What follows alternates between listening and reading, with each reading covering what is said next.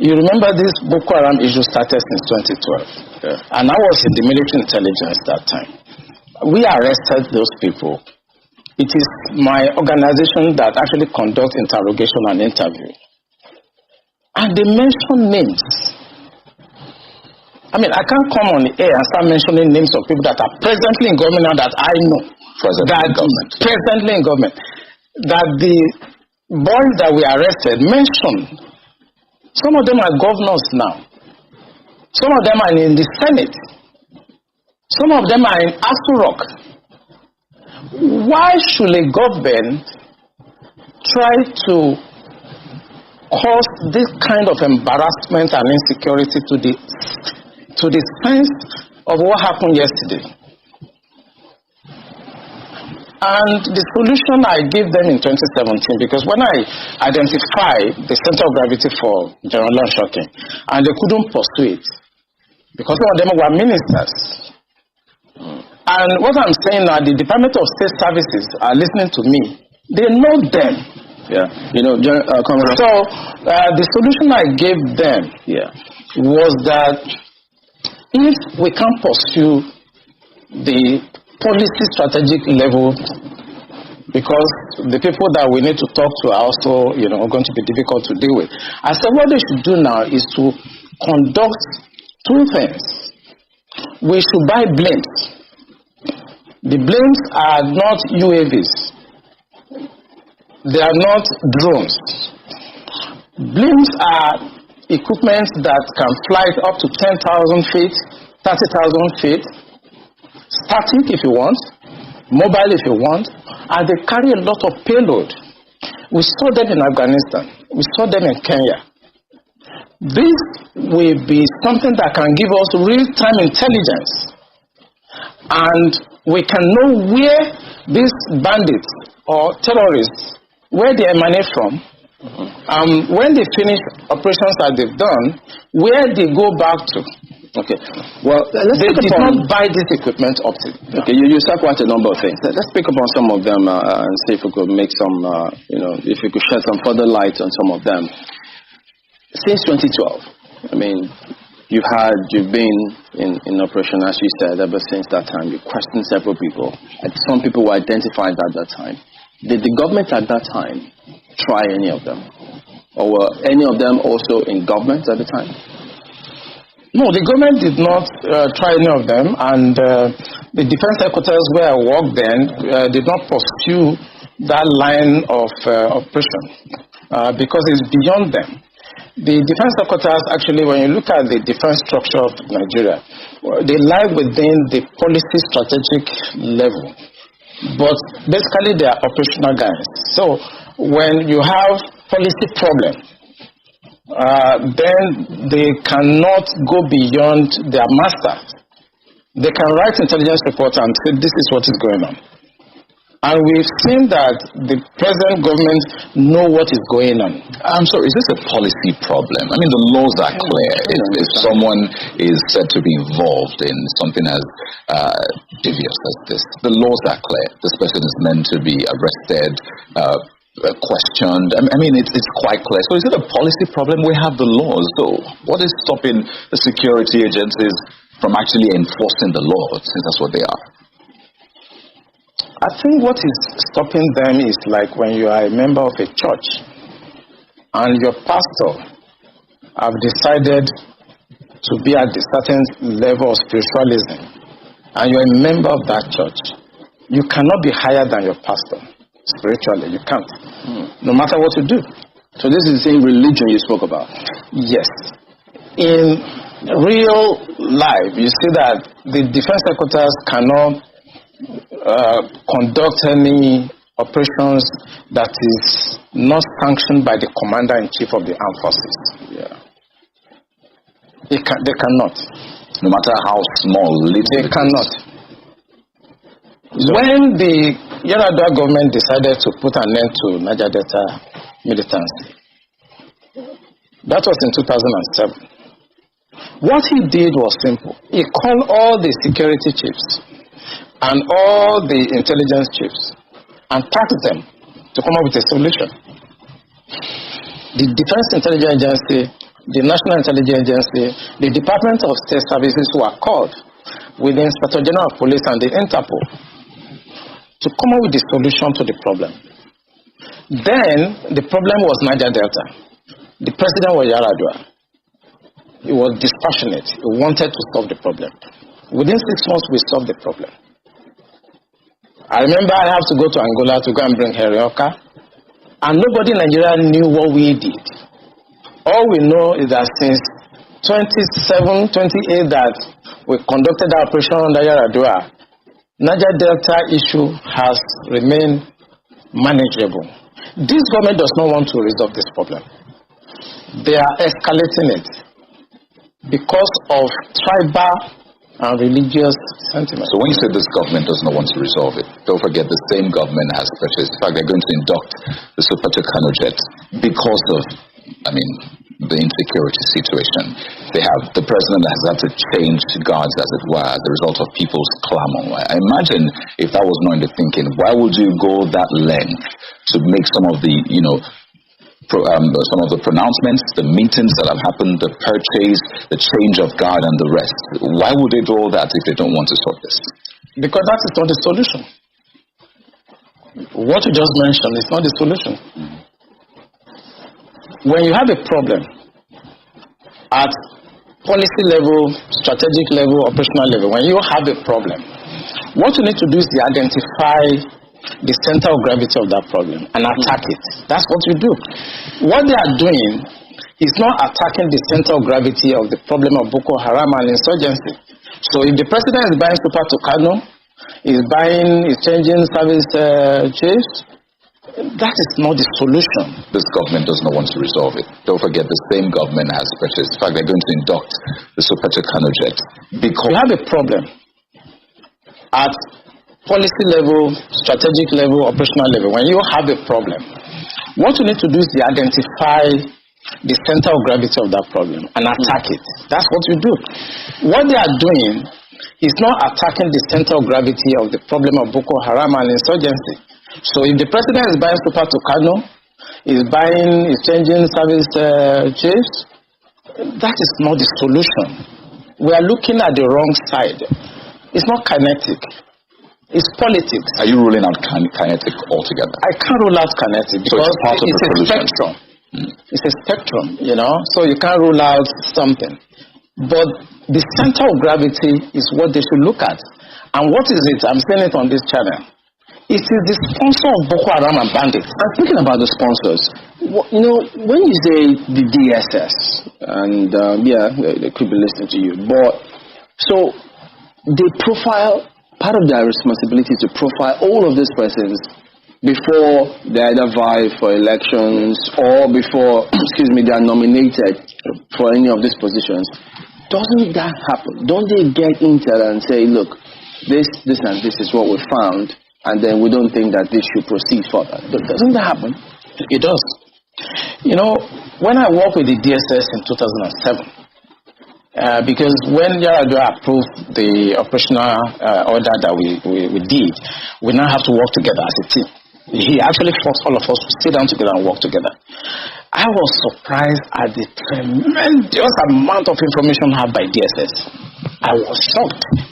We in DI, I was in Defense Intelligence Agency, and when they were forced to bring out the files, I was shocked.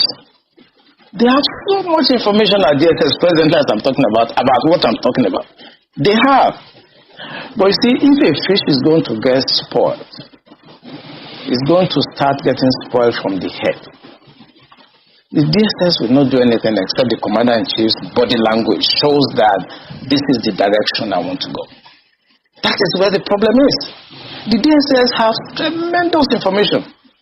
By the time 2023 is here and somebody take over and wants to undo some of this evil that I've seen in this country, you'll be surprised names that the DSS will bring out. They have the information. There's nothing I'm going to say here that they don't have. The defense headquarters have the solution for the kinetic aspect. They do. I'm not going to come here to advise them. I work with them and they're still there. The chief of naval staff was in the intelligence with me. We were together in Defense Intelligence Agency. That's Vice Admiral Gambo. I know these people are good. They know what to do. It's not that they have problems. It has to do with politics. The sponsors, people that feel that this country should be Islamized.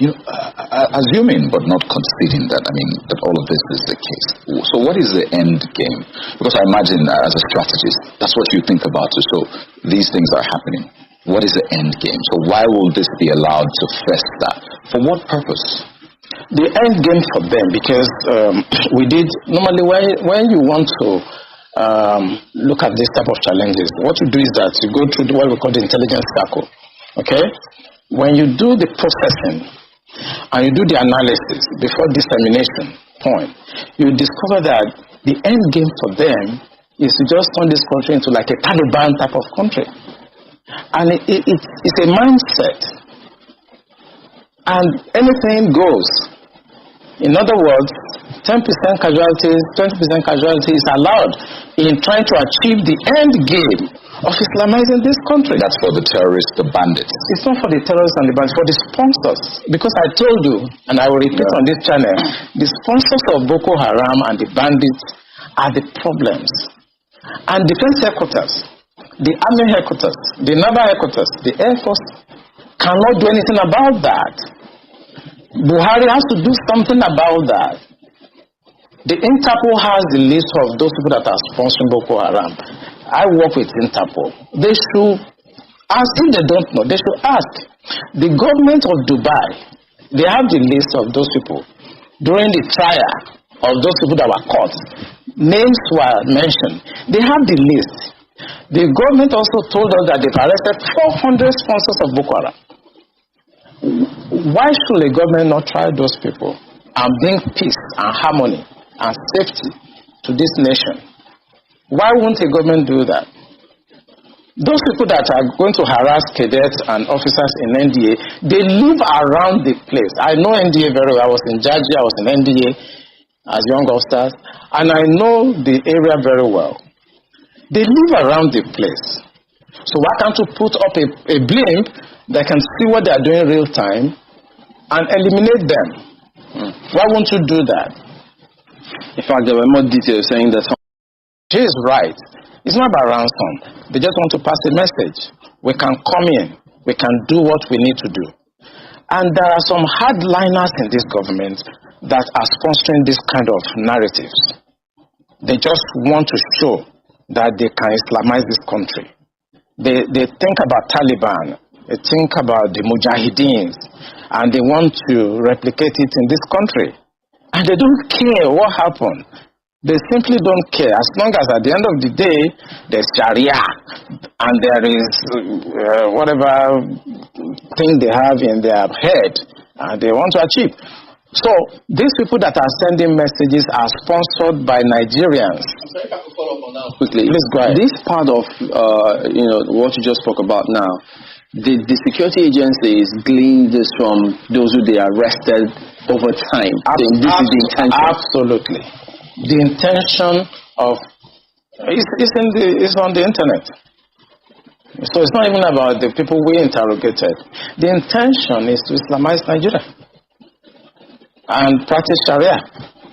And it doesn't matter if some people die. It doesn't matter if you're embarrassed. It doesn't matter if our economy has degenerated. Look at the interest rate.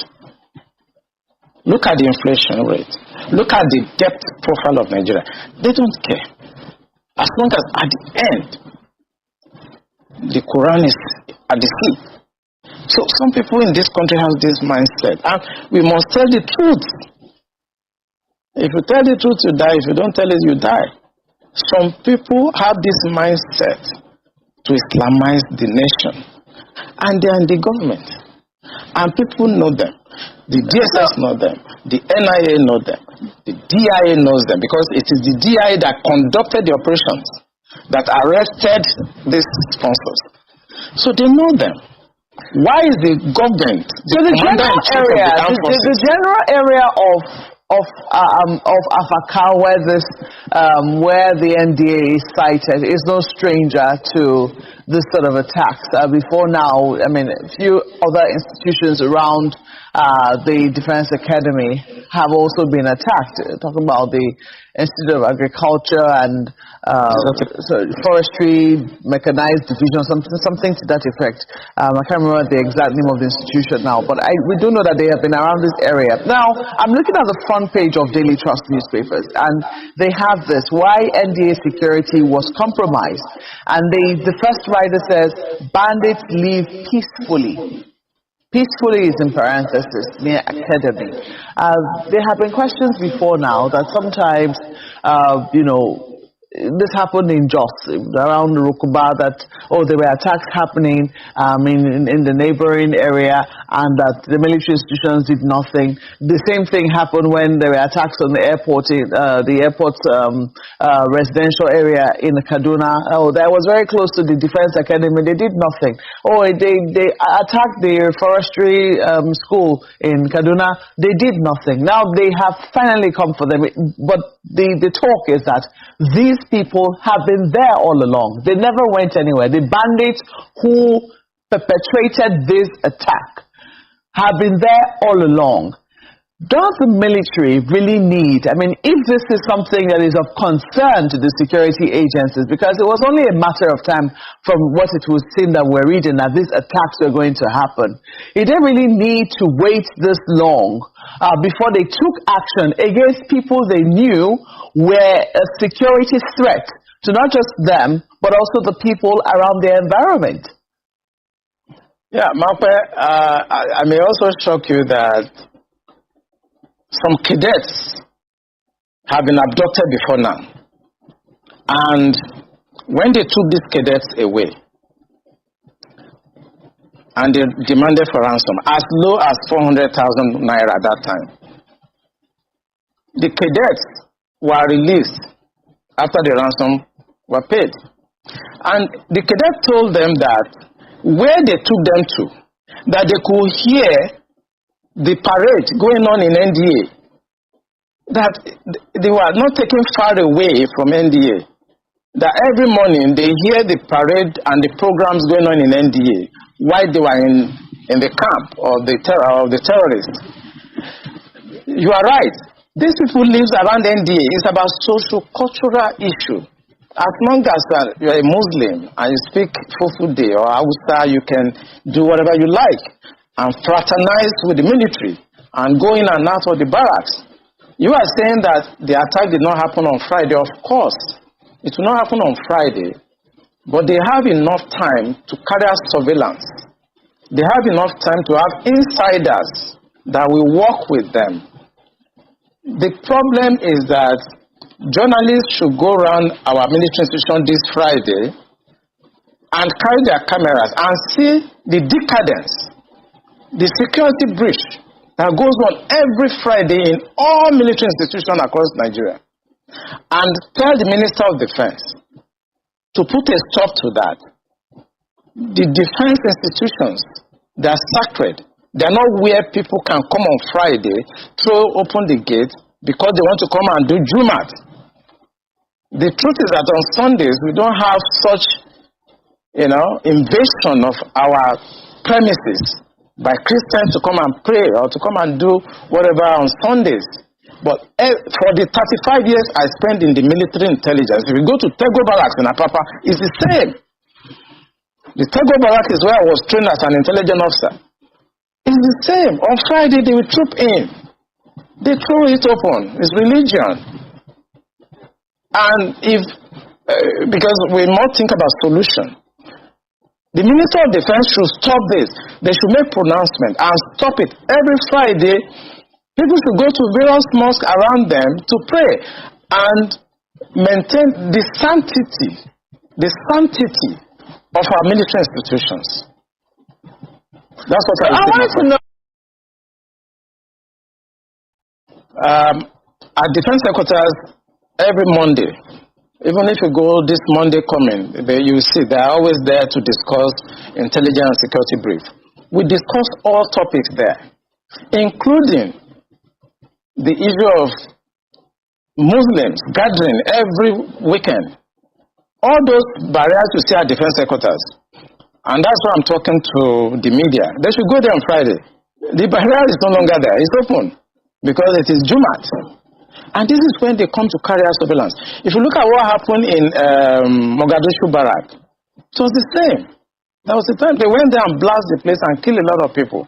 It's these same people that are allowed to have access on Fridays and become members of the mess because they are, it's a social-cultural issue. So I think we should begin to look, the Minister of Defense should put an end to this, because for 35 years of my stay in the military intelligence, it has been the case.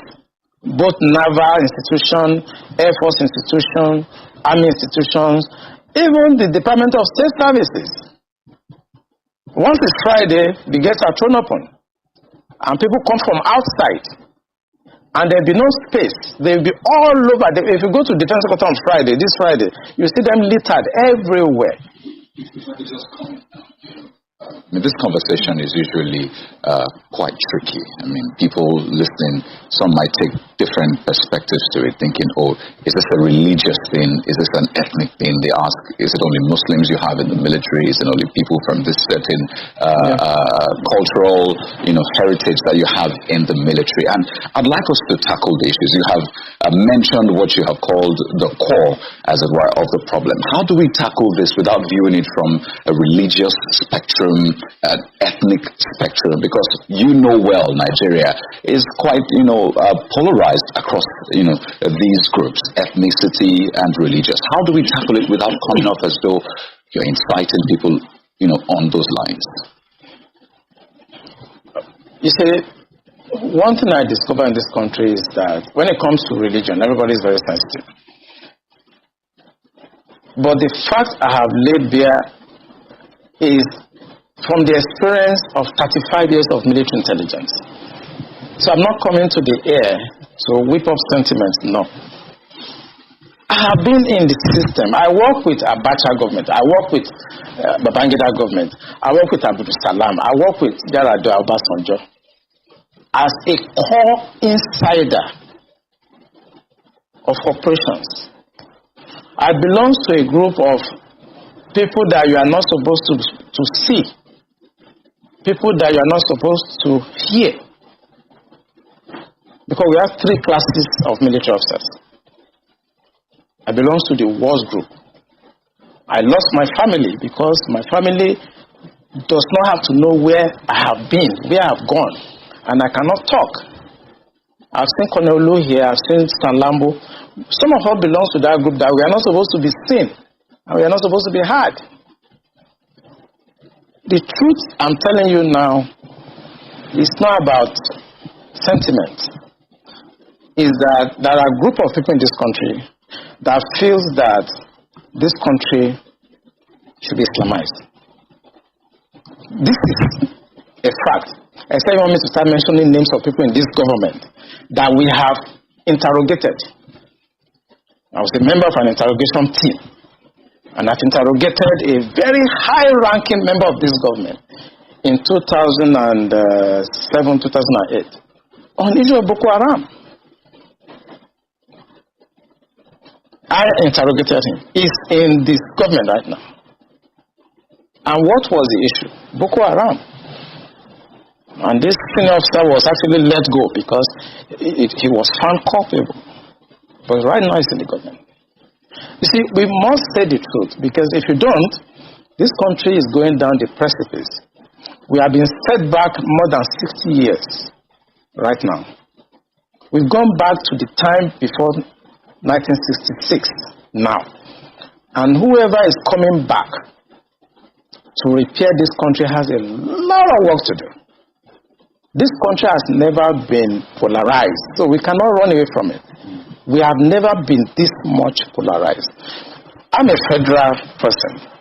My mind is federal. My brain is federal. My loyalty is federal. I do things for the federal government. So I cannot come here and try to be sentimental. No. I'm a federal person. So will your life be at risk now that they're hearing you? I don't care. I don't care. And my colleagues, they know me. Those people that listen to me, they know me. I don't care. The issue is that this country is bigger than an individual. That is the issue. This country is bigger than individuals. Buhari will come and go. Eliminating me or killing me will not solve the problem. Will not add value. But he will come and go. And somebody must come and repair the damage to the psyche of this society.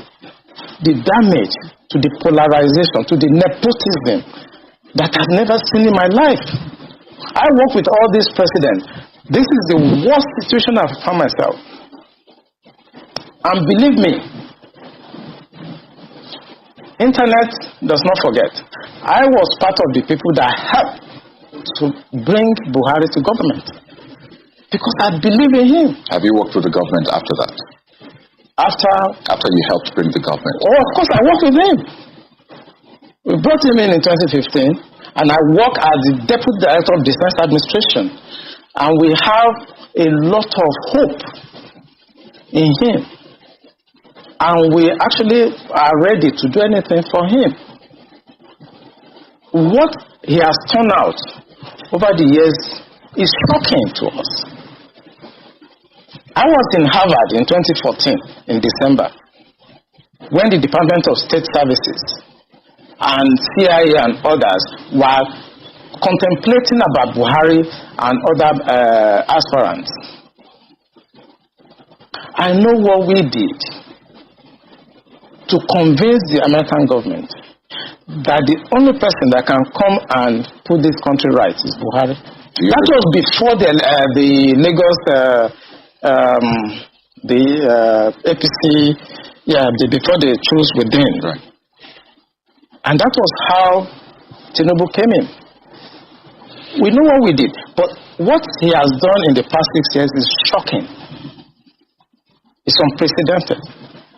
And it's not be allowed to be swept under the carpet because the damage to the psyche of this country is monumental. We'll talk more on this, but pardon me, we've got minutes. And now, you look at the entire procedure, how this attack was carried out. And then they also said that those who were supposed to be manning the CCTV were sleeping at that time. So if you look at all this chain of events, what does that tell you? Yeah, I think, when you come to tactical operations, the most important element for us is surprise. It doesn't matter whether they slept off, whether the people that are supposed to be inside. I mean, at that time, 1 a.m., they know that they can achieve the element of surprise. Even if after 30 minutes of their invasion of that environment, it will take a lot to be able to respond to such an attack. So don't start looking for who to blame or who to... it's just with the view to correct some of these things. Are they supposed to be sleeping in the first place, manning CCTV cameras? For an attack, I've conducted attack in Niger. I've conducted attack in Angola. You see, no matter how fortified an environment is, no matter how foreign it is, if you can achieve the element of surprise, you win. I know NDA very well. I know the security architecture. Even if by that time, 1 a.m., they want to respond to that, I know the process. The weapons are in the armory. You need to go and open the armory and start signing. The bandits is not going to allow that to happen. They continue to fire and continue to follow up. And you cannot respond. In any response, you are going to be caught by bullets. So it's not about what happened at 1 a.m. Gentlemen, it's about what has been happening for the past 2 years, 3 years, where these people have been having access, unfettered access to NDA. And they carry out their surveillance, and they know the right time to strike. It's about 2-3 years back. It's not about now. So anybody that wants to investigate this issue should not look at now. They should look at what has happened in the past 2 years, 3 years, how porous the place has been, and try to mitigate it. Two issues I'd like to quickly raise. First, do you also agree with the theory of insider collaboration for this to have happened in such brazen manner? Absolutely. Absolutely. There's no, we do operations like this too. And there's no way we can succeed without somebody inside. We must compromise somebody inside, either through blackmail or through incentives. Maybe we give money, or we blackmail the person, or we try to indoctrinate that person. We can't succeed without an inside person. And this attack we saw has insiders collaboration. I've investigated cases like this over the years, and I know 60% of the time, when you see an attack like this, there's an insider there. So until that insider is fished out, we might have this sort of attack again and again. It will always happen. There will always be insiders. If you look at the intelligence estimate globally, there are two variations. The variables are the hostile intelligence service, which is external to that country, and the domestic subversive organizations that is embedded in that country. Nothing evil can happen to a nation without the insider within that nation collaborating with the hostile intelligence services that is outside. It will always happen. If I could just raise this other part. In the statement that was put out, the term unknown gunmen was used 3 times, the 3 paragraphs. Unknown gunmen, unknown gunmen, unknown gunmen. Prior to this time, people called them bandits. Some even called them terrorists. But is it instructive for you that it was a term unknown gunmen that was used? It's deliberate. I'm sorry to say that the media is part of our problem. No, I'm talking about the statement from the academy itself, actually. The academy also have to use that word to avoid reprimand from the higher authority. I was the commandant of Defense Intelligence College, and I know that at that time there are things I cannot say. If you term them terrorists, it carries a lot of weight, and you can be reprimanded for that as the commandant of NDA. So he's going to be very careful to keep on using that same term that is safe to use, because there are legal and other implications when you term a group terrorist. But I want to say on this channel that those people are terrorists. And if the government of Buhari is serious about putting an end to what we are seeing, he must pronounce them terrorist organization. Because once he does, it carries a lot of weight. And the reaction of the armed forces, where I belonged to before, will be completely different. What was the point you were going to make about the media? There is nothing that is going on today that is not actually tainted by the media. And that is why I have to come here and make bold to say what I've said. The media also know 80% of what I've said now, but they will not publish it. They know. I work with journalists. I was Deputy Director of Foreign Liaison at Defense Intelligence. I work with journalists. I was Commandant Defense Intelligence College. I work with journalists. I train journalists in intelligence operations. They know. So why are they not also saying the obvious that will help the security and safety? So at that progress of this country. So at that time that you worked with the journalists and training them and doing all of that, did you give them permission to publish your name as a source if they were going to go to press with those details? Oh, I did. It was a policy, because You see, when I was made the commandant of Defense Intelligence... No, because you have said that you belong to a group that was not supposed to have been heard or seen. Yeah, how did you give them permission to publish your name? Yeah, because at that time I was holding a different appointment. I've held a lot of appointments in the military.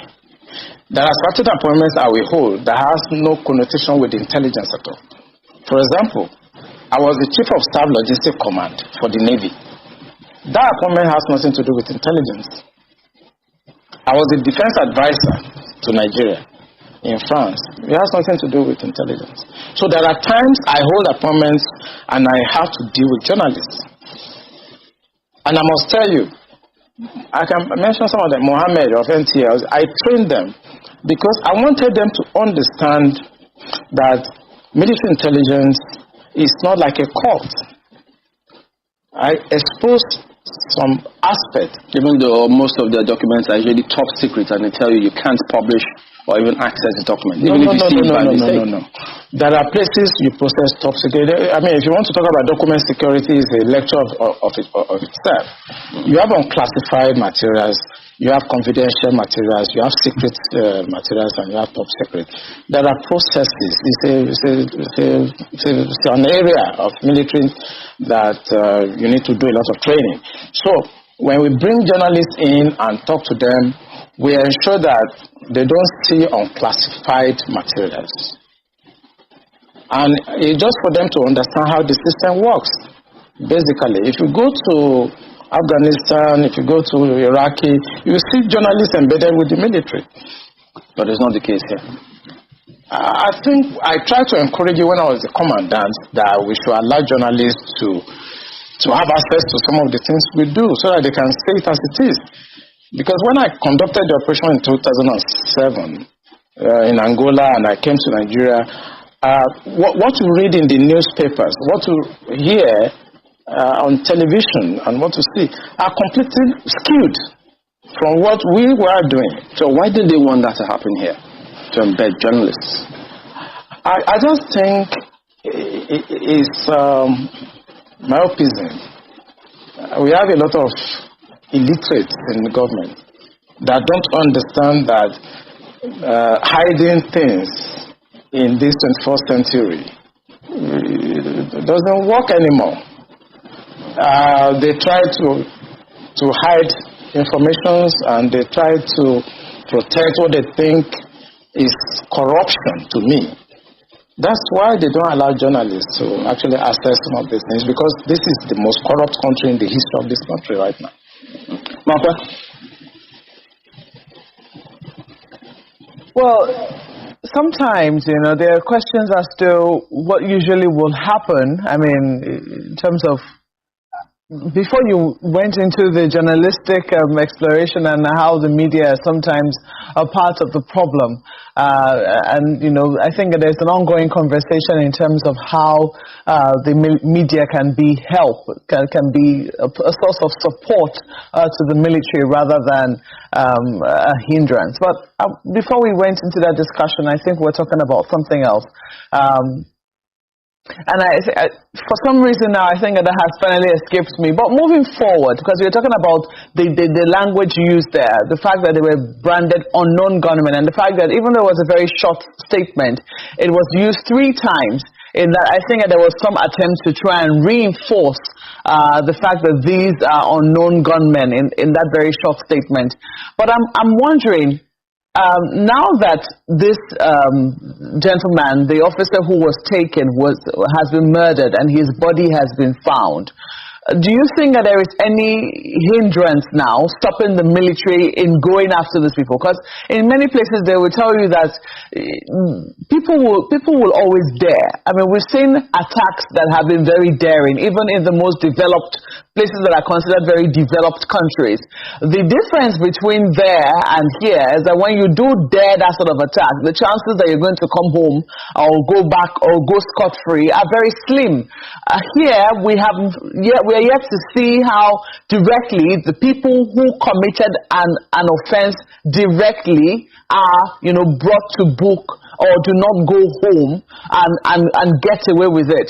Do you think that now that there is nothing at stake in terms of how this major, who his body has now been found lifeless, is there any hindrance stopping the military from getting the actual people, not just a general attack or attacks that happen days later, the actual people who committed this heinous attack and crime on the Nigeria Defense Academy? Yeah, I think they're going to get them. No doubt about that. Few days, few hours, you're going to hear that the military will get them. I know how it feels when things like this happen to colleagues. There are times we actually disobey instructions. There are times we don't follow operational orders. When our colleagues are killed in a disgraceful manner like this. Since we know we have irresponsible people at the policy level, there are times we don't listen to them. So I can assure you on this station that the military will get them. They will go after them and they will hunt them down. And they're not going to follow all these mullah, imams, and all those people that feels that it is their birthright to Islamize this country and destroy the essence and the fabric of safety, progress of this country. So the military, they're going to disobey, they're going to go out after them. And as I repeat, in a few hours, you're going to hear, they're going to get them. And they're going to deal with them. Okay, just one more thing as we wind down. What would you advise Nigerians? I mean, they've listened to you, several things going through different people's minds now. What would you advise them to do in terms of, in the light of all that is going on, how should they conduct themselves? What should they do such that we all can have, at least contribute in whatever way we can to have a country? Which people are you referring to now? Nigerian citizens who are not perhaps in the military. Regular citizens. Are you talking about the civil society? Civil society. What they should do? Yeah. I think what they should do, for me, the failure of governance is dependent. It's like a variable. When you do a simple linear regression, the failure of a government is dependent on the failure of the civil society. So you have two variables: a failed government or irresponsible government, and you now have at the other side. Anybody from today, if we find you in the diaspora aiding or abetting any sector or any group on the ground back home, you will also be in trouble. Because only one source of fundraising is allowed. We are under one command, not multiple commands, only one. If you want to help ESN, contact our sister. Contact the people that will release their telephone numbers. Not every idiot coming out to fundraise for us. We don't want you to. We didn't get to where we are today by fundraising like people who have no direction or sense of purpose. We are IPOB, we do things differently. We must learn, as the Ekumeku taught us. It was Ekumeku that fought the British. Ekumeku, mostly in Ahaba. Today they call it Asaba. Some of the idiots that say, oh, well, we are Nyama Yibo. All those fools. Ekumeku was formed by people from Arojuku, 7 sons from Arojuku, from Israel mostly. Then went to Anioma when Arojuku fell to go and fight the British. Do you understand that very clearly? Ekumeku was so secretive that the British became frightened. That is the essence and purpose of ESN. We must go back to it. Secrecy is key. Mind you that careless talk cost a lot of lives. You must understand this very, very clearly. You must understand this very, very clearly. Our people need, a black person needs to be able to reason. Sit down and you will be able to reason to understand. If you see ESN at work, keep your mouth shut, Mechiano. Shut up your mouth and don't say anything. It is for a reason. Their own chef can go and see their bandits who are rapists and murderers, and they all keep quiet. All of you, some of you should just keep quiet. And no ill discipline will be tolerated within the ranks of ESN. No ill discipline. If you're asked to sit down somewhere, you sit and you wait. If you don't have onions is coming. You just wait. It's called supplies. You'll be resupplied. Not talking and making stupid people. And I don't want anybody from the diaspora to send not one single dime, not one kobo to anybody anymore. Back home. If you do, we will regard that as subversion. That you are trying to destroy the work that God is doing in our lives. There are a lot of criminals. And we cannot condone such. People making videos claiming they are the war front when they are not. Please stop it. I'm asking you to stop it. But I'm letting everybody to understand we must all protect ESN.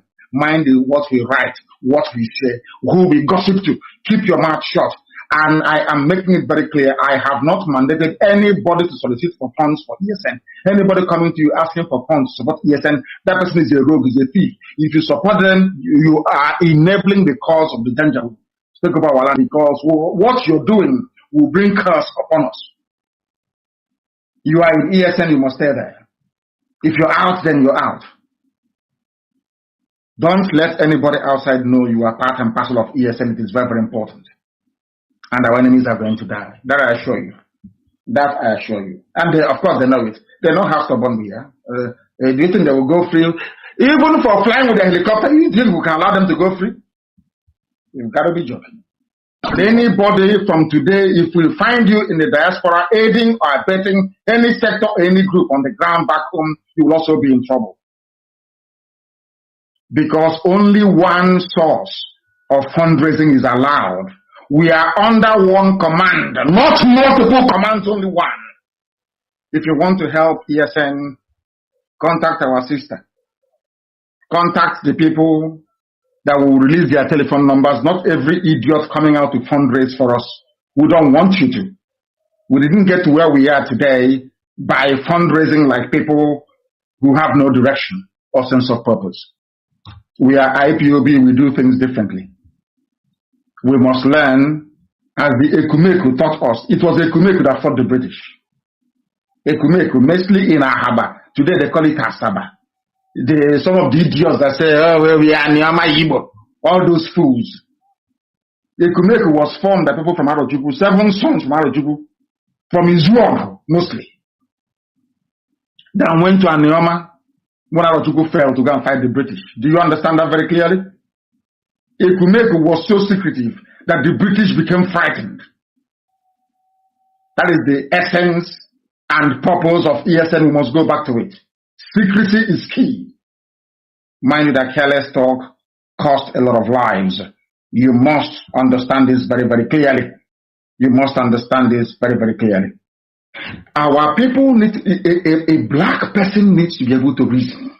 Sit down and you will be able to reason to understand. If you see ESN at work, keep your mouth shut, make sure no. Shut up your mouth and don't say anything.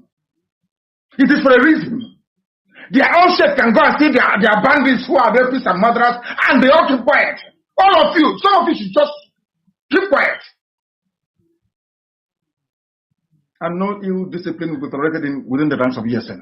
No ill discipline. If you're asked to sit down somewhere, you sit and you wait. If you don't have onions is coming. You just wait. It's called supplies. You'll be resupplied. Not talking and making stupid people. And I don't want anybody from the diaspora to send not one single dime, not one kobo to anybody anymore. Back home. If you do, we will regard that as subversion. That you are trying to destroy the work that God is doing in our lives. There are a lot of criminals. And we cannot condone such. People making videos claiming they are the war front when they are not. Please stop it. I'm asking you to stop it. But I'm letting everybody to understand we must all protect ESN. Mind what we write, what we say, who we gossip to. Keep your mouth shut. And I am making it very clear, I have not mandated anybody to solicit for funds for ESN. Anybody coming to you asking for funds to support ESN, that person is a rogue, is a thief. If you support them, you are enabling the cause of the danger. Speak about Wala, because what you're doing will bring curse upon us. You are in ESN, you must stay there.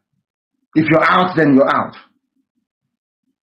Don't let anybody outside know you are part and parcel of ESN. It is very, very important. And our enemies are going to die. That I assure you. That I assure you. And they, of course, they know it. They know how stubborn we are. Do you think they will go free? Even for flying with a helicopter, you think we can allow them to go free? You've got to be joking. Let the whole wide world know Biafra is our home. Oh yeah, Biafra is our home. Allah! Allah! Allah for all Biafrans and all members of the indigenous people of Biafra, IPOB worldwide, lovers of freedom all over the world. We shall be calling and tweeting to the world leadership and government.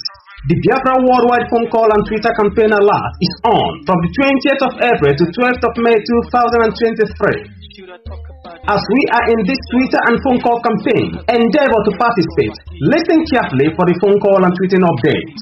U.S. government, United Nations office at New York. The time to call is 3 p.m. to 11 p.m. Biafra time. To call and tweet to the White House, Washington, D.C. Telephone number +120-2456-1111. Twitter handle @White House or @POTUS. For the United States Senate, number +120-222-43121. Twitter handle @Senate Floor or @CSPAN. For the U.S. Congress, direct number +120-222-54-361. Twitter handle @Congress.gov. United Nations at New York, number +121-2963-1234. Twitter handle @UN. Tweeting to the People's Republic of China, Foreign Affairs. The time to call is from 3 a.m. to 10 a.m. Biafra time. Telephone number +86-1065-96-1114. Twitter handle @Foreign Chinese or @MFA-China or @spokesperson CHN. Tweeting to the African Union, AU, European Union, EU, Russian Federation, the UK, United Nations office at Geneva. The time to call is from 9 a.m. to 5 p.m. Biafra time. For AU, the African Union, and Ethiopia, the telephone number is +25-111-55-17700. The Twitter handle @African Union. For European Union, telephone number 800-678-91011 or +3222-999-696.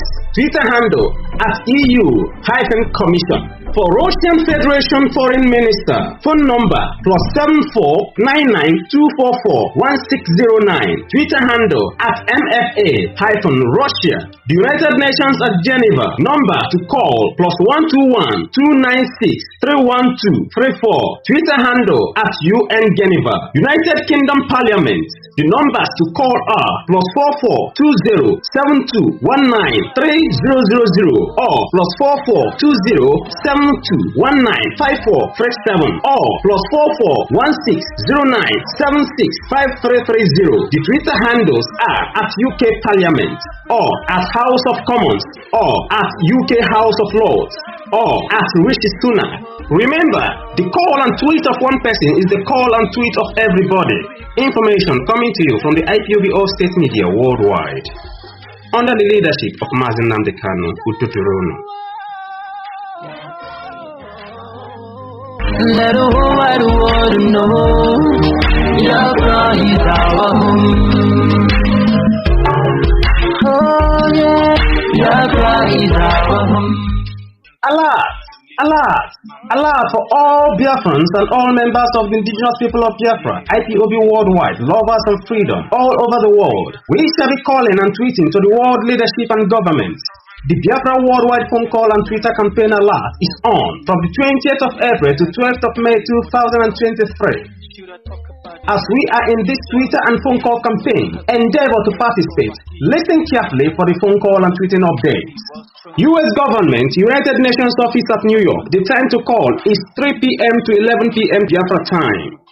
To call and tweet to the White House, Washington, D.C. Telephone number +120-2456-1111. Twitter handle @White House or @POTUS.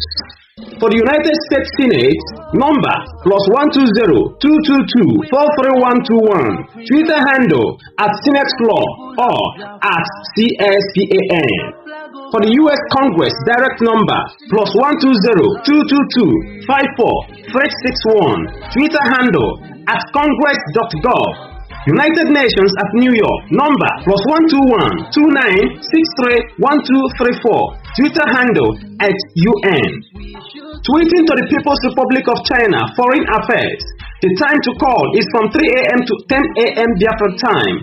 Telephone number +861065961114. Twitter handle @Foreign Chinese or @MFA-China or @spokesperson CHN. Tweeting to the African Union, AU, European Union, EU, Russian Federation, the UK, United Nations Office at Geneva. The time to call is from 9 a.m. to 5 p.m. Biafra time. For AU, the African Union, and Ethiopia, the telephone number is +25-111-55-17700.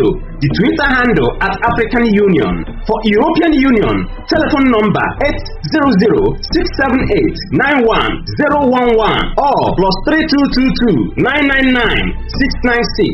Twitter handle @EU-Commission. For Russian Federation Foreign Minister, phone number +7499-244-1609. Twitter handle @MFA-Russia.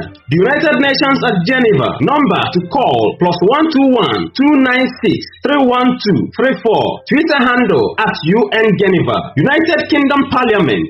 The numbers to call are +442072193000 or +442072195437 or +441609765330. The Twitter handles are @UK Parliament or @House of Commons or @UK House of Lords or @Rishi Sunak. Remember, the call and tweet of one person is the call and tweet of everybody. Information coming to you from the IPOB All State Media worldwide. Under the leadership of Mazi Nnamdi Kanu, Ututurono. 30th May 2023, Kanu. We are Biafrans. All we do is for the sake of peace and love, for unity and for progress, for respect and knowledge, for honor and for glory, and for freedom.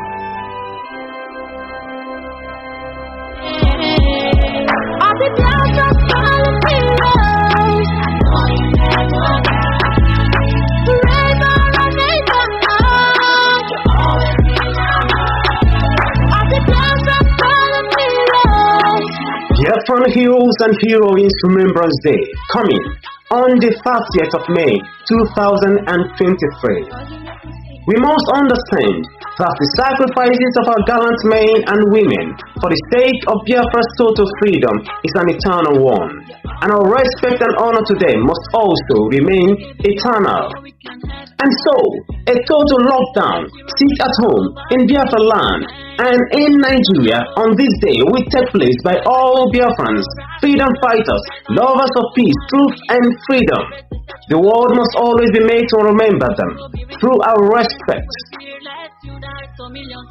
We, the indigenous people of Biafra, IPOB worldwide, remember our fallen heroes from 1904 to the present.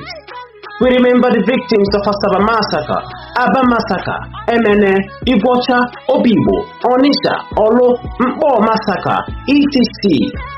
We remember our gallant men and women of ESN who have paid the ultimate price for our freedom. We remember the victims of Fulani herdsmen and of the Nigerian state-sponsored terror. We remember the victims of the Atlantic and Sahara Desert slave trade. We remember those that died in slave chains on the high sea and in the desert. We remember those that choose death rather than be the possession and slaves to another human being, the likes of the heroes of the Igbo landing. We remember those who suffered and died under the brutality and inhuman treatment of the slave owners. We remember all victims of wickedness against Biafrans by the enemies of Biafra. As we remembered in the years gone by and have been remembering, we shall remember again with greater love and respect to our heroes. This is all we owe them. Please be part of this coming Biafra Heroes and Heroines Remembrance Day as a Biafran, friend of Biafra, or as a lover of freedom and truth. Coming on the 30th of May 2023, spearheaded by the IPOB movement under the Commander Supreme Leadership of Mazi Nnamdi Kanu. This announcement is coming to you from the IPOB All State Media Desk under the leadership of Mazi Nnamdi Kanu. Be blessed.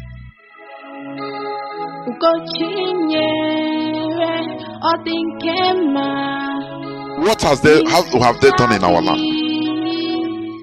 Just you take stock. That is why this agitation. We are always taken as third class citizen, third class. That is why we are doing what we are doing. And we will never stop. I say we shall never stop. Look at their shenanigan they call election. Once we have a candidate, though we don't care about the election, but we must talk about it. All hell broke loose. They attack it as a Igbo man. It's as if there is a stigma that is following an Igbo man. We have no seaport in our land. We have no airport. International airport.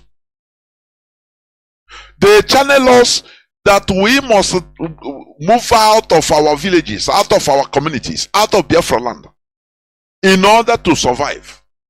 Because if you are importing or even exporting goods, you must go outside Biafra land.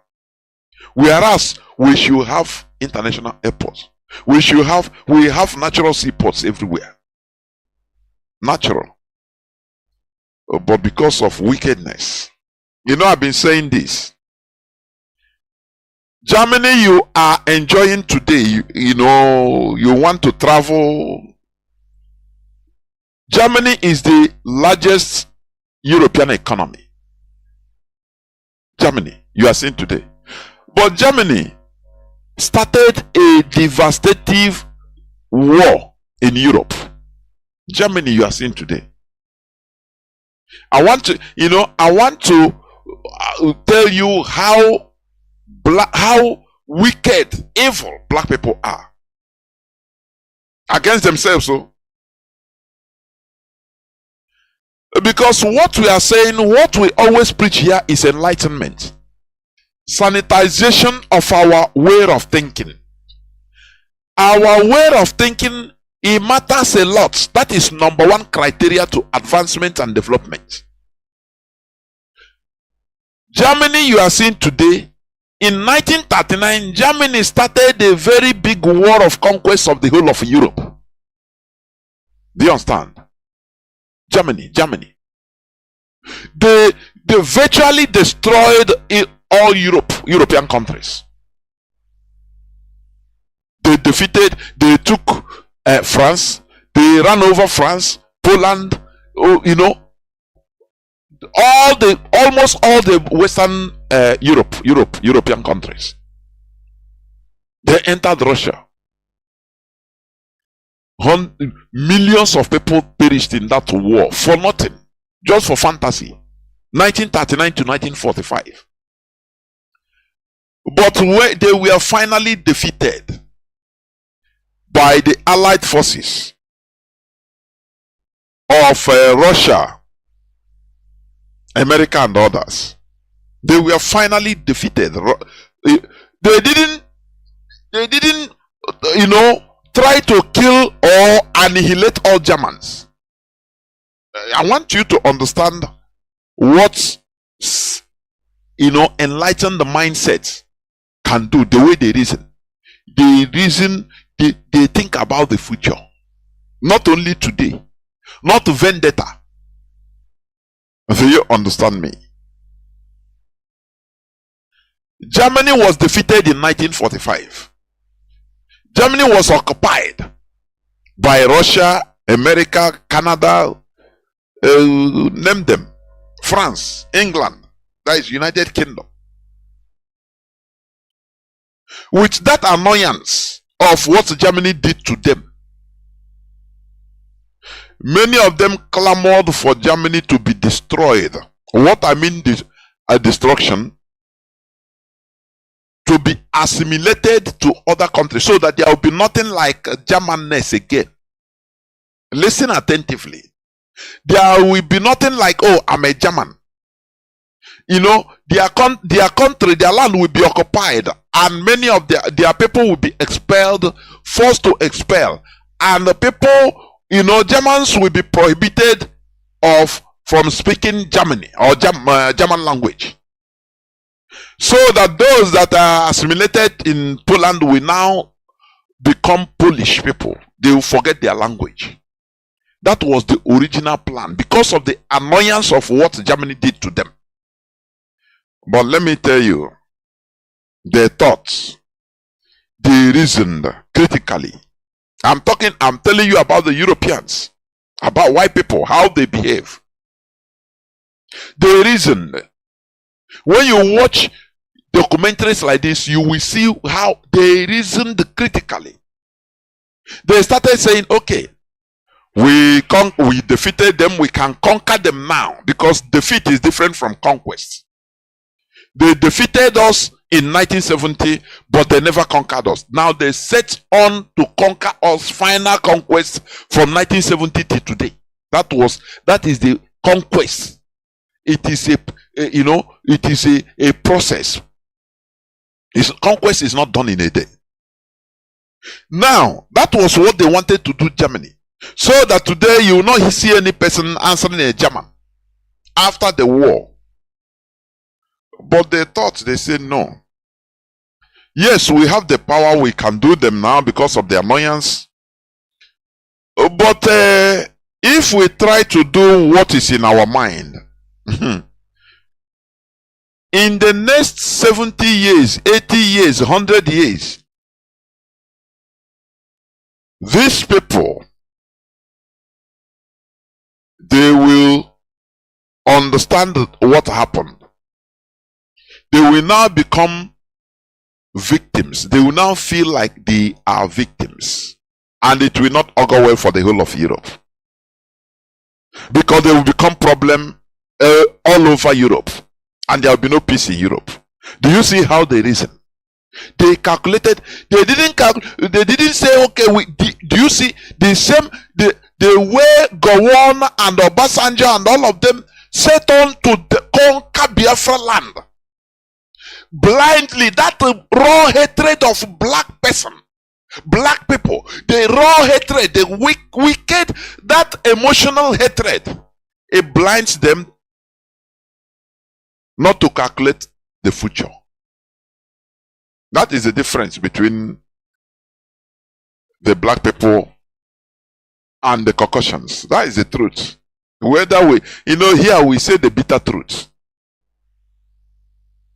Black people are always blinded by emotion, sentiment. No, let's clear all of them. No, Biafrans, they want, let us kill them. Let us deal with them. No development in their land.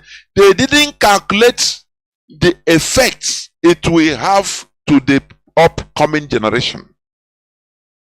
They didn't calculate that if they allow Biafra reinstated properly, given their rights in Nigeria, to develop their potential, it will be to the advantage of everybody. They didn't calculate that because their wickedness, their evil-minded thinking, their emotional wickedness blinds everything about their sense of reasoning. Unlike the white people, they will face, but after they reason, they say no. Let us critically analyze the situation. If we start conquering the Germans from 1945, dealing with them, we can do it. We can do it now, but in the future, it will become a problem in Europe. if not even all over the world, because their children will now start understanding what happened to them, how they were treated, and they will never be happy. It will become a problem everywhere. So it's better we channel, direct Germany, help Germany to turn a new leaf and develop their potential so that everybody will be happy. Is it not what is happening today? Is it not what is happening today? Germany is the powerhouse of European industrialization. Industrial hub, economic hub is Germany. Do you know that? What they did after the Second World War, what the Allied forces, the Europeans did, the whole of their colonies, German colonies in Africa and in Asia, every other part of the world, in the Americas, they now say, okay, for this, let us just punish them, so that the only punishment we give them, serious punishment, is that their colonies, we are going to divide it among ourselves. That is why their colony in Africa, they divide it. Some part of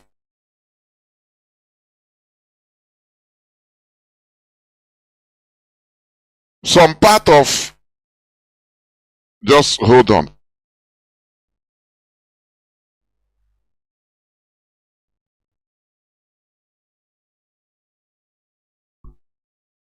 Some part of German colonies were divided between Ghana and Togo. You are seeing today. Do you understand that? Togo was German colony. Also Cameroon, you are seeing. They were divided. They were separated. Some in Nigeria, some in Cameroon. So they virtually divided their colonies between England and France, and even Spain, all of them, Portugal, all of them. That is the only thing they did. They are spoiled their colonies in Africa. They denied them. That is why Germany have no other colonized territory in any place around the world. But they set on to develop, to unleash their potential. Today, not only Europe is enjoying Germany, America also, even the whole world. You can proudly now go and work in Germany. That is what people, think tanks at the early time. That is what think tanks. The reason people that think critically, or that thought critically at that early time, had it been they set vendetta, to venge the same way Gowon and the monkeys do in Africa. Gowon, because of hatred of Biafrans, after the war, he destroyed the Biafra research and production. Something that would have made Africa a hub, Nigeria industrial hub, even manufacturing war weapons, missiles, advanced technological weapons, even aircrafts. Because of the hatred, they don't calculate that their hatred, and that is what is happening to today. Kill Igbo man, every Igbo man, kill him. That hatred is still there. That type of Luciferian hatred, devilish hatred, that makes them you cannot, no success. Let everybody be a quagmire. Instead, they will be looting. You enter, you start looting. No advancement. Go on, burnt the whole blueprint of Biafra invasion. Something that would have catapulted Nigeria today to be number one in Africa. By now, Nigeria would have been sending home-built spacecraft into space. But because of hatred, that animalistic hatred, they don't think. A very primitive wickedness. There is a wickedness that is highly primitive. That is what is exhibited by the caliphate. They don't care. They even look.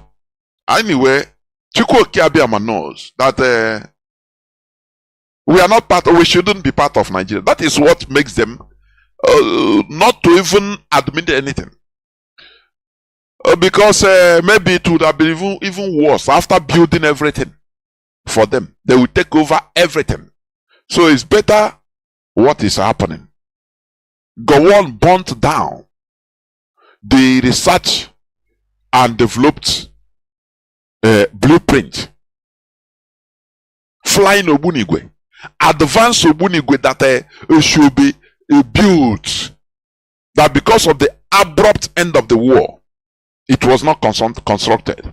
Even a craft, war jet fighters that were in the offing, in blueprint to be built. Which had it been, since that time, had it been, it is people that are civilized and accepted this, they will put Biafran scientists at work, finance them. By now, Nigeria would have been building jet fighters, advanced jet fighters. You understand? Do you know that after the Second World War, the German scientists, there was a hustling, scrambling for German scientists by those that defeated them. If it is Nigeria, you know what? They will be killing them. They will be shooting them, kill them, shoot them. People that very stark primates, primitive Neanderthals, they don't understand what they are destroying. But America, Russia, all of them, England, France, they started scrambling for Russian scientists. German scientists. Do you understand? Those that were not, they were able that ran away and hid themselves. After everything, privately, they started contacting other countries, started searching for them. That was the reason why in the 50s,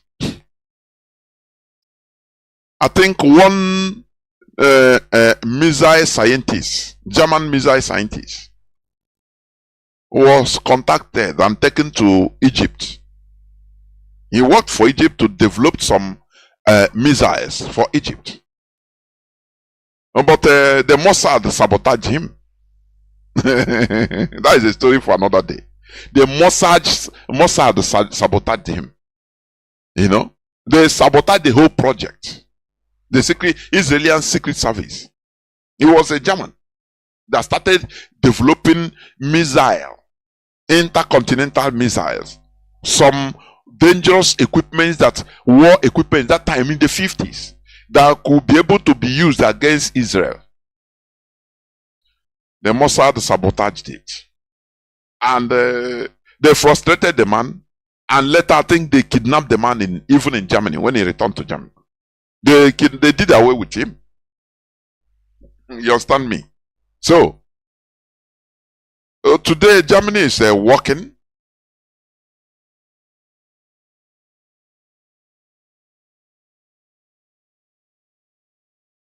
Today, Germany is advancing. It's an advanced country. The era of war has gone. They are now working and everything is okay. And also, Europeans, they are contributing their quota to the world economy, world industry, everything.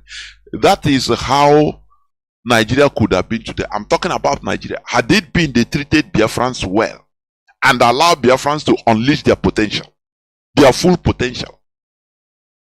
But after the war, they went into vendetta for a war they brought to us. Till today, they are talking tough. For you to understand the difference in mentality between black people and the Caucasians. The mentality, there is a huge gap. They don't think about tomorrow. Oh, all these things we are doing, what about tomorrow? No. Kill that thing. Don't worry, even if he is the source of a light. Destroy it so that everybody, everywhere will be darkness. That is the mentality of Nigerians. The caliphate. Very evil, primitive mentality. We must continue. There is a news that I want to just read. One news where is a news of today's news. Is the IGP, the Nigerian Inspector General of Police, Baba Mohammed.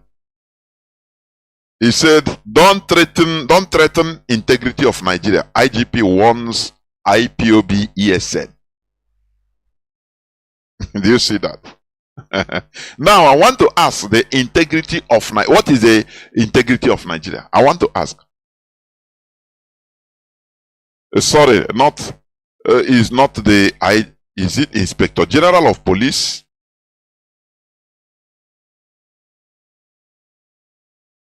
But here, the body of the Nigerian news, you cannot even everything jaga jaga. The headline is, don't threaten integrity of Nigeria. IGP warns IPOB ESN. And the photo there is Baba Mohammed. Okay. And no, Al-Kali. Baba Mohammed, I think. But when you come to the body of the letter, body of the news, you know what they write? Chief of Army Staff, Lieutenant General Farouk Yahaya has warned the members of that neither IPOB, ESN, nor any other group or groups or individuals should threaten the integrity of the nation as enshrined in the Constitution of the Federal Republic of Nigeria. So, whether it's the chief of army staff Farouk Yahya or the IGP, Inspector General of Police Al-Kali Baba Osman, it's the same thing. Anyway, they are warning. Now I want to understand what is the territorial integrity of Nigeria. It's a big question. I have been asking this question which I never get. Is it a territory, integrity of a country that has not been defined? Where is it governor of Bauchi State? Is it Baba Mohammed? Where he said that every Fulani is a Nigerian, that they are bringing them in, using Nigeria resources, paying them, doing everything. They are to make Nigeria a Fulani territory. Is it that integrity? Or is it the one that in the news of August 25th, 2022, the Chief of Defense Staff, Lucky Irabo, where he said he made the revelation that 137 borders in Nigeria are unguarded, says Irabo. Go and go. It's in the news of August 25th, 2022, last year. Irabo said this on Thursday while delivering a lecture on security, defense, and development in Nigeria at the Nigerian Institute of International Affairs, NII, in Lagos. Irabo said that the porous borders accounted for the easy access of terrorists from neighboring countries into Nigeria to wreak mayhem. Now, where is the integrity of Nigeria? That is a question that people should ask themselves. Where is the territorial integrity of Nigeria? When, more than half of the Nigerian northern borders, they are porous. It's not guarded. And they did it so. So, are you telling me that, okay, do you have control when you build a house, your house? You open the house, you open the windows, open the doors, the gate, main gate, everything. Leave it. And feel safe that you have a house. Know that you are in control. You build a house in Lagos and all the doors are open, always open 24/7. Snake can enter. Scorpion can enter. Armed robbers have easy access. Are you telling me that you are in control of that house? Can you sleep in that house and close your eyes? Where everything is open. The windows are open, anybody can jump in. The main gates are open. The doors are open. That house, does it have integrity? Criminals will enter there and start smoking. If they see television there, they pieces it or they remove it and go their way. And you are telling me that the house has integrity. That is how Nigeria is. And these useless people, they are saying Nigeria, ESN, IPOB should not threaten the integrity of Nigeria. Tell me what integrity, where a country where 137 border points are not manned, are not guarded, not even manned, not guarded. So people enter, Dick and Harry enter and do anything and come out, get out as they want. Sometimes I say, no, Nigerians don't think. They don't reason. They don't reason. That is why what is happening is happening. That is why everything in Nigeria is upside down, because Nigerians don't think critically. If people start reasoning critically in Nigeria, they will rise up. They don't need people to tell them anything. Revolution is what is going to solve everything. They will rise up and go and slaughter, kill every politician. They will slaughter them and take over what belongs to them. How can you talk about integrity, a country integrity, without manning, without guiding the borders? How do you mean? As I said, you build houses, you build a house, very big house, nice house with properties inside. Now the doors are open. The back door is open. The front door is open. Some windows are open. Anybody can enter. No security. And are you going to feel that you have that house have integrity? Is it what you are telling me, that the house has integrity? Is that what you are going to tell me? The answer is no. So Nigeria has no territorial integrity. Anybody, terrorists, they can enter at will. That is how Nigeria is programmed. It's a no man's business. Do you understand me? It's a no man's business. Let me just hold on. I will go regulate something at the background before I come back. Please. What I'm trying to say is that Nigeria has no territorial integrity. Nigeria has no single territorial integrity. So they should stop this nonsense of territorial integrity. They should stop it. Nigeria has nothing like that. I will be right back, as I want to let something. I will be right back, please.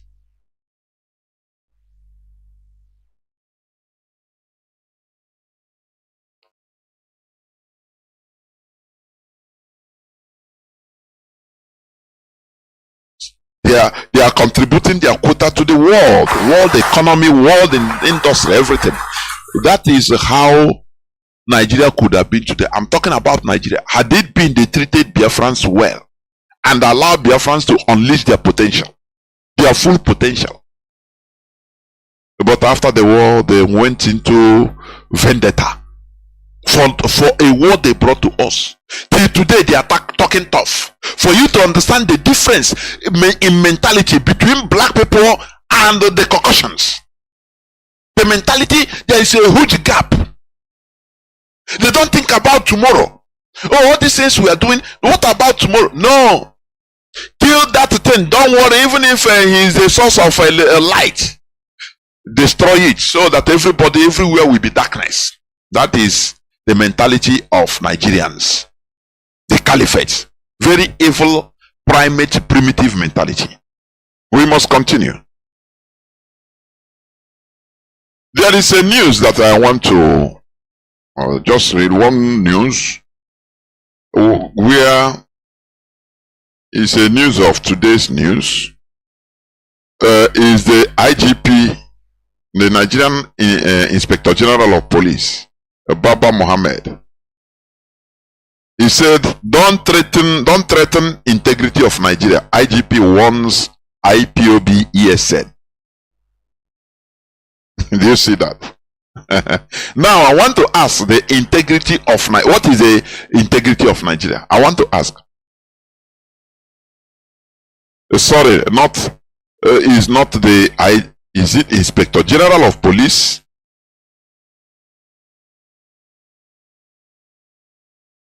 But here, the body of the, Nigerian news, you cannot even, everything jaga jaga. The headline is, don't threaten the integrity of Nigeria. IGP warns IPOB ESN. And the photo there is Baba Mohammed. Okay. And no, Al-Kale. Baba Mohammed, I think. But when you come to the body of the letter, body of the news, you know what they write?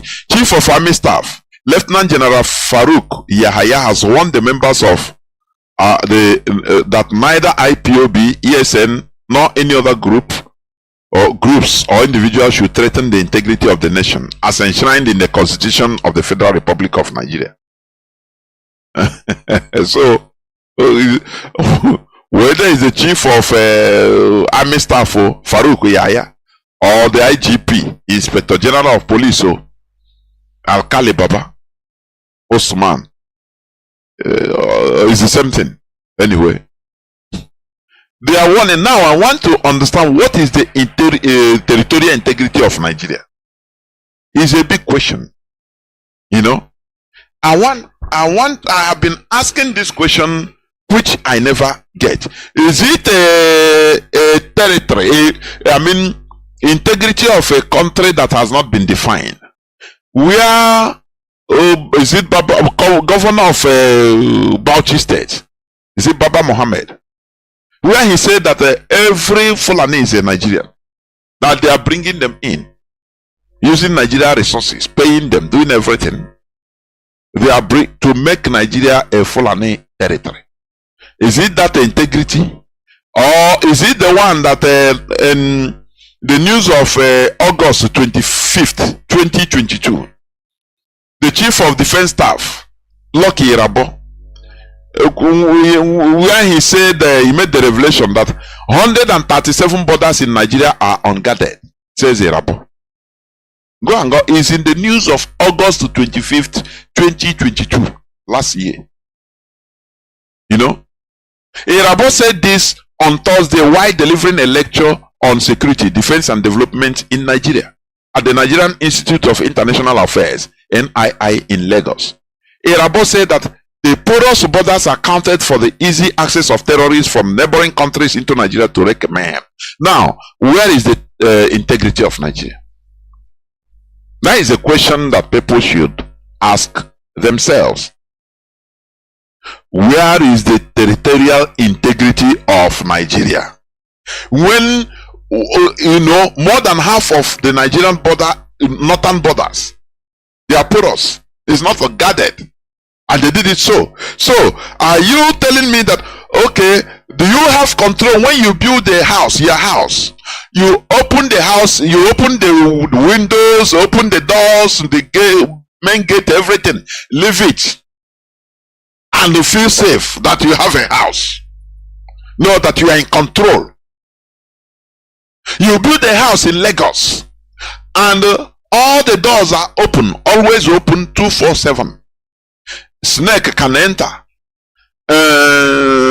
scorpion can enter, armed robbers have easy access. Are you telling me that you are in control of that house?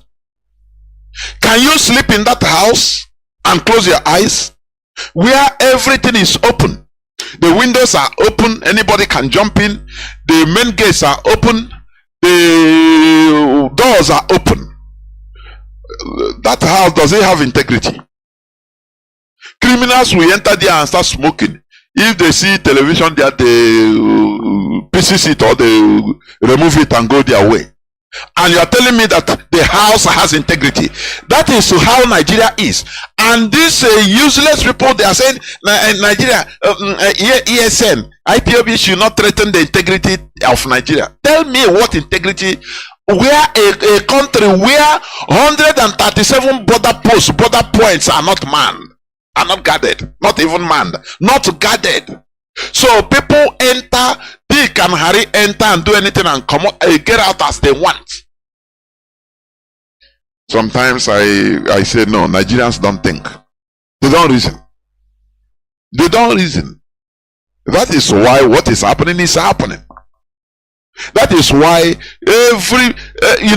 everything in Nigeria is upside down, because Nigerians don't think critically.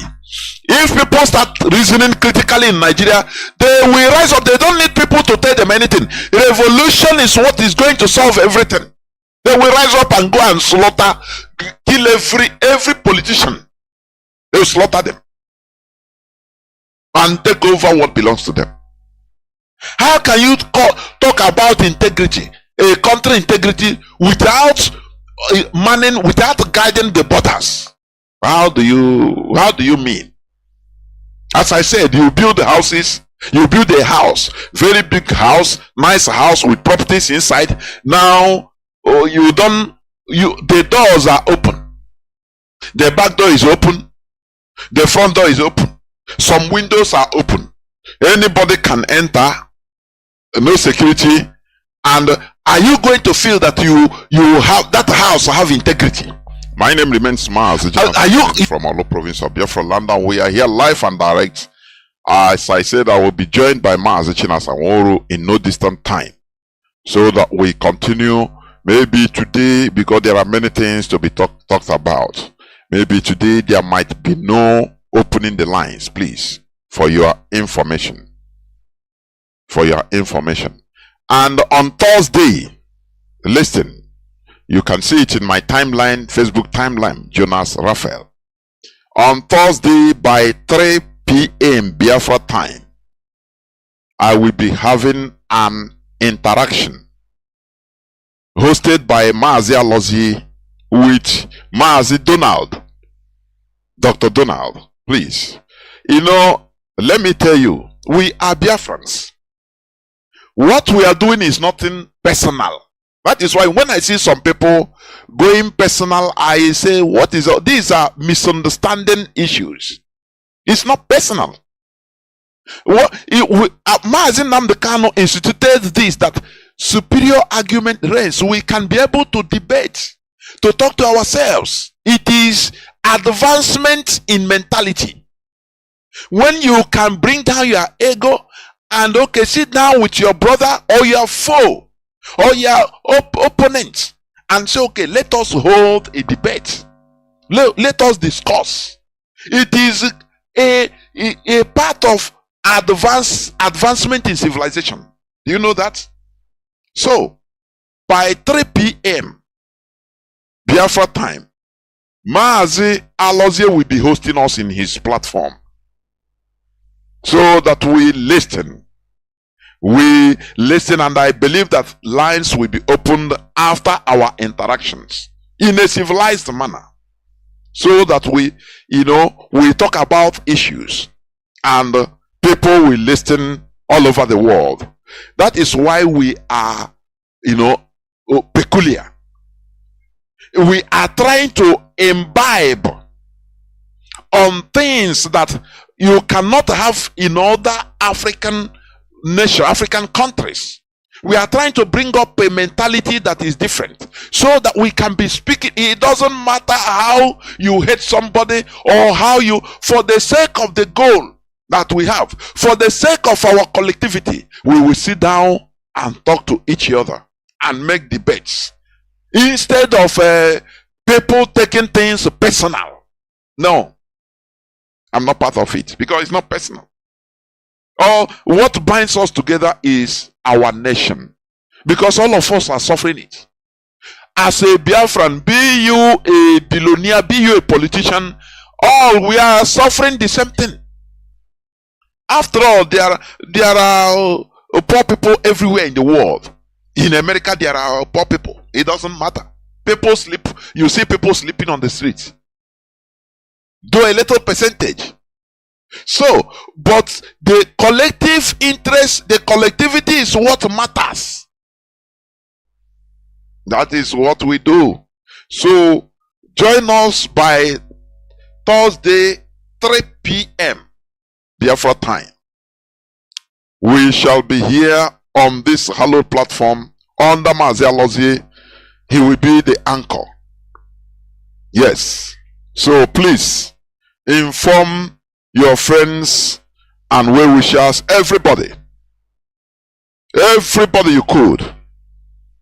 We don't need to fight ourselves. No, no, no, no. Superior argument is what we are seeking. All of us, we are learning. No person is perfect. That is it. Therefore, I was talking before. Let me see whether I have another news headline. You see how they massacred us in Aba. Okay, there is one news headline. April 2nd. That was yesterday's news. Dismissed senior police officer Osondo Christian calls on Tinubu Atiku Obi for intervention as Nigerian police boss disobeys court order. Do you see? Nigeria is fond of disobeying court order. It's not only. Do you see why we fight injustice? Do you see why during our leader he fought for even El Zakzaki? He fought for Boko Haram suspects that were illegally detained, because for a country should not be behaving like terrorists. A country should have a responsibility. It should be responsible. Do you understand? That is why it's a country, and that is why a country is enjoying the United Nations Sovereignty Charter.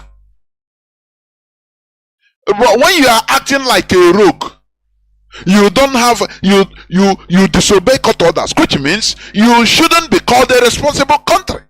You should be blacklisted as a banana republic, and that is what Nigeria is. That is why we see anywhere we see injustice, we fight it. Even if that injustice is against our enemies, we fight the injustice. It doesn't matter the victim. That is one thing Nigerians are. I was horribly. What happened in about a few days back, where the Nigerian military butchered our people cold-bloodedly, shooting on people that were protesting peacefully, singing songs, peacefully without arms. Now, Nigerian military opened fire in a city like Aba, killing people, children, women, men and women, children, all indiscriminately.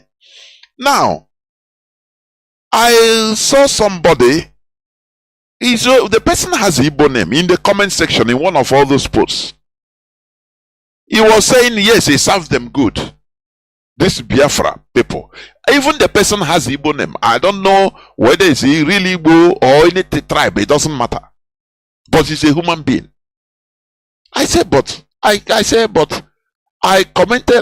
the guy. I said, but are you a human being at all? This is a typical Nigerian mentality.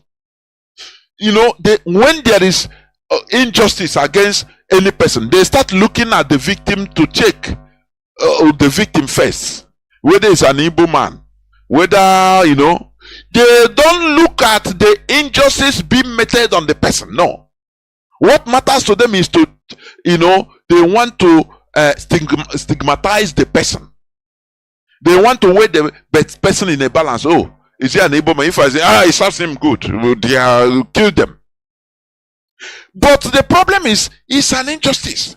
Our leader in 2015, he saw some Boko Haram suspects that were there incommunicado in the DSS dungeon or Kuje prison. They are not tried for 3 years plus or 4 years. He said, no, this is an injustice. I don't care whether they are Boko Haram or not. That is not the problem. The problem is the injustice they are suffering. Under the Nigeria law, normally, you have to check. If they say, okay, they are convicted and given life sentence, no problem.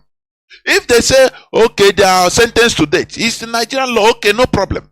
But to be in there incommunicado, no person, they complain to our leader, because our leader say these are children. They used to help him to even wash his clothes and do things, run calls in the prison there. So they complained to him. What did you do? He said, no, since how many years? They say we are Boko Haram. No trial. We never meet any. Even our parents didn't know. They thought that we are dead. He said, no, this is injustice. In the Nigerian mentality, the Nigerian context, they will start saying, oh, it serves you good. You are Boko Haram. So, as long as you are being called Boko Haram, no wahala, stay there. It's good for you. That is the Nigerian context mentality. But our leader, being a Biafran, we think differently. He said, no, injustice to one is injustice to all. It's not good. If Nigeria is a responsible government, they should try these people.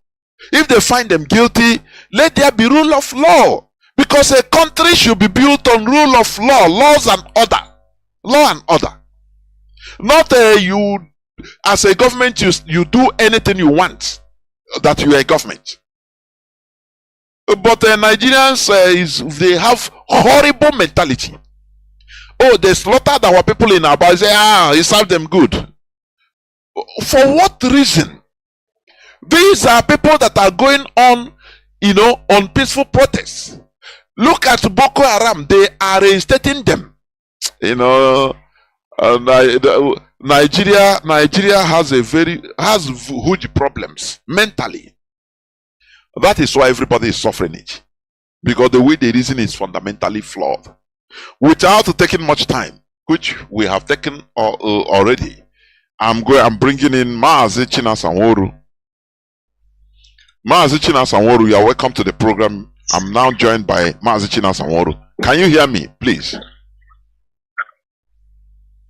Yes, Mazi Chinedu. Good evening. I can hear you very clearly. There were. Welcome to the program. Yes, there were. Please proceed directly to your opening remarks before we continue, because there are many things to discuss today. Mazi Chinedu, thank you so much. Biafrans and all the I hope you are hearing me clear, because it seems it takes time before replying. I hope you can hear me clear. No, I can hear you clearly, Mazi. Okay. I can. Okay, go on. The whole world is listening. Yeah. Mazi Chinedu, good evening. Biafrans and all the lovers of freedom. My name is Mazi Chinasanworu. Mazi Chinasanworu served the indigenous people of Biafra as a member of the Directorate of State, and I come from Obingwa. Obingwa is in Aba province. Before we start our topic this evening, it's unfortunate I'm supposed to be here on Friday, but I could not make it. But today, Monday, I am here to continue to preach the gospel, to continue to inform our people, to direct our people, to clarify certain misinformations, and make sure that our people are in the right track. But before we move forward, Mazi Chinedu, I want us to have a 2-minute silence in honor of those that were massacred on Friday by the Nigerian military forces in Aba, those that were conducting a peaceful protest for the unconditional release of Mazi Nnamdi Kanu. I would like every Biafran, wherever you are right now, if you're a man and you're wearing a cap, if you're a woman, please, wherever you are, you can stand up wherever you are in honor, in as much we are not seeing you, but you believe in the freedom, you respect our people that have died in this struggle, and in the respect of those who were murdered in cold blood on Friday in Aba province. I ask everyone to stand up wherever you are in honor of those they killed, and that we will be on a silent for 2 minutes before we start this program. Mazi, the 2 minutes start now.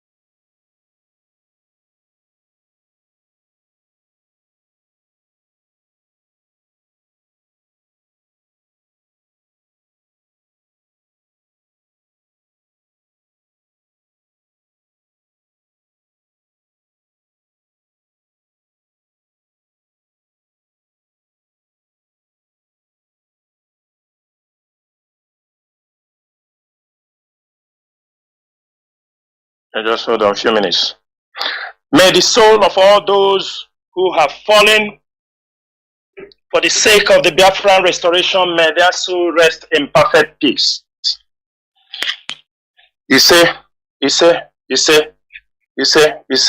Mazi Chinedu, thank you so much for giving us this 2 minutes silence.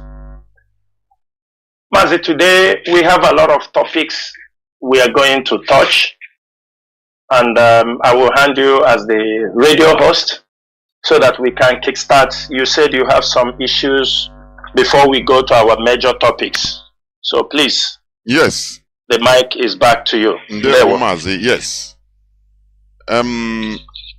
You know, the hot issue now is the loss of life we encountered in Abia State. So there are many questions that are being asked. How was this organized? What happened? What really happened? When we understand that Nigeria they don't have any heart. Nigeria, you know, in other countries, in Israel, they have been having protests for over 1 month.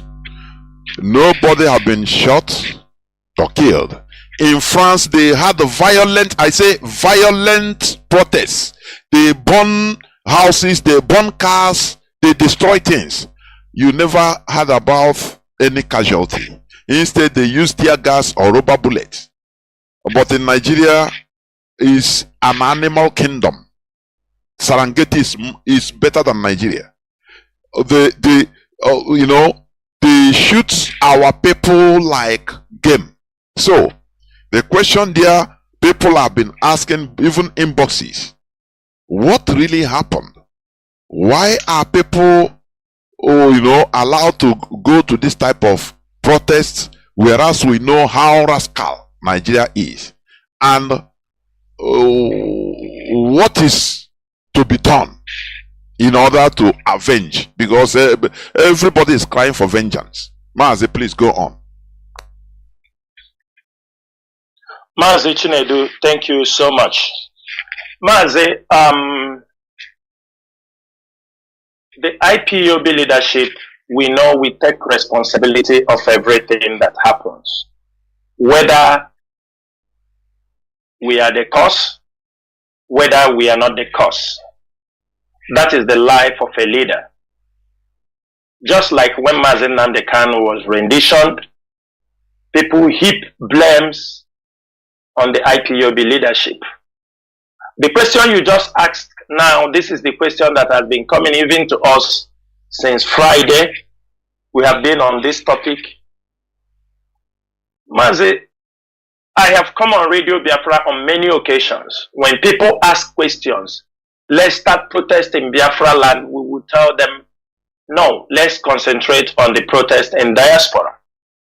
Yes, there are pockets of protest that have happened in Biafra land. But before the election, due to the plans we knew, the intelligence in our disposal, before the election, we instructed the people in Biafra land to suspend every protest in Biafra land. I'm not going to blame any one of them, irrespective of anything, because they came out to protest for the leader. This is how it is hot in their hearts. They want to show their own impact. But what we are saying is this: as long as leadership is involved, as long as this is IPOB, people should not do things based on their own understanding or that they know it all. I think on half people will say, you understanding me?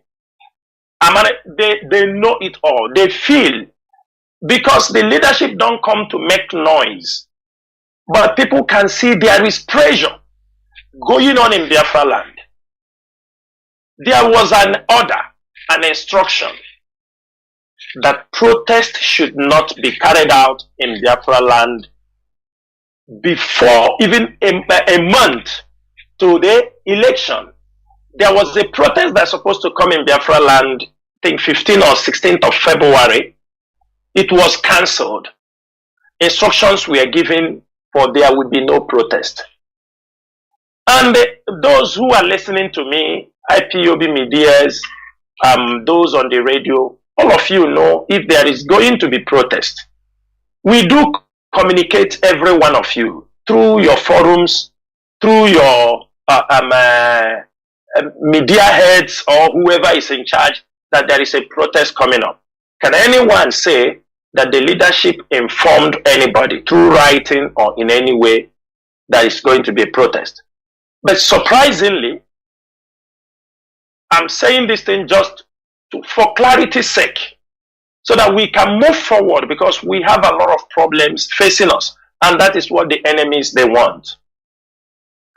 That was on Friday. On Friday morning, I'm making this thing very clear because of tomorrow. We have nothing to hide.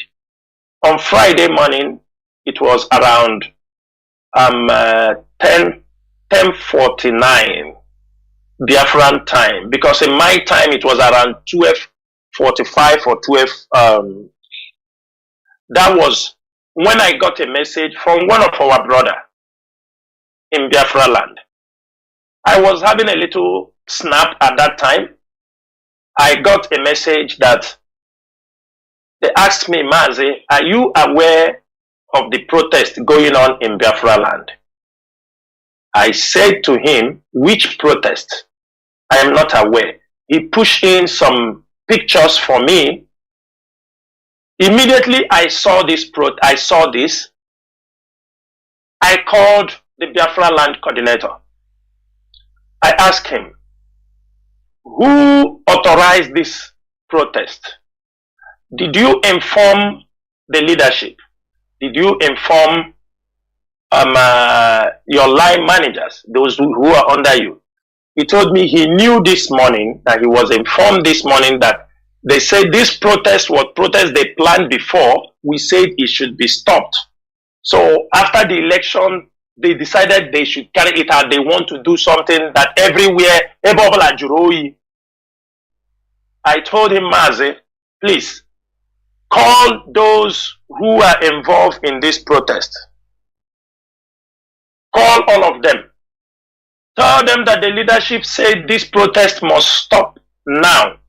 Already we realized they are 45 minutes into the protest. It has already gone 45 minutes. I told him, I instructed him, I said, I informed the HOD about the development, and they said, go ahead, stop this protest. It's enough.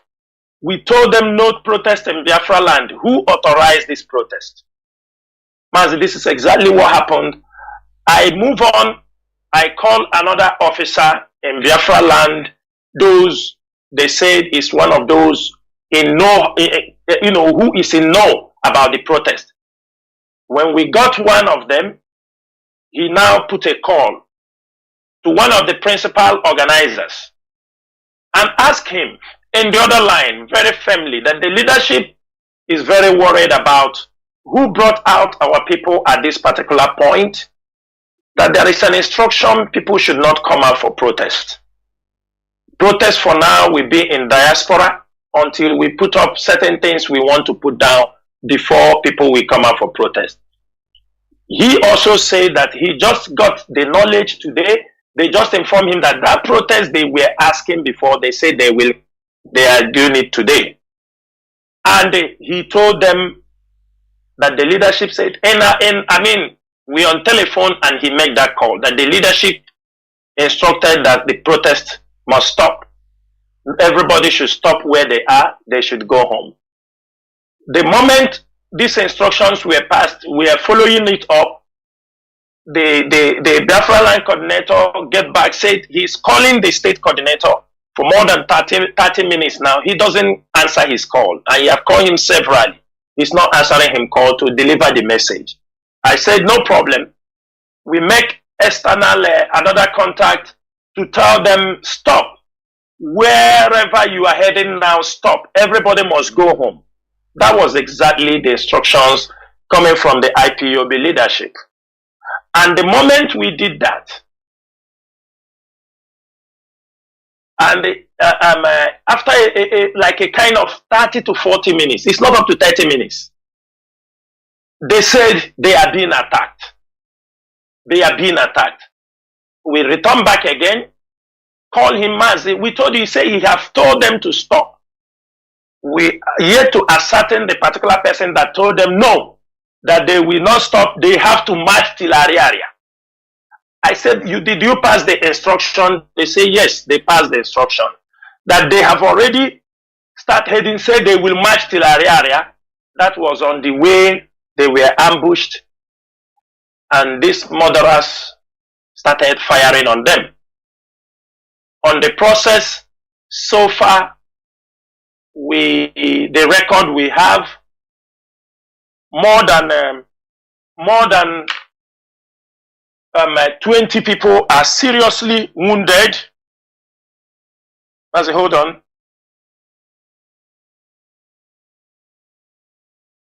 More than 20 people are wounded. So far, we have 10 people confirmed dead, and we have more than 50 people missing. We know that the Nigerian government, the Nigerian army, so far out of the 10 people killed, we managed to retrieve 5 dead people, which is presently in our custody, and the 5 are yet to be retrieved because those that were present said the militaries were shooting heavily and they are the one that picked up those dead bodies, those 5 dead bodies. Then 50 that are missing, and we have so far more than 20 people that were wounded. Mazi, this is exactly what the leadership knows. This is exactly someone like me and other principal officers knows about this protest. Why we are making this thing very clear is that I don't supposed to come on air and talk about these things because we do not supposed to talk about blame the victim. We're supposed to blame those, the murderers, the Nigerian security forces. What they are doing is a peaceful protest. What they are doing is a peaceful protest. And this peaceful protest, they are not in any way a threat to the Nigerian security. They are not in any way a threat to the Nigerian police. They were marching. You see them carrying the placards of Mazi Nnamdi Kanu, asking the Nigerian court to obey. Therefore, what we are saying here, the record, Mazi, you understood that in a fight, in a protest, in a manner the Nigerian military do operate. We know they might have killed more than 50 people. But what I'm saying there is the ones we'll be able to count on ourselves, the 10 people. But we are not going to say that, but we expect the number have increased because there were many that they killed, even those who were not, because they were targeting most of the people wearing white. Many people they killed and they took their bodies. And there are people still missing. These are the things we are talking about. Most times, our people indiscipline is what is, causing a lot of problem in what we are doing. This is one of the biggest things we have. That's why we continue to talk to our people. I know how to do it. Let me do it my own. You people are wasting time. Do you understand me? When we tell them, being a leader or being at the helms of affairs, it is not easy because there are many things happening you have to put into consideration before you make decisions. There are things we know. There are things others know that when we come around and we deliberate and we discuss, we found out that if we go this way, it will be catastrophic to what we are doing. If we go that way, it may be to our own advantage. Mazi, this is exactly what happened on Friday. But we are not going to dwell on those. They have killed us. I just saw the press release from the IG of police, where he is warning IPOB not to threaten the integrity of Nigeria. And I am making it very, very clear this evening that you killed us. You murdered us in a cold blood. Armless people, you murdered them in Aba. And after murdering them, you are coming to tell us that we should not threaten the integrity of Nigeria. We should not threaten, after killing us, you come to talk about we should not threaten. Which integrity? Do you have integrity? Do Nigeria have integrity? Talk less of the one to threaten. That you came and massacred innocent people, agitating for the release of their leader. And you turn around to put a press release. The other day you said they were caught, ESN, they were opening fire against you, and which is all lies. The Nigerian media, I'm sure most of them understood what happened there. The videos are there. There is no sign that IPOB members that was on protest in any way attack Nigerian military or Nigerian police. And for the IG to come out this evening, today, threatening us, we should not threaten Nigerian integrity. I can bet him, IPOB, we must revenge. I am not going to say more than this, but the number of our people that they massacred in cold blood because they protested, they will pay dearly for it. And that is all I will say. We are not going to take any chances. The time they massacre us and go free, the time have gone. We are not going to complain. We are not going to say anything on this topic. But we will count scores and we will remember them. This is because of the people they massacred in Aba. Mazi, this is all I can say for that particular topic. Ndewo. Ndewo, Mazi. Like what you say, the clarifications is if it's necessary. Because there are many people that are asking in good faith, genuinely asking. And there are others that are mischievous, using it for their own God knows what purpose. You know? Because that is what and Mazi, the DOS have set up a committee that will investigate those who are behind this protest without clearance from the leadership. And also, we heard there were people who said that the leadership gave them authorization. We want those people to make them, because the leadership have a line of communication. If the order cannot go from Mazi Ikechukwu, the Biafra land coordinator, or from the ESN commander, the general commander on ground, there is no other place the clearance can go from.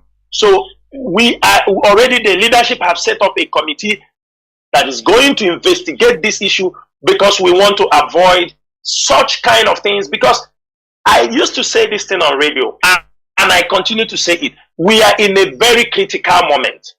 Every step we make, we must be very strategic. We are not in the period of losing our people or allowing our people to cause havoc to themselves because of their, I know how to do it better, you people don't know. The leadership, a good leader or good leadership is not about boasting. It is about getting results, getting the needed result. Biafra land today, the politics, the geopolitics have changed in Nigeria. Most of you don't know what is turning it around. Most of you don't know the brain behind it. Most of you don't know the job being handled around. You don't need to know, because sometimes when you know, you abuse it. Sometimes when you know, you misinterpret it. Sometimes when you know, you use it as a caricature. Sometimes you use it as a comedy. Sometimes you use it as a laughing stock. One thing is this: not everybody will be at the helms of affairs. The little time those who are there, the question is this: how are they managing the situation? How are they managing the problem facing the crisis rocking us? That is one thing. We are not afraid to challenge anything. We did not do anything to come out to protest. And that is what I want every Biafran. All of us should not dwell on because the problem is this. Why will our people be killed? Let us get the video. Where is GTI or IEP? Where are all those people writing rubbish articles? Nigerian Watch, where are all of them writing what IPOB did and what IPOB did not do? Now, none of them is reporting. Amnesty International is not reporting what happened in Abia State. I do not see all these, they are consultancy firms, all these, they are groups. I do not see any Nigerian media going to Aba to make inquiry about what happened in IPOB. What happened to the Biafran people on Friday? What happened to those innocent young men marching on the street? None of them. But tomorrow, when IPOB will respond in our own way, they will quickly consult their consultants. They will call Tony Blair Institute, USA Peace Institute. They will call Global Index Terrorism, and they will send them that IPOB have done this. But they have never, and they do not want to report the killing of our people. It is very disgraceful that while we are battling all this, that people who call themselves the siblings of Mazi Nnamdi Kanu will come on social media to write rubbish, claiming, accusing IPOB leadership of what they do not know about, accusing IPOB because they are part of the people engineering some of these people. And this stupid man could not remember what happened in Afarupi Beku on 14th October 2027. When our people were massacred, it is the same reason why they massacre our people in Aba. It is the same reason they massacre them in National High School. It is the same reason they massacre them in Empo. It's the same reason they massacre them in Headbridge, Onisha. This is the reason why they massacred our people. And that is sibling to Mazi Nnamdi Kanu. We come on social media and the holding China Saworu and Chike Doziemo, calling them names for people they kill in Aba. Were they protesting for the release of China Saworu? Were they protesting for the release of Chike Doziemo? Were they protesting for who? For the release of the leader of indigenous people of Biafra, whom he said it is his brother, whom he said is his senior brother. And he has the God, those fighting for the release, those making sure that the world hear our voice. These are the people he will come on social media with his group of criminals to castigate, to talk about, to lay accusations. I will leave it for Biafrans to be the judge, to understand the kind of people that we are dealing with, to understand that the enemies, these are the people we are fighting. It is not only Nigerian government, it is also their agents who are parading themselves in any midst, claiming to be part of this struggle, claiming to be relative of the leader. They are part of the people we are facing. They are part of the problem we have in this struggle. But there is no problem. We know that we have accepted, it's our fate that in this kind of case, families will rise, they will come and bring their own problem, and we are equal to the task. Mazi Chinedu Ndewo. Like what you say, the calls for, that is why there should be wisdom, discipline, and emotion should be removed from this struggle. Because Mazi, like our leader said, Ndiba edeka uzunwa beke, bulie yelu no, budataya no. Now you see some people many times. No, nothing is happening everywhere. That is what you hear. This and that. Now they don't understand what the leadership is planning or doing. And it would also one thing or the other. But the issue is that Nigeria should not go scot-free. That is it. So Now, Mazi, let us enter, because there is this viral video of United Nations vehicle being seen around the door. So please, what do you have to say about it? United Nations convoy, I mean, their vehicles in a convoy lineup, moving around, even in a video and photos. People took photos, people were there, they took photos and videos. So people, there are many questions that are being asked about it. What do you know about it? What does the leadership of IPOB know about this? Please, go on. Mazi, I will say something. It's good you ask this question. I will ask all IPOB members, all IPOB media warriors.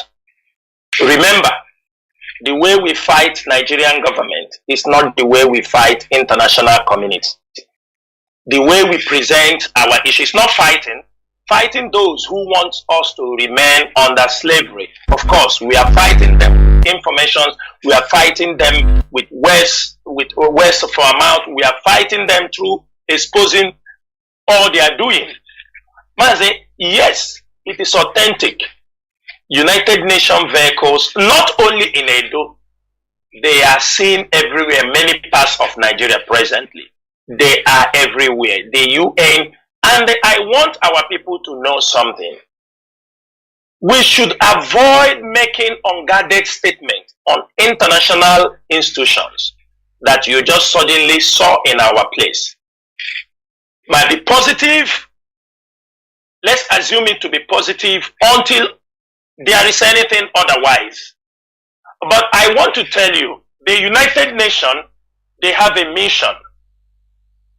Before they go anywhere, there are possibilities of things that will push the United Nations presence in a sovereignty or in any region. Number one, if there are UN officers or UN mission in that place and their officers or military personnel are under threat, of course UN can bring in their armory and artillery to defend the UN officers. Then the UN mission in that place, they have the right to come in. Then another one, the UN can come into a place in case where there is border disputes between regions, countries. This is one thing that brings also, they are brought in to maintain peace and order. Irrespective of anything somebody can fabricate, these are the mission of United Nations. Again, the UN is being sent to a region for post-crisis. For example, they know there is crisis. They want to maintain peace in that region. UN can be sent, their envoy, their military, everything to come and make sure there is law and order. Also, if UN, this is an international movement, they might know there is going to be crisis. They are trying to prevent what is about to happen. You know, Nigeria is already on a time bomb. The international community have information of this. They have information even more than me and you. They have things they are seeing that me and you, we don't see. They have their own plans. United Nations coming into our regions on all these places, maybe there is an information that there will be post-election crisis. Maybe after May 29, there may be problem, which we are not going to ascertain on here on radio. But the most important thing is this. Yes, it's UN in our territory. Yes, UN have stationed in some places in our territory. They have been seen in neighboring state to Biafran land borders. This is normal because they assume or they are seeing if there is going to be crisis. So you see how the tension, everything is going on. Automatically, there is possibility. You see the DSS talking about those they want to arrest. Maybe you know when they arrest Obi or they arrest Tinubu, they lock them up. You know what will happen. Do you understand me? You know the Nigerian security cannot be trusted. When you see UN, maybe they know. They have a pre-information what is about to happen. That's why I said, as we see United Nations envoys in our places, I do not want our people to fabricate information. We do not want any IPOB media personnel to, because the world is watching. They are now in our ground. They are now with us. They can gather information they want. It is not time you fabricate. We are in another stage in this movement. We need to be more professional, more strategic in our utterances, in whatever we are doing. Don't assume anything. Assumption. Oh, I think by now this is how. Don't create stories in your mind so that people will listen to you. Be factual in anything you're doing. Use all your platforms to educate the people. It is not about just so that you tell them people will be happy and they hear what you say. These are hard facts, and we must make sure we protect. This is the time. We cannot set our place on fire. Even if the enemy have come to set on fire, let it be. The United Nations is there. They will be witness. They are going to be witness. It is not you, because now they are there. We are talking, people are talking. When you commit unnecessary things, we want them to see the crimes. Like now, they have killed us in Niger State. We want them to take record of that, how they have massacred us, peaceful protesters. Because tomorrow, when we will revenge, nobody will come to say IPOB did this, IPOB did that. But one thing they have to know, the Nigerian police and the Nigerian military, these are terror group sponsored by Nigerian government in our land. They can never be friends with us, and we will never be friends with them. They have killed us enough. They have adopted us enough. Extrajudicial killing. We shall remain enemies until Biafra is restored. Thank you, Mazi. There were Mazi.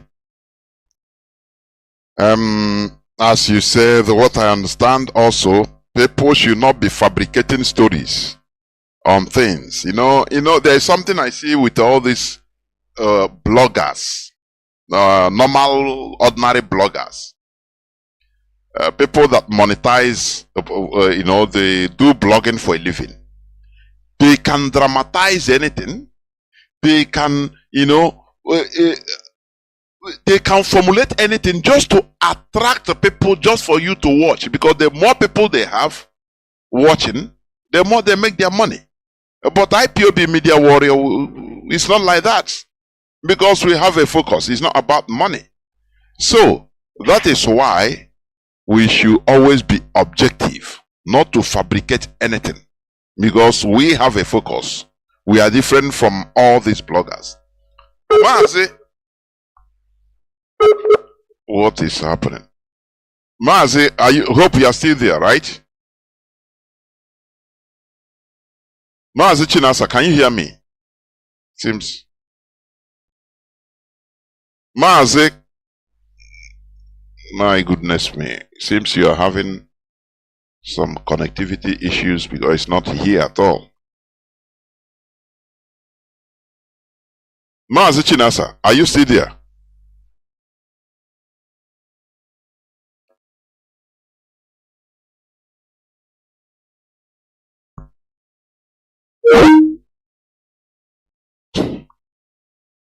Okay, let me bring him back, please. I think there is some slight connectivity problem, I think, from his side. Because everything is okay here. Everything is okay here. So we must continue. As I was saying, Mazi Chinasa, can you hear me? Yes, Mazi, I can hear you now. I'm back. The internet just set us off, but I'm back. Yes, yes. So, let us go into another very important issue. We saw that in 1 month there will be a census in Nigeria. Census, population census. People will be counted. And there is this news that people should stay wherever they are for this population census. Our people in Lagos should stay there. They no more. Mazi, please, without preempting, I don't want to preempt before you come in. I want you to say something about this population and to give our people directives because our people, they fools, honestly. That is why we are being messed around with in Nigeria, in the wider Nigeria, because our people, we lost magnitude and direction. Please, Mazi, come to this census issue. Go on, please. Mazi, thank you so much. I think I'm coming out very clear. Coming out clear. Yeah. Mazi, this is a very important topic. Mazi Doziem will be coming on air within the month or by next weekend, and the IPOB will make an official statement. But before Mazi Doziem will come on air, because I don't think we have much time. 1 month's time, or what, when they're going to do the census. From this night, I want every Biafran, wherever you are, and you are living outside Biafra land. Easter is coming. I think Easter is coming by this coming weekend. If you are coming for Easter, make yourself relax at home until that census will be counted. This is IPOB. Our strategies are second to none. We are not Owazirike. When they want to count census, people say, no, don't count census. We are not among the. It's a lie. Mazi, IPOB will campaign seriously for the census. And we are going to campaign that our people will be counted in Biafra land. Jingles will come out. Flyers will come out. We are going to encourage our people to move down. Mazi, with the excuse they are giving, they said, I have seen it in channels, they said that Nigerian population by 2050, it will be 400 million. 400 million, yes. 400 million, 2050, that one Mr. Onyetunji, the census chairman or president, you know, everything is president, that why they want you to remain where you are is so that they can get information for planning purposes, provide amenities and infrastructure, you know, with accurate information of the people in that area. Mazi, I am asking, which infrastructure, what amenities are they providing for our people? Mazi, Biafra is at the corner. The restoration of Biafra is very, very close. Biafrans, we are planning also, we want to know the population of our people in our own region, so that as Biafra is coming, as we are planning, as IPOB is planning for the return of our people, so that we can encourage those who want to invest. We can talk to institutions, businessmen, to say, look, this is the population of the people in communities, in local government. If you are setting up a business, these are the things we expect. Mazi, they said by 2030, Anambra or Onitsha will have a capacity of 7 million people. Will be resident in Onitsha. Are you understanding me? Will be resident in Onitsha, Anambra. Now, why we are planning this, why we are planning for the return of our people, there is a need that our people will all go home so that we will know the population of our people, because for years, they have always called us the minority. This election, they have seen it that we are no more minority.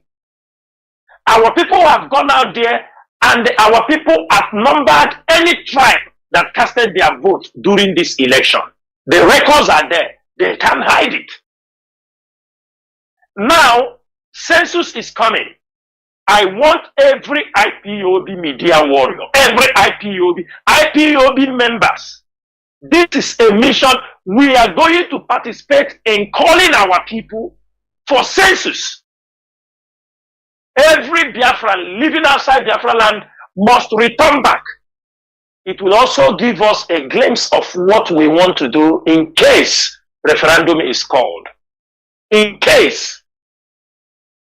We need our people. We don't want, after we have met our projection of things the way we want Biafra land to be, Then we hear there are some of our people, they were somewhere there, they didn't come back, they didn't know. No, we must. It is a must that if you are living outside Biafra land, it is a must you must return home and be part of those when they will count census. Do not stay in Lagos because the reasons are enormous.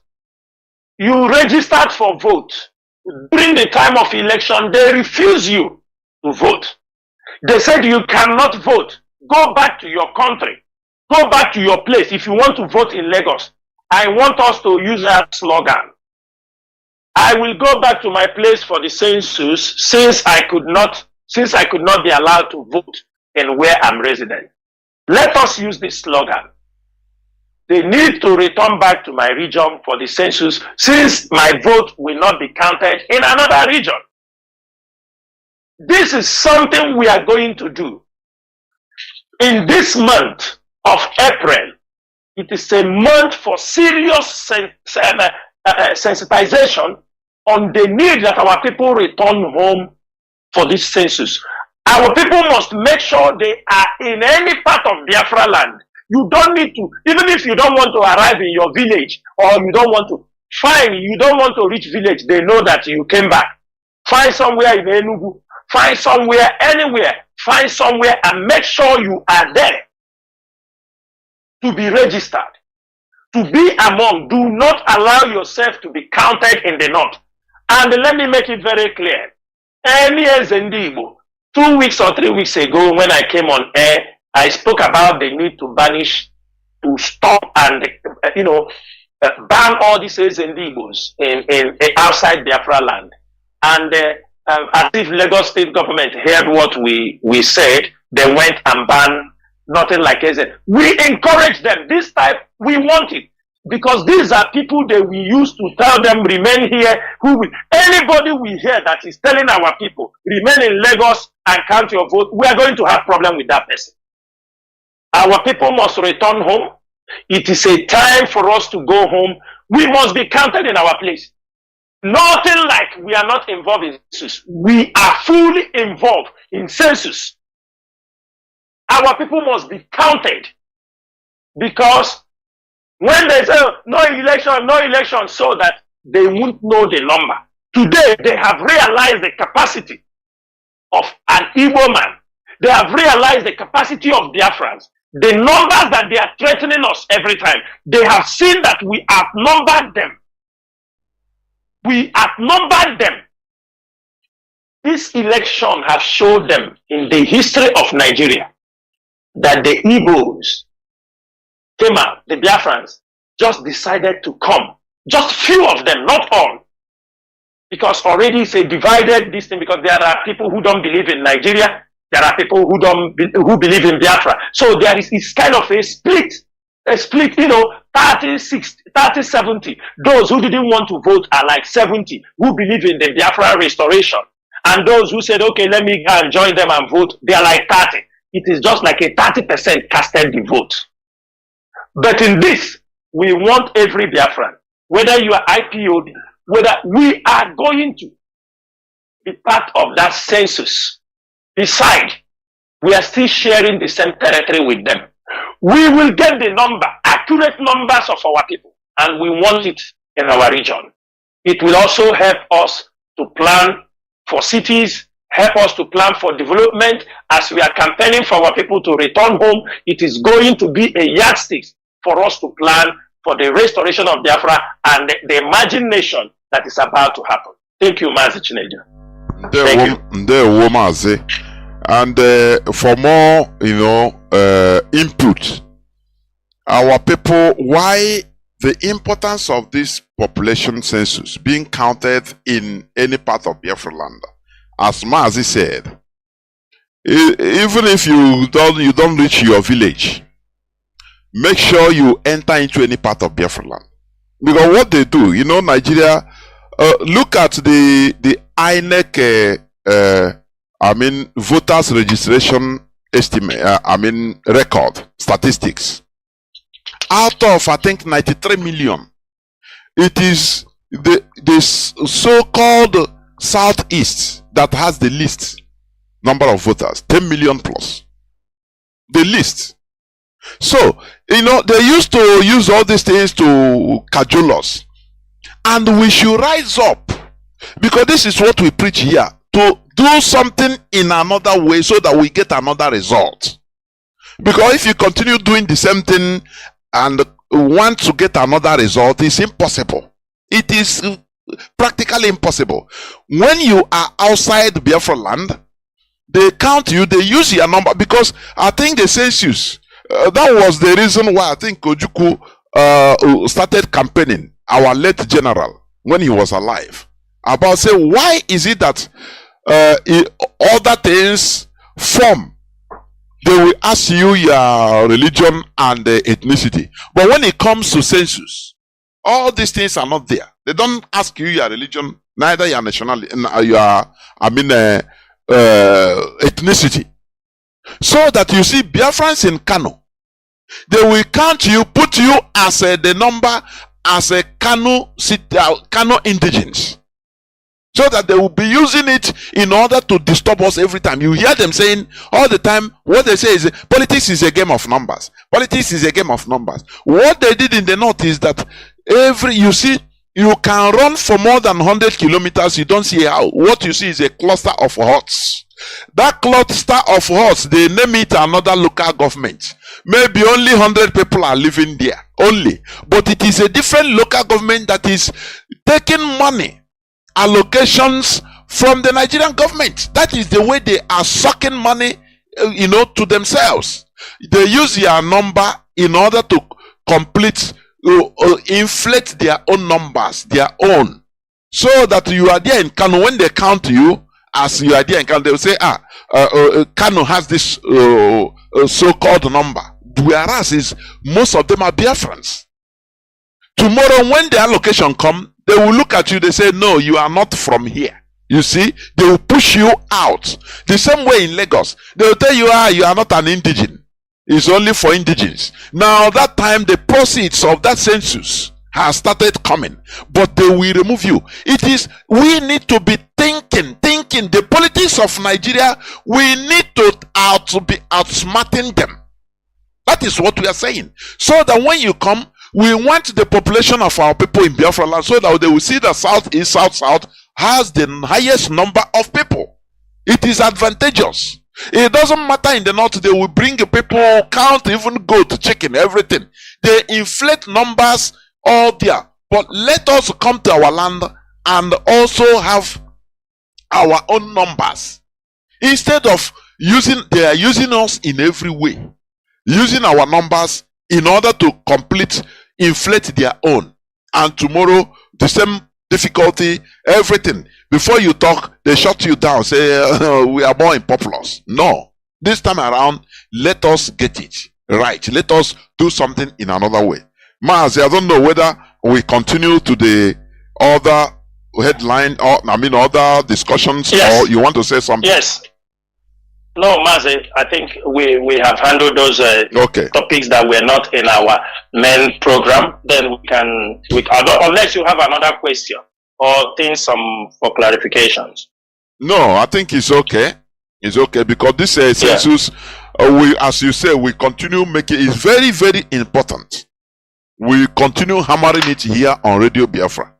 I'm telling you, it's very, very important. So now, let us enter into the need for total eradication of criminality, kidnapping, as the criminals are returning back again in Imo and Anambra. So, this issue of criminality, you understand?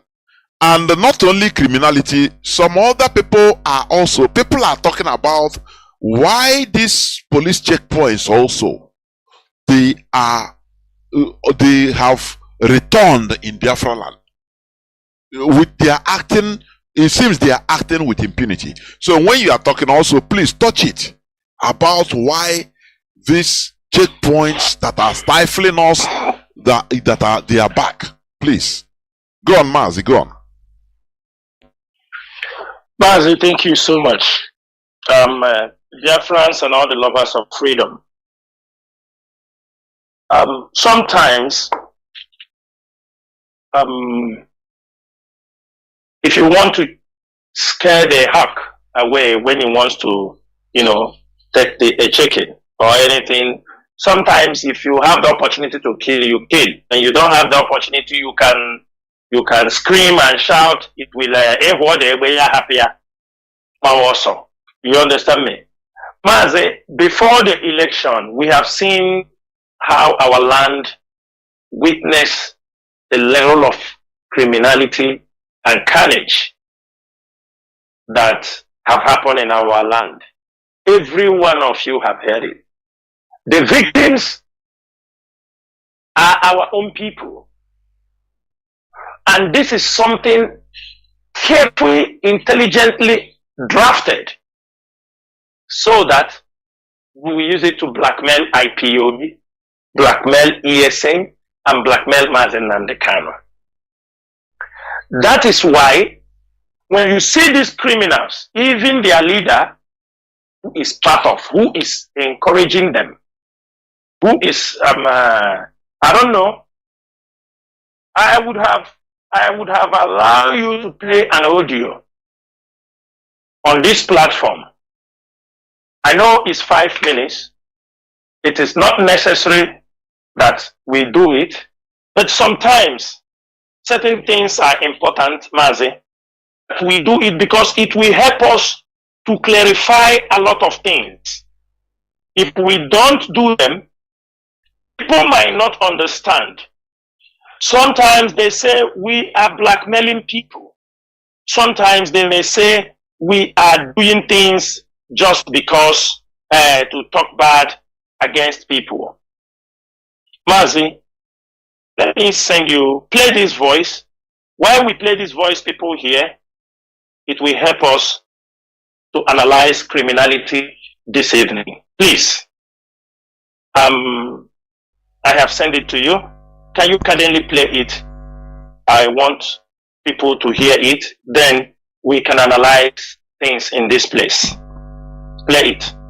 Okay. Play it, let Biafrans hear. Put yourself on mute, please. Put yourself on mute. That boy, please.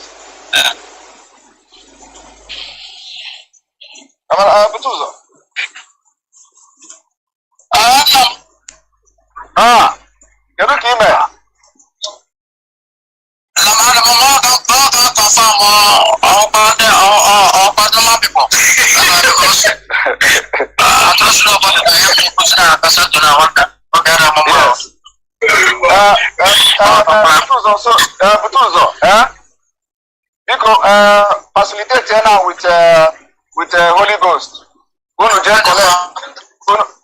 collect 1 RPG and 1 GPMG with the chain. With the chain.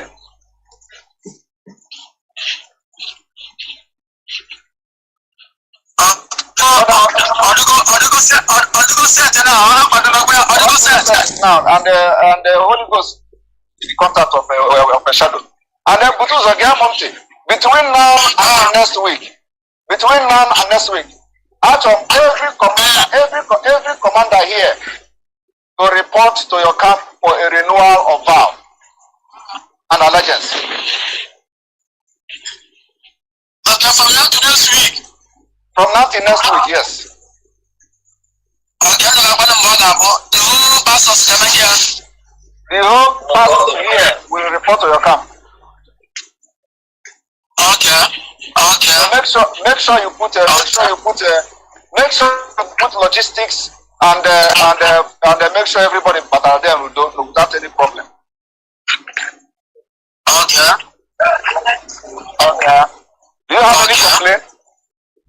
I don't know. Okay. You want to complain about this?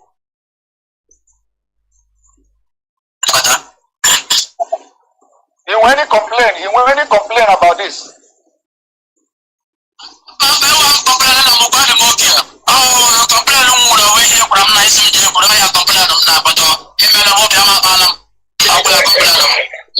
Okay. And then also, get Monty. We are preparing for demonstration. This demonstration now, we do demonstration. I never before with the lion squad and all that, because this is the time to demonstrate. I will use the opportunity this political tension, come out of the street. Okay. So we are going to plan it very well, and then make sure that now uniform, wear enough uniform, enough flag, and the uniform that are both red and black. Okay.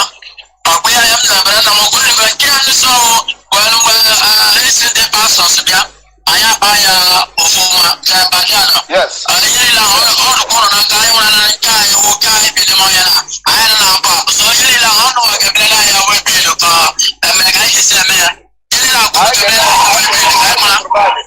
I can provide all those uniforms.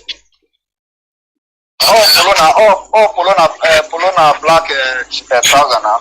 So we are going to provide all the uniforms and all the flag I can use. I saw Aputa na street Kamado de Kanu.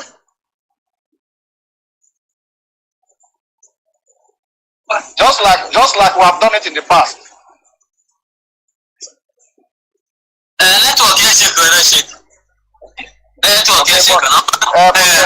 Pass out the message to him that we are going to provide those things. And then Chico, he can make sure he communicate to all the commanders here, make sure that everybody goes to that camp between now and next week. All you need is transportation.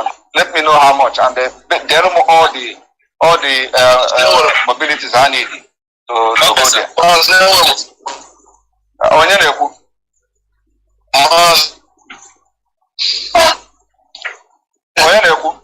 I have a comment to Rabbi. Okay, Rabbi. Rabbi from Nnamdi. Okay, well. Okay, man. Oh, the man. Can you hear him anywhere again? Everything I want to go from my number complaint really about now because over in Qatar last time, so also from my new camp on a side school na Banya. Yes. So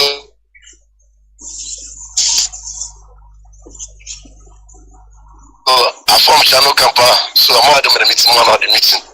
I'm mentioning more than for my second camp on the side, I can get a battle side.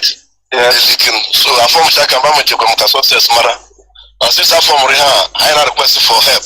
No way. Someone come back at that camp on the other side because about 90 camp. Say every time this meeting now, so as forward all what they need from that camp. About any camp.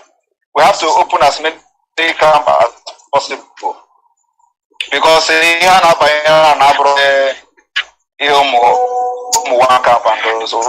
are raging on. So those are the something like that. So I decided to join to know if because they said that other commanders are there that I need to be there also. So I came in and I saw some commanders. Because I did not talk until other people started talking about. Because what they were asking was how have we been managed? How is the movement in our various camps? So, and everybody were like telling what some of the things they are lacking. Because they demanded to know some of those things we lack that we are not getting. So that's the major thing. I know that they discussed, and they said that this the meeting that they are going to invite you and the lady complaints they have gathered because they said that they are fact-finding panel. They said they are going to communicate you to tell you the things they have found out so that you people are going to look into it, that they are working with you. So that's the reason why I attended the meeting. And for the screenshot you told me to make, my phone went off immediately after the meeting, and I was using a small phone to communicate because two of my squad went to movement yesterday, and and I have casualty, of which I reported to you around 12 a.m. So, because that was when I owned my phone when they were telling me about the incident. So I had to report it. I owned it. The phone was about 2 minutes. Okay, charged 2%. I had to send the message to you and off it immediately. So since that time till now, so I've been on calls. 2 of my men have been deposited in the mortuary this morning. So I have not been myself. I just wanted to squeeze out this very time to attend this very meeting, because I also got the message for this meeting today. So that's just what happened. And I'm still having some calls with me now. I'm just trying to speak, because most of the people that fell, their people have not known. So we are trying to find a way to talk to them, of which some of them I have sent people to different places, because we have 4 casualties anyway, but 2 later gave up, and the 2 are in the clinic now and they are receiving some treatment. So that's what happened. Thank you. Shadow, you know this is not the first time we did this. And how we are going to handle this issue is something that is in my mind and is something that is in my heart. I've given directive to Holy Ghost here to come and pick the 2 equipment that is with you, we paid for a few weeks ago, because they need it to work. So when he come to pick it, just please give it to him. Do you have a problem with that? Yes, I have a problem with that, because what is the problem you have? I told you that I want to deliver a work with it before.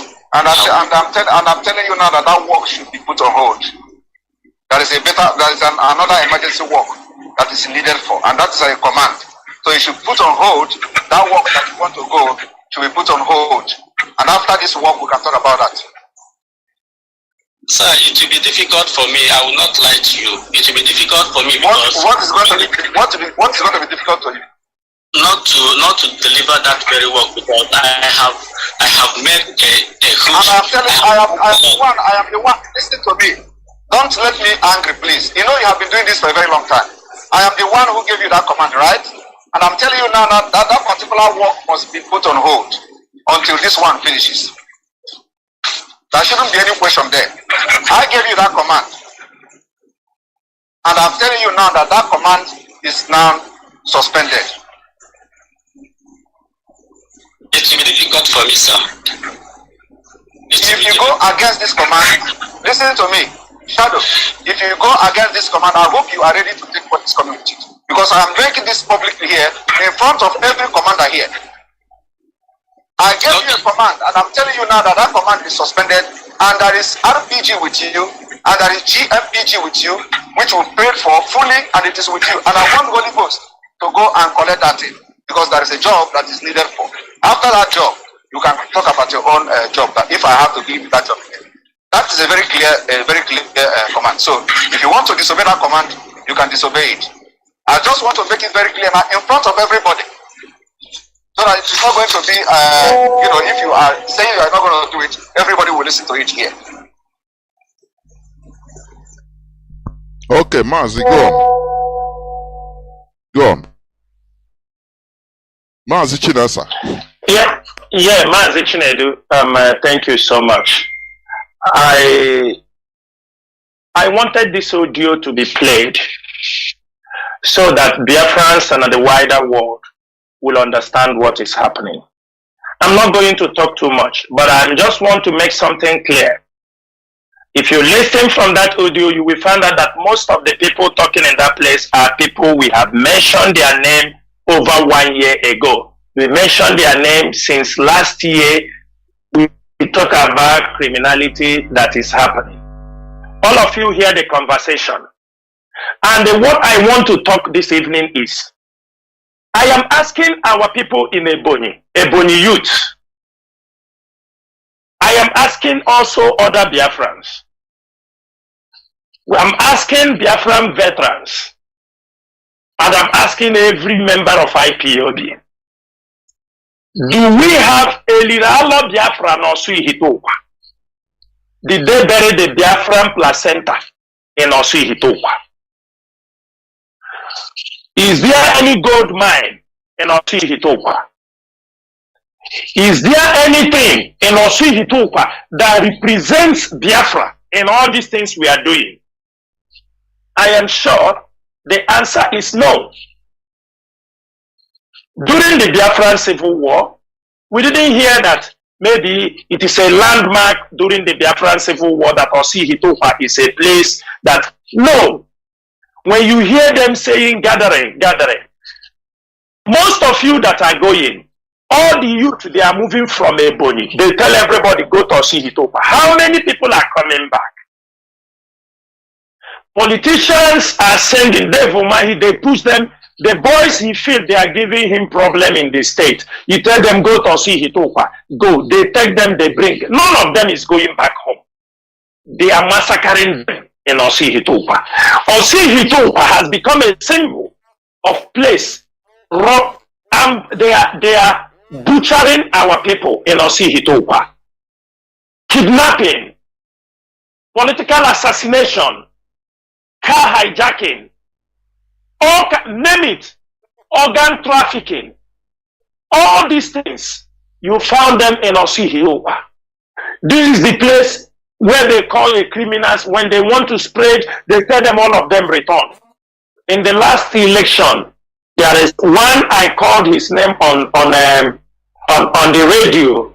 They went also to carry the same thing you are seeing. They were ambushed and massacred. Some of them, he survived. Now he survived. They are calling people again, return to Osi-Hitokwa. Election is over. Everywhere is over. They are going back because during the election, there was pressure, all their plans, no election in Biafra land, everything was dislodged. At the end of the day, election is over, they are regrouping again out of, they bring in, ask yourself, all of you that they are sending to Osi-Hitokwa, what are you going to Osi-Hitokwa to do? What are they going to Osi-Hitokwa to do? This is the center where Bush they pay. Where Bush they pay. That's why they send them from everywhere. They send them. And most of the people talking on this audio, IPOB knows all of them. IPOB, ESN knows every one of them. Most of them are people chased in IPOB for many years for criminality. So you mean they are criminals? Criminals. Mazi, they are, most of them, even the one he is telling to submit something, these are people that at the early stage of IPOB, when Ikonso was alive, these are people chased away from IPOB. They are good in racketing. Take money from you, they play you. Most of them that was speaking that place, these were all people that IPOB rejected and refused that they will never be part of this movement. These are the people you see them all gathering. They gathered and planning how to cause havoc in Biafra land. They are gathering because election is over. The money they took, they fell in the assignment they gave them. They gave them to stop no election in Biafra land, but they were professionally dislodged. After the election, they are coming up with another one. They are now, that's why they are calling people to gather. Most of them that came, they were killed. They massacred them. Osi-Hitokwa had been a massacring ground for Ebonyi youth. This is the same thing they did in Bayelsa. They gathered them in Bayelsa. Over 100 and something in Bayelsa, they were surrendered and massacred. They gathered them the second time in Bayelsa, over 25, they were massacred. Most of them are on the run. They move them from Ebonyi State. They bring in them. The youth, nobody is asking questions. Every day, Osi-Hitokwa, let everybody ask them, what are they defending in Osi-Hitokwa? If it is not the criminal empire they have built inside Osi-Hitokwa with connection of politicians, Opuzodema and the others. They use them for political threats. They use them for any assignment. They all involved, both in drug business. Every one of them. Why I say play this audio for our people to understand also Ihitopa. I didn't tell you play this audio so that, but is to understand that most of the people you hear their names are people that IPOB have associated themselves and mention their names as people killing our people. Go back to my broadcast a year ago, go back to the list on 14th December 2021. Most of these people called they were all, some of them have been killed also. These are some of their boys. They are all patrolling. When they come out there, they attack. They run into Osihitopa. They run into an area. This time around, they don't stay also in the bush. They have chased many people away from their home. They occupy those people's home. So when they are coming, you think they are in the bush. They are not in the bush. They are in people's home. People that they have chased away. They have occupied their homes in all those areas. This is the criminality. Mazi, even there is a communication. This head of this criminal, somebody he sent a message to talk to Opus Odemma to pay him money so they can dislodge the people in Okibe and move their camp to another state. They are making way. Tell them to get in touch with him so they can talk. So that money, let him settle, that he knows how he can dislodge the boys in Okibe and they remove the boys in Imo State and send them to another state. We have these communications. We have these communications that if we want to start exposing them, people will say, is this what these people are doing? But what we are saying is our people should desist from criminality. Our people should desist from things that are bringing bad image for our struggle in the name of IPOB. They are criminals and they are not IPOB, but they insist to use the name of IPOB. That is why you see them when they talk. They say, I am autopilot under Mazi Nnamdi Kanu. Reasons so that international community will continue to tie the criminality that is happening, tie it with the name of Mazi Nnamdi Kanu. That is the reason. Because when you are committing crime, you know you are committing crime. Because of his desperation of the assignment they gave to him, he gathered criminals. There was something I said on radio last time, Mazi.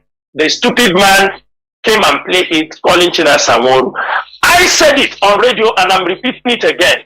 That this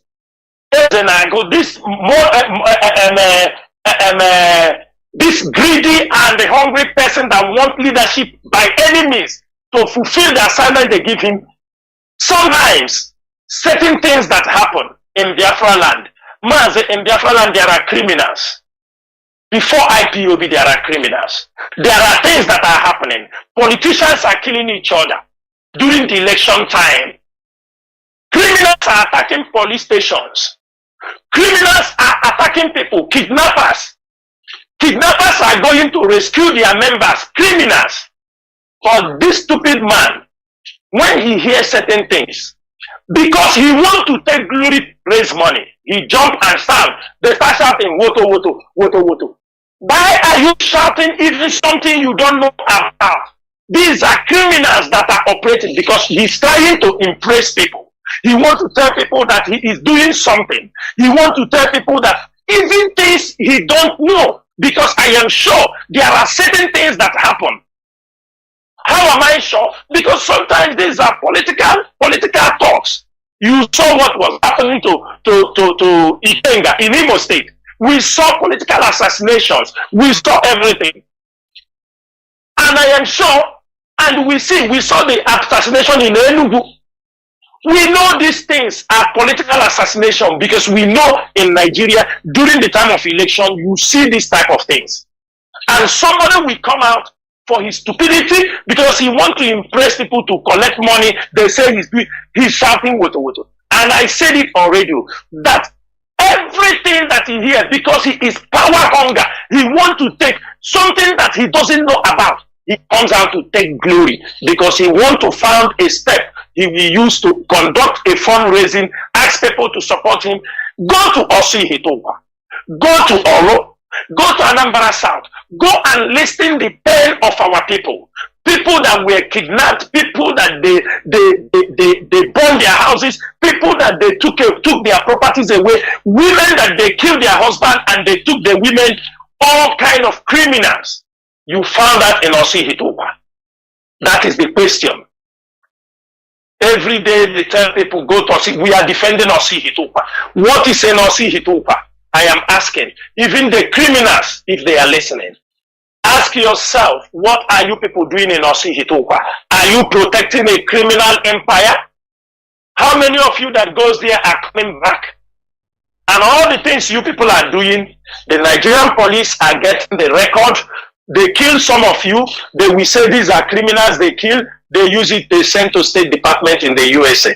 They send to different countries. These are criminals. These are IPOB members. These are they are terrorists. We are killing them. They have come to kill us. You are using your blood for criminality instead to use your blood for the freedom for your people. Mazi, these are the things we are fighting for. And the IPOB is not going to keep quiet. IPOB, our stand have remained the same. And Mazi, before you continue, is there not this website which we saw the Nigerian government open, sharing it with the international community, cataloging all these criminal activities? They will pin it IPOB. That is it, Mazi. That is Nigerian Watch. This is a website created by Nigerian consultants. It is the people lobbying for Nigerian government in diaspora. This particular website, Mazi, we have sent people go inside the website. We found out all the reports. Mazi, up to 650 cases, all tagged on IPOB. Do you know that every killing in a Ebonyi state, both the politicians, the one they attacked, the Labour Party, this thing, do you know they were all tagged against IPOB and the ESN? The whole crime that happened in Ebonyi state were tagged on an IPOB. The whole thing that happened in Imo state. This is what as these people are committing this crime, they are handing it over to Nigerian government. I have said it before, they hand it over to Nigerian military, hand this over to Lai Mohammed. Lai Mohammed transmitted to Lord Ahmed in Liverpool, who is working with some people in the State Department. That was what they capitalized and put us in the global terrorism list. This website, that is why you go in, they have the password, they access those information. This is the things these people have caused against this struggle. This is what they have caused against this movement. This is how they want to implicate Nnamdi Kanu. This is why we are in court with IEP in Australia presently with thousands of dollars over the case. The money we can use to do other things, these are the criminals, what they have cost. To go for that case, we are not spending, IPOB leadership will not spend less than $200,000 to execute that particular judgment, to execute that particular case in Australia. And we are looking for money. But we have to do it because it is necessary. We have to clean our name. Crime that people committed, no one against even the Fulani herdsmen.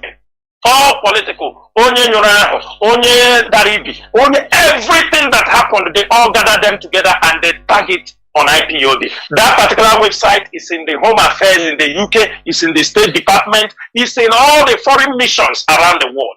This is what the assignment these criminals have caused for this struggle. And the moment those things are happening, people are angry against Nnamdi Kanu. They are very upset that this is the kind of things he is doing. This is people under him, massacring their own people, slaughtering them with knife. Even the local government chairman that was killed in Imo State, we hear the voice. Mazi, it was tagged on IPOB. Mazi, the lady that was killed in this thing was tagged on IPOB. The lieutenant, this thing, was tagged on IPOB. Attack on Ugochinyere was tagged on IPOB. The killing of the Labour Party man was tagged on IPOB. Every attack, police station, everything tagged on IPOB. And people want us to be happy. People want us to keep silent in all our effort. People have died in this struggle. You want us not to fight against those trying to destroy this movement, those trying to make sure Mazi Nnamdi Kanu did not come out from the DSS dungeon, because the more they continue to commit these crimes, the more they are holding Mazi Nnamdi Kanu. We cannot boast that we are in fully control. We are doing our best with the little resources in our hand. IPOB and ESN is doing their best. Mazi, it is when we see all this conspiracy, how our radios were shutting down, everything shutting down, the leadership went into massive productions of radio transmitters, brand new radio transmitters. That's why today you see Aba is covered, Enugu is coming up, new transmitters are coming, and we will make sure everywhere is stocked and everywhere is saturated with the gospel for the restoration of Biafra. This is a task. Are we doing these things just for play, or is it for a serious business? Is this a serious business, or is it a joke? Do people know that our people are dying? As they have massacred our people that day, if today, like this radio will be on, people in Aba can call in on this radio if we are not making, and we expect them to call in on the radio. There are people missing, call on the radio, give the names of people that are missing, go to your coordinator, submit, because we know many people are missing. These are people who are genuinely coming out for the restoration of Biafra, for the release of Mazi Nnamdi Kanu. And somebody thought, telling people that it is through criminality they will release Mazi Nnamdi Kanu. It is through committing crime against our own people we release Mazi Nnamdi Kanu. It is through killing our own people, harvesting their organ. It is what is going to release Mazi Nnamdi Kanu. They kill young people. They take their private part. They take their heart. They take their head. For what reason are they doing this thing? What kind of satanic animals are in our midst? What kind of people are these? And people want us to keep silent. And people want us to keep silent. And when they do it, he come out and tell you, I am autopilot under the leadership of Mazi Nnamdi Kanu. And the brothers, the siblings of Onyendu are outside watching what this guy is doing in the name of their brother. None of them can condemn him. Instead, they go in the back because they don't want their brother to be out. They go in the back and they push him, tell him, continue to do what you are doing. Because they want to use them, because they could not destroy China Sanwo-Olu or Chinedu or the DOS. So since they could not confront us, they have found somebody they can go through him, tell him continue to do what you are doing, do it to them. Anything they couldn't do it. They have to continue. But I'm telling them their end are all near. I can get behind in an open. Chinedu, I will stop here on the criminality issues. If you have any question on that, please ask me. The question I want to ask, which might also be in the minds of some people, some of our people, is this: in as much as this is a war, another dimension of war, and different methods. Now, and criminality will never stop completely. It will never be eradicated in Biafra land, even in any part of the world.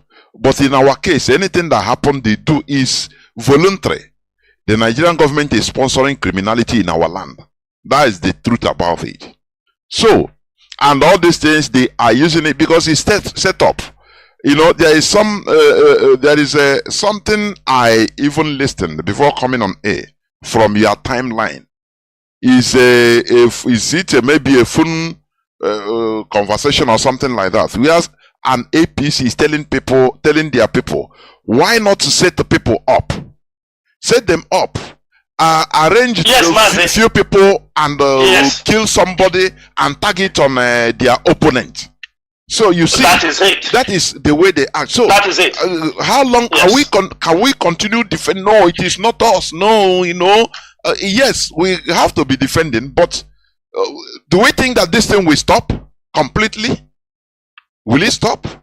Mazi, yes, Mazi. Let me tell you something. We are fighting a multiple war. You understanding me? And if you are fighting for freedom, what we are expecting is not new. That's why you see some of us, we don't shake.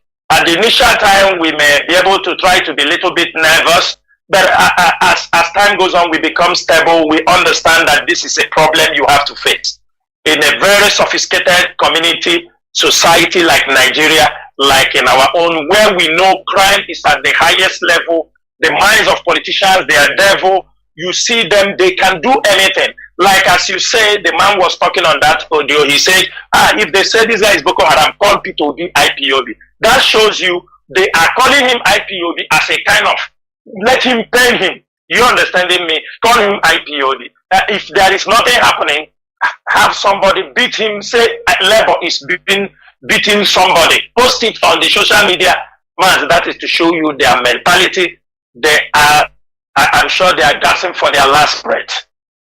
They have met what they didn't expect in their life, and that is IPOB. Mazi, they are not going to stop. But the moment is that it's our duty to make sure the one we are responsible, we will take responsibility of it. The one we are not responsible, we are not going to take, irrespective of how little the thing is or how, do you understand me, badly it is. One thing is, anyone we are not part that is putting the name of IPOB in a bad image, in a bad to the international community and to our own people, not only to the international community, to our own people. We will make sure, like today, I have come and clarified these things. They are already putting accusation, the leadership sent people to protest so they can kill them, they set them up. But all these things, because the hatred they have, some of them have just what they name China Saworu, it scares them.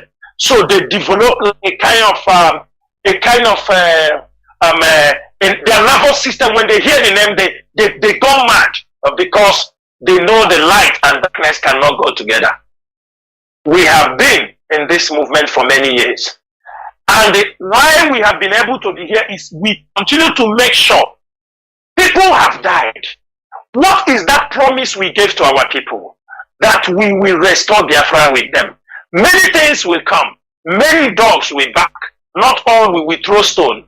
Rain will fall. Not all buckets. Not all rain will we stand bucket to fetch some water. This is what life is all about. They will come. They will continue to do this. As they are falling, new ones will be coming up. But one thing I'm sure, in this land they are going, before Biafra will come, they will all destroy themselves. Because if they don't destroy themselves at this time of the game, maybe when Biafra comes, you try to gather them, they will say they are because they are opponents. But now it's good they are showing themselves as criminals in our society, and they will be dealt before Biafra will come. Because if they exhibit this kind of attitude at the restoration of Biafra, when you kill them off, they will say, oh, these are opponents. The West will come. They will say that this Biafra government is killing their people. So let these enemies manifest now. We are on the journey. We will handle every one of them, not by our power, but by the power of Chukwukikadiam and the wisdom he has bestowed on us, who have dedicated their life in this struggle. We are not going to run away from our fight. We are not going to run away from any blackmail. We are not going to run away from anything somebody think he can use to demoralize or discard us from what we are doing. It is Biafra or death, whether they like it or not. Mazi Chinedu. Thank you so much. Well, there were Mazi. Moving forward to what is happening, you know, the situation in Nigeria, you know, like we used to say, our people never run to take cover. Our people are not proactive. They don't watch the political situation or environment surrounding them. What matters to our people is as long as they will go to their shop, they can go to their shop or go to their various places of work, and in the morning, in the evening, they come back. They don't care about what is happening. And that is why every time our people are caught up in sudden problems. I will give you an example about, you know, since the tune of the political tune in the past elections, our people took everything for granted, thinking that it is like that, you know, everything is just kana machari. When they were being threatened, they didn't take proactive measure, even in Lagos, to protect their businesses. That is number one. They will go back and continue sleeping as everything is the same. Instead of mounting, okay, people are threatening that we should not vote. Igbo should not vote. If you cannot vote for APC, don't come out. Otherwise, we'll kill you. Otherwise, we'll destroy your goods. They take it and say, instead of planning ahead of time and say, okay, even these are our markets. These are our means of livelihoods. Let us take extraordinary measure. They will not do. It's only when the thing touches them, it happens. They start crying, lamentation everywhere. That is number one. Now, what is happening, this aftermath? The swearing in will be in a month plus now, and they see how things are moving on in Nigeria. Threats, if it is the Middle East, they'll call it anti-Semitism, but this one is anti-Igbo, anti-Biafra sentiments and the pronouncements. Now, what are you going to tell our people about? Some say, come back home. Some bring your business back home, which you have been calling for since. Some others said, no, don't let them stay there and defend themselves. What are you going to tell our people? Because things will happen. More things will happen. Catastrophe. Go on, Mazi, please. Mazi, thank you so much. Mazi, on this particular issue, I could remember that 2 weeks ago when I came on air, I make it very, very clear that ESM will not come to Lagos. And I'm repeating it also this evening. ESN will not come to Lagos to defend the Igbo people in Lagos. Mazi, we saw an audio that was being circulated. Hold on. Yeah. Mazi, we saw an audio that was being circulated. Mazi Chinedu, can you hear me? The whole world is hearing you. Go on. Okay. We saw an audio circulated by one person that called himself Nnamdi, or who was talking about how he's going to bring in IPOB to come and defend markets in Lagos. And let me make it very clear. He's going to bring IPOB ESN to defend Lagos. My brother, or whoever you are, we are not defending any market. ESN was formed to defend Biafra land from invading Fulani herdsmen that are ravaging, killing, raping our mothers and our sisters. That is the reason for the formation of ESN. There was no time or in the history or during the formation of ESN, there was no plan, there was no agenda that they will later go to Lagos or go outside Biafra land to go to defend lock-up shops where you are doing business. To defend your business is insurance that defend businesses. Register your business officially, put up insurance for your business.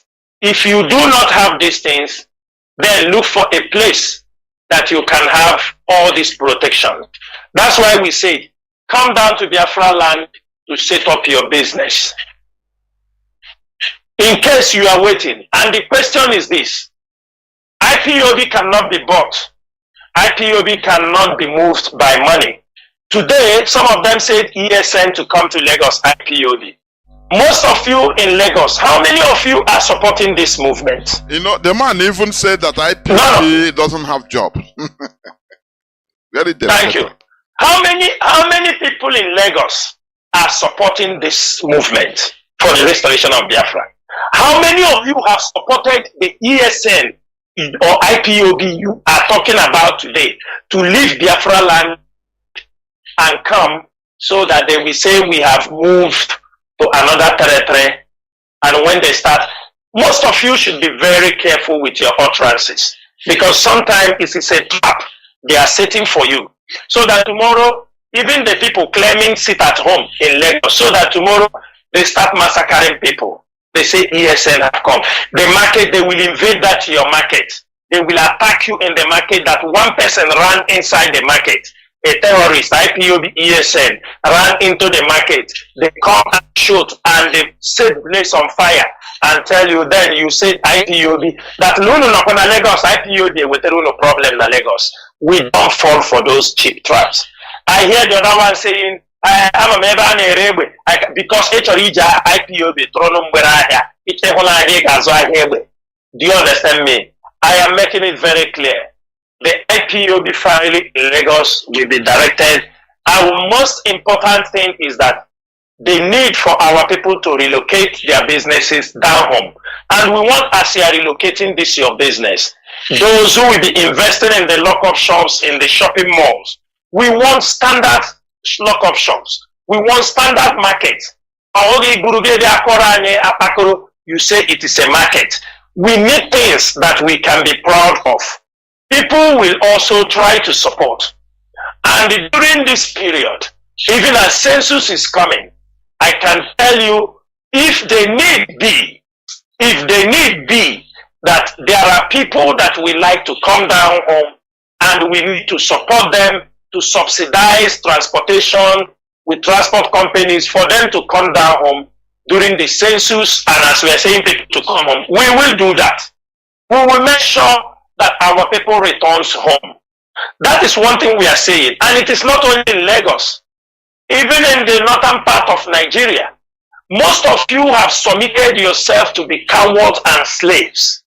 You have resorted to your fate because of one bedroom apartment you have built, because of one small motel, because of even on a beans in onion where you are selling. We are telling you what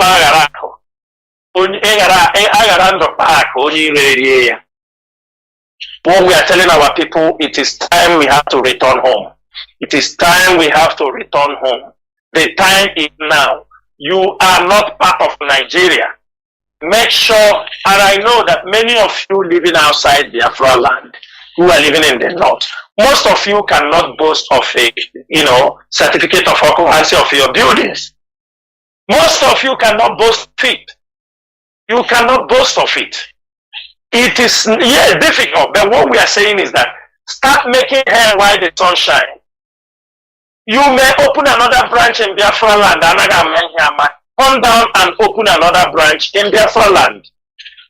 At least these days, IPOB are moving on a campaign to show you people what is in Biafra land, and we will continue to do that. This is our 2023 project.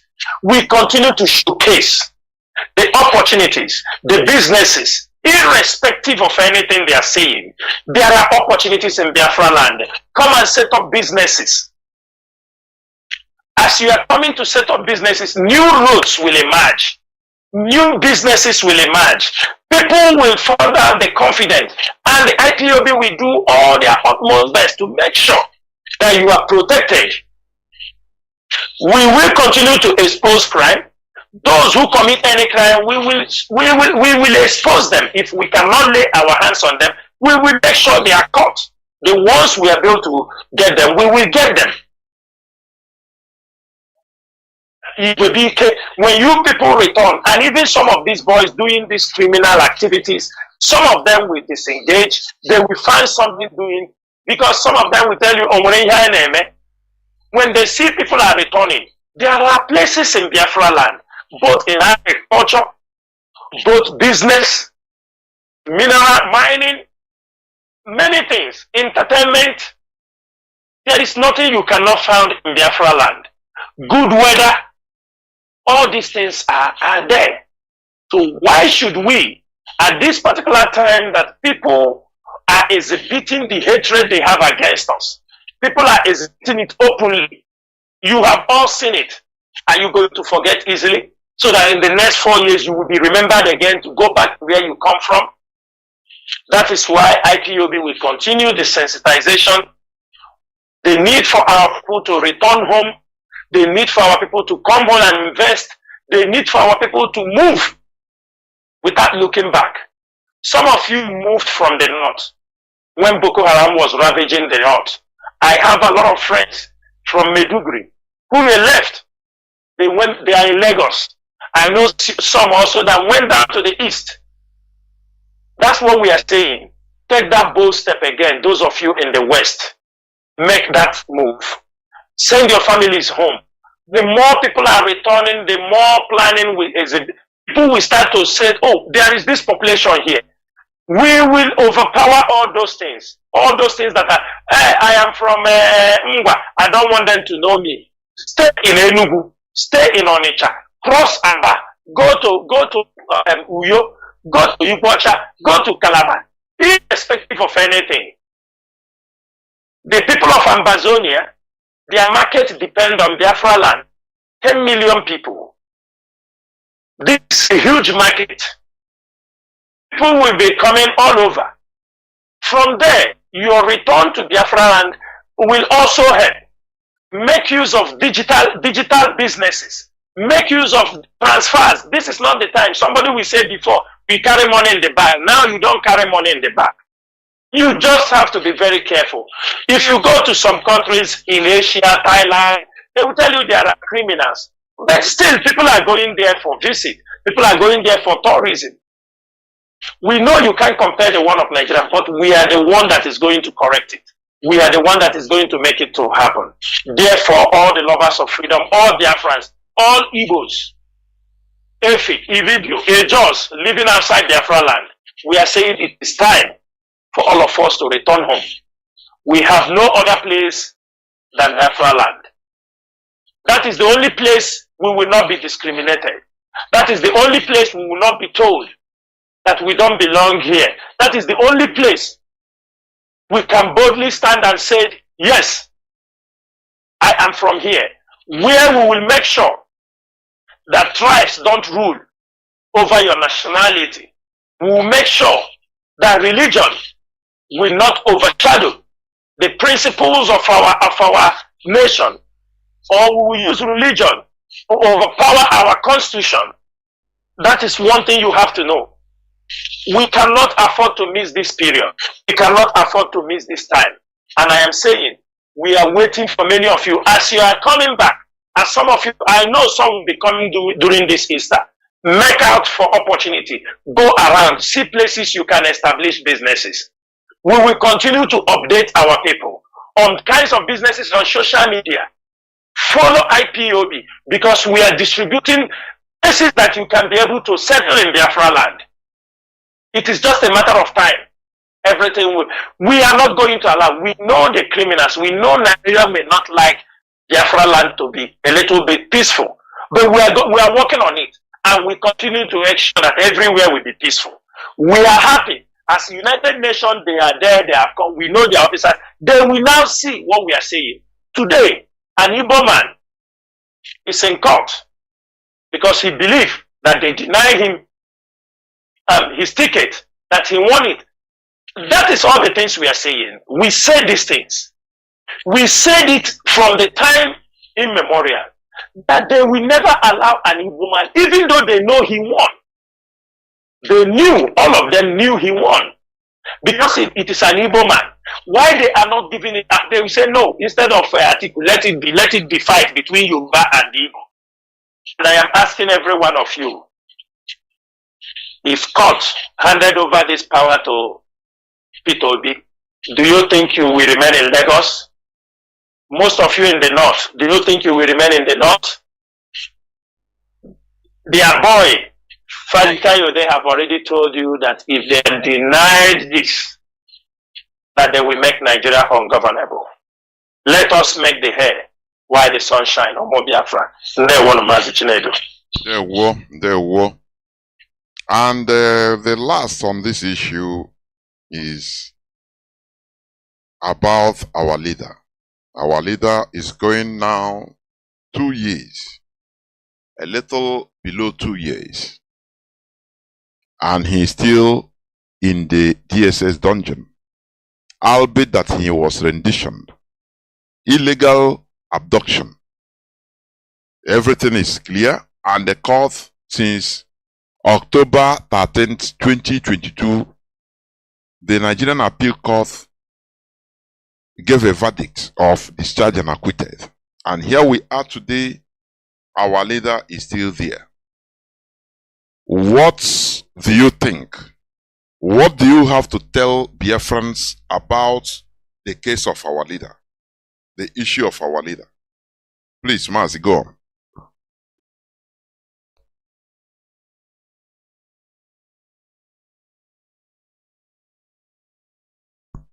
Mazi, do you hear me? Yes, Mazi, I heard you. I heard you very well. I didn't know I was still on mute. Mazi, the illegal detention of Mazi Nnamdi Kanu is the reason Biafrans, IPOB members came out in Aba to protest. It is because of the illegal detention, the extraordinary rendition. Mazi, from the time they lay hands on our leader, that mistake was done. I know it's not going to be an easy fight. And here we are today. 1 year, 8 months. I knew from the beginning, IPOB have to fight. Not like the way we have fought before. I knew that it's not going to be easy. But what gives me hope is how far we have gone. All the fight we have been able, the way we have controlled the struggle during the time of crisis till now, I start to reassure myself there is light at the end of the tunnel. The moment they get the court judgment, I knew it's a matter of time, Mazi Nnamdi Kanu will be a free man. That's why we fought very ruggedly at any time he was, because what we wanted to make sure that Mazi Nnamdi Kanu is alive. That was the major thing. That's why we fought dirty. We fought from every angle to make sure they do not bring a lot of confusion and something happens to Mazi Nnamdi Kanu. So it will be, we wanted the coast to be clear. Let us be making sure what we are facing.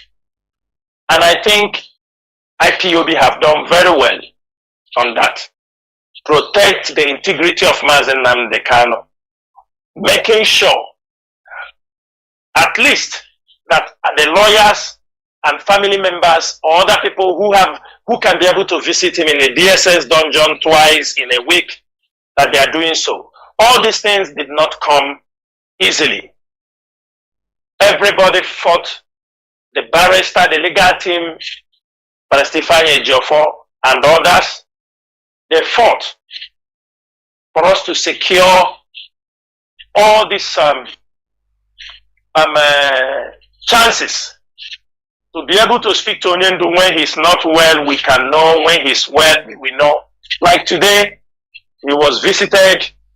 He still complained about the ear problem. The ear issue still persists. And we will continue to raise our voice to make sure that he gets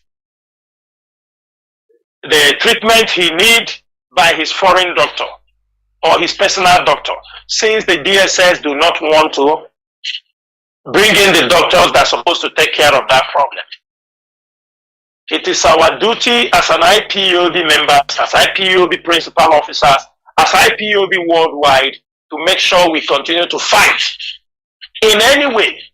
One thing people don't understand sometimes is that they thought fighting is when you come out on the street, you're using gun, shooting, kill your own people, that you are making noise.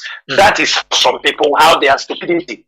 That is how the scope of what they knew.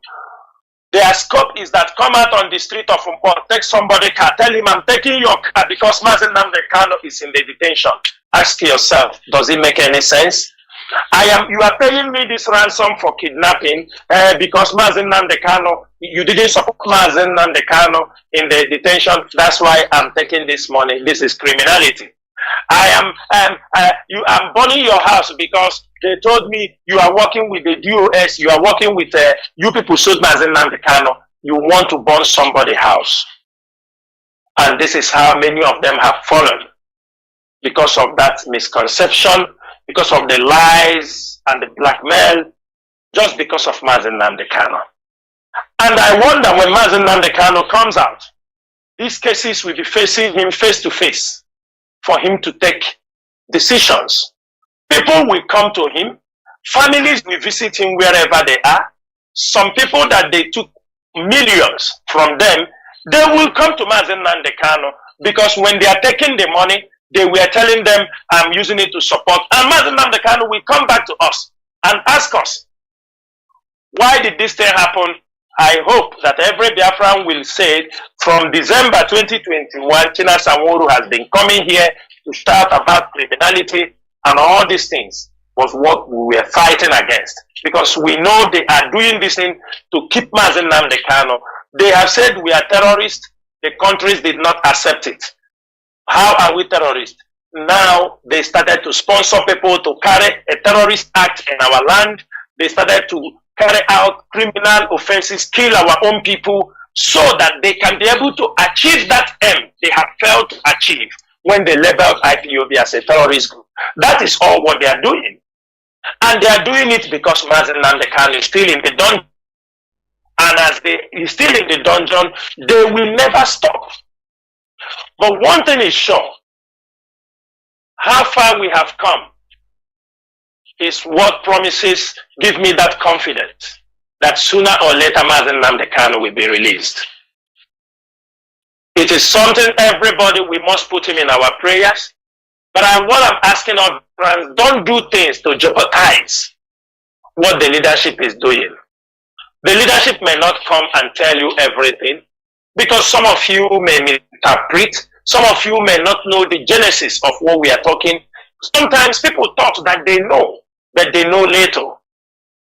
In as much as I know, the IPOB leadership is in possession of privileged information that is helping them to run the daily affairs of this movement, that is helping them to engage international community, that is helping them to manipulate things out when people want to bring up crisis inside IPOB. It is because we have many privileged information. It is because we are aware of something before it's coming. And when it comes, we say, oh, this is it. So this thing we have been waiting for, this is it. There are people that have that privilege, that they knows how the struggle is being paddled. And what I'm saying is this, Biafrans, we must all be confident. Our protest must continue in diaspora. Anywhere we have to protest to show that country that we are not part of this criminal enterprise, we are not part of those committing crime, we have to go there and protest and make clarifications. We can never be tired because the moment we become tired, the enemies will succeed in what they want. Protest must continue. Winter is going already. I know between next month, places summer will step in or summer will start. We must go. Every country in Europe where we need to show them that IPOB is not a terrorist, where we have intel about people trying to connect us with criminality, people trying to say it is Mazi Nnamdi Kanu that is committing these things, where Nigerian government has sent many damaging reports against IPOB. It is the duty of IPOB to conduct a protest in that country and to make sure that the country understands that IPOB is not a terrorist group. IPOB has never been a terrorist group. If we are a terrorist group, we will be protesting everywhere. If we're a terrorist group, we won't be going to court because terrorists don't go to court. Terrorists don't sue somebody to court. We are the most civil liberation movement around the world. And this is what Nigeria don't want to hear. This is what Nigeria don't want us to be able to move on. They know Biafra is inevitable. They say Nigeria is indivisible. But I'm telling them the coming of Biafra is inevitable. Whether they like it or not. The signs are there. They can only shout and scream. But at the end of the day, Biafra will be restored. And Mazi Nnamdi Kanu will be freed. That is the most important thing. What we are asking, any one of you, please remove the name of Mazi Nnamdi Kanu in anything you are doing that is not legal in this movement. Anything that is legal and have the blessings of the leadership. Because what you can do can damage the name of IPOB. And we will go in for damage control. That time it might be too late. So what we are saying, anybody that is doing anything is not legal. Remove the name of Mazi Nnamdi Kanu, remove IPOB and ESM from inside. We know our mission. We know why we are here. We know why we are fighting for nearly 10 years, this movement. And we know we are getting there. It is not an easy task, but by the grace of Chukwu Okike Abịama, all our dreams and aspirations will be fulfilled. Mazi, ndewo Mazi. Ndewo Mazi. Mazi, I don't know whether we need to take, even if it is 2 or 3 question calls, or what do you think? Okay, Mazi. Okay, before that time, we go into a few minutes break. We will take 5 calls, 5 calls, you know. Okay. But let us Mazi. go into a few minutes break, so that when we come back, I will open the lines for 5 calls only. Okay. Please Mazi. do not go away. Yeah. Okay. So we do have some time now for questions from the audience. I wonder if we should just take a few, and then we can respond to them all together. So, okay. Thank you. I have a question. What's the difference between the U.S. debt and the debt that African nations own? Because the U.S. debt doesn't keep the U.S. from being one of the leading powers of the world, but then African nations can't make it because of that debt that is strangling them. Should I talk? Okay. The first question is a very important question. What makes African and third world debt different from the American debt? Number one, America is never going to pay its debts. It doesn't have to. Its debts are in its own currency. We can simply print it. The African debt is not in its currency. The African debt is in US dollars. Africa has to earn the US dollars, and the only way it can earn the US dollars is not to be assassinated for growing its own food and becoming independent and doing something that the United States does not like. The principle underlying the foundation of the World Bank, the International Bank for IBRD, research, the World Bank, is that no country should grow its own food. Africa and the third world should only grow export crops. To export, in order to have an oversupply of cocoa and other tropical raw materials, to keep down the price, they must buy their grain from the United States or Europe, so that if they do something that we don't like, we can do what America tried to do to China in the 60s. We can sanction them. We can say, we're going to starve you. We're going to not export any grain to you. So owing their foreign debt in dollars means that they have to somehow sell something that the United States wants, not what they want. I think the most evil organizations in the world today are the World Bank and the International Monetary Fund. And my book, Super Imperialism, that I wrote in 1972, is all about that. The largest purchasers of the book were the Defense Department and the CIA. I was immediately, the organization I worked for was given a $75,000, $85,000 Defense Department contract for me to come to explain to them how American imperialism worked, and they used it as a how to do it book. They thought it was just it was just spontaneous, and I had written the book thinking that socialists and third world countries would do something about it, and indeed it was translated into Spanish in other languages. But it was really the Defense Department that applied most of this. And I was amazed when I was invited to the White House to explain how imperialism worked. And my boss said, we've run rings around the British imperialists. This is how to do it. You make them owe the debts in your currency, not their own. You control their central bank and make them financially dependent on you, and then you've got a stranglehold for them. So certainly the third world countries should cancel the debts under the odious debt principle. I haven't been able to convince any of them to do it because they said if we do that, the CIA will kill us. So how do you break that cycle? That's a problem I've not been able to solve. Yeah. The other thing, when you were responding to the first question, there's also something we're suffering from in Africa, the devaluation of currency as another way of devaluation of the currency. Welcome back. This is Radio Biafra HAUSA-SERVICE coming to you through the auspices of Radio Biafra London. My name remains Mazi Jonathan Chinedu from Olu province of Biafra land, and we are here live and direct with Mazi Chinas Anworu, a member of the Directorate of States. As I said, I will take only 5 calls, please. Only. Please. Another day, it might be only for calls even, so we limit the calls today. Please. Our direct line is +1 213 328 6224. I repeat, +1 213 328 6224. Our WhatsApp and Signal line is +61 405 142 547. You can call us now. Just 5 people, 5 calls, please.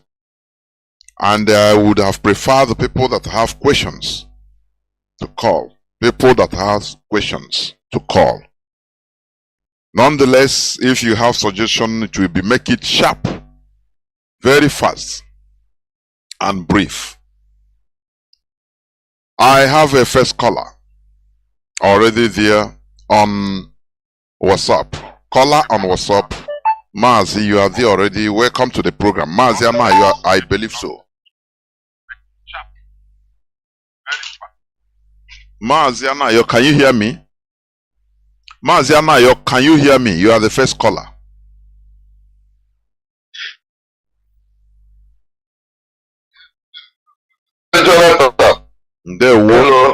Ndewo. Mazi. Mazi, go on. Ganiru, Mazi, go on. Yes, Mazi Anayo, Ganiru.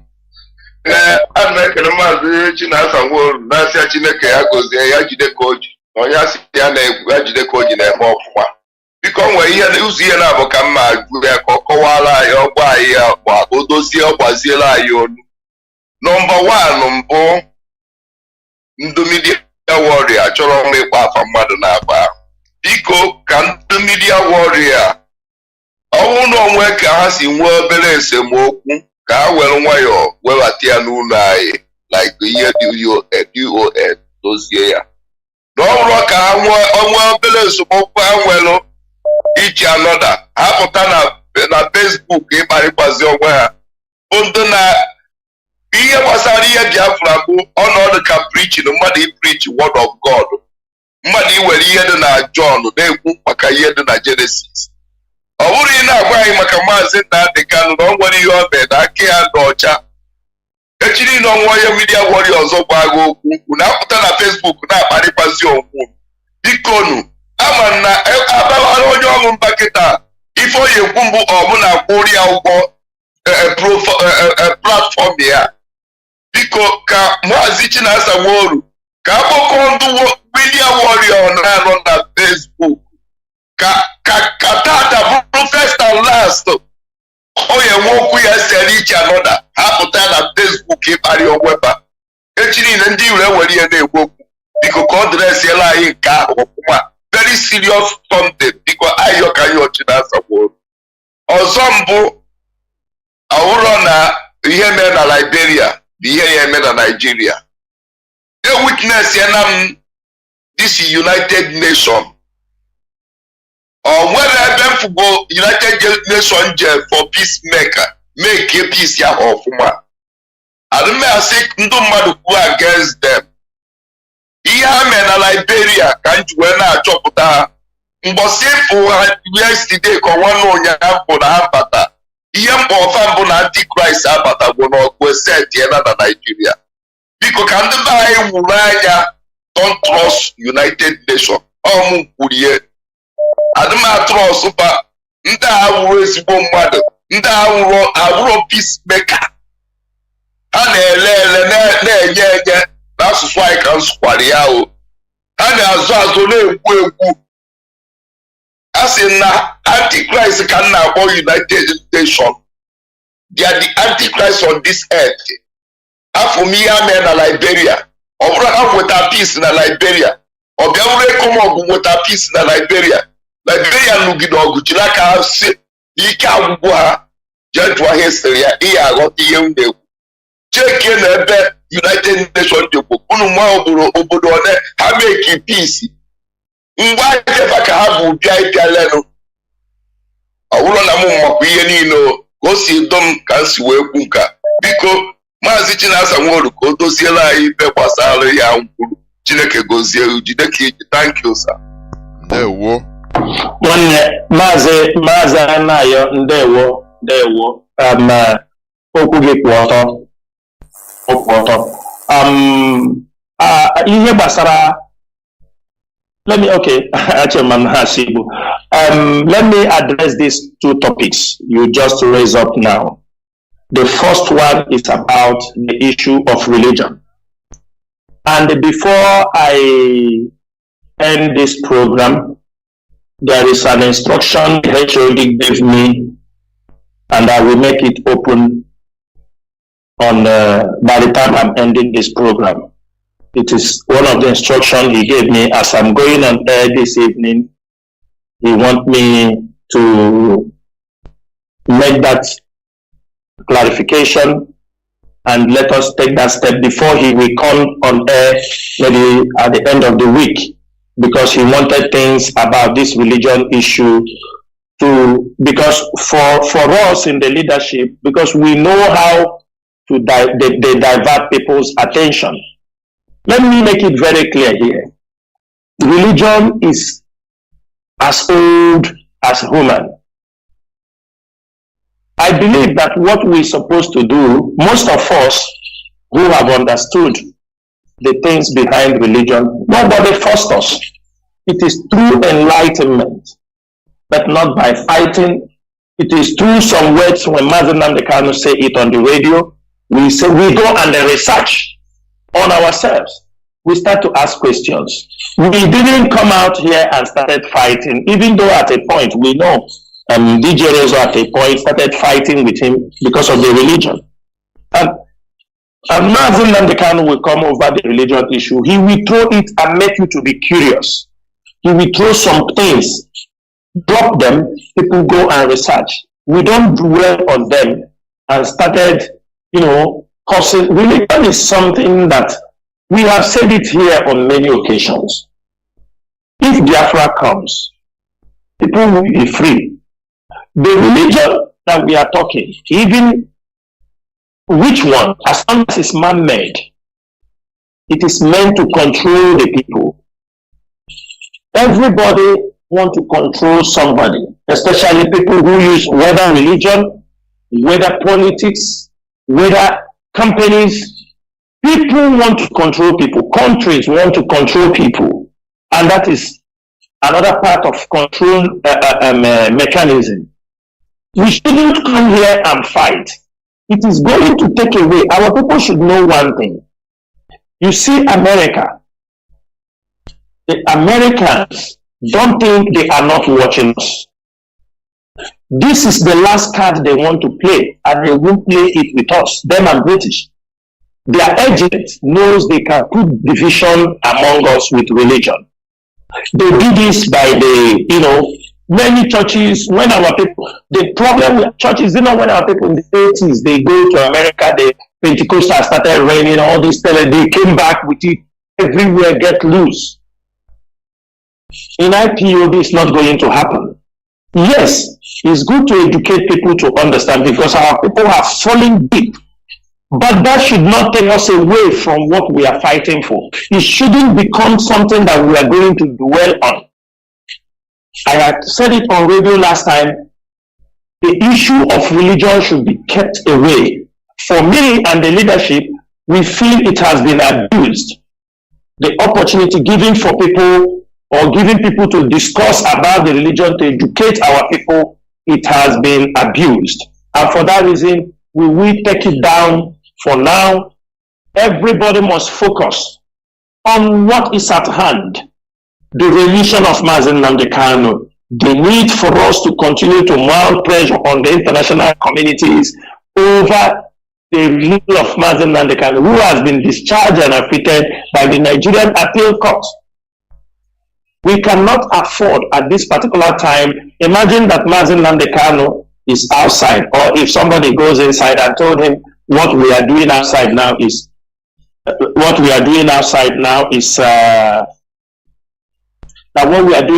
religion, talking about, he will be happy. He will not accept that. So for that reason, Mazi, I have heard what you said, and I think I have spoken to people already, but after this broadcast, if we need to make more moves to speak to some people, the need for them to understand that they are losing focus and the enemy can see it as an open door to invade in what we are doing. By the time we understand, we are now drawing sword against who is pure and who is not pure. That is one thing. Secondly, the topic you talk about, the UN, what you said is very correct. We know their activities during the Rwanda genocide. They came and supervised all the whole thing happened. We knew what is happening in Congo. We knew what is happening in many places they are. But what we are saying is this: we are not welcoming them with our both hands.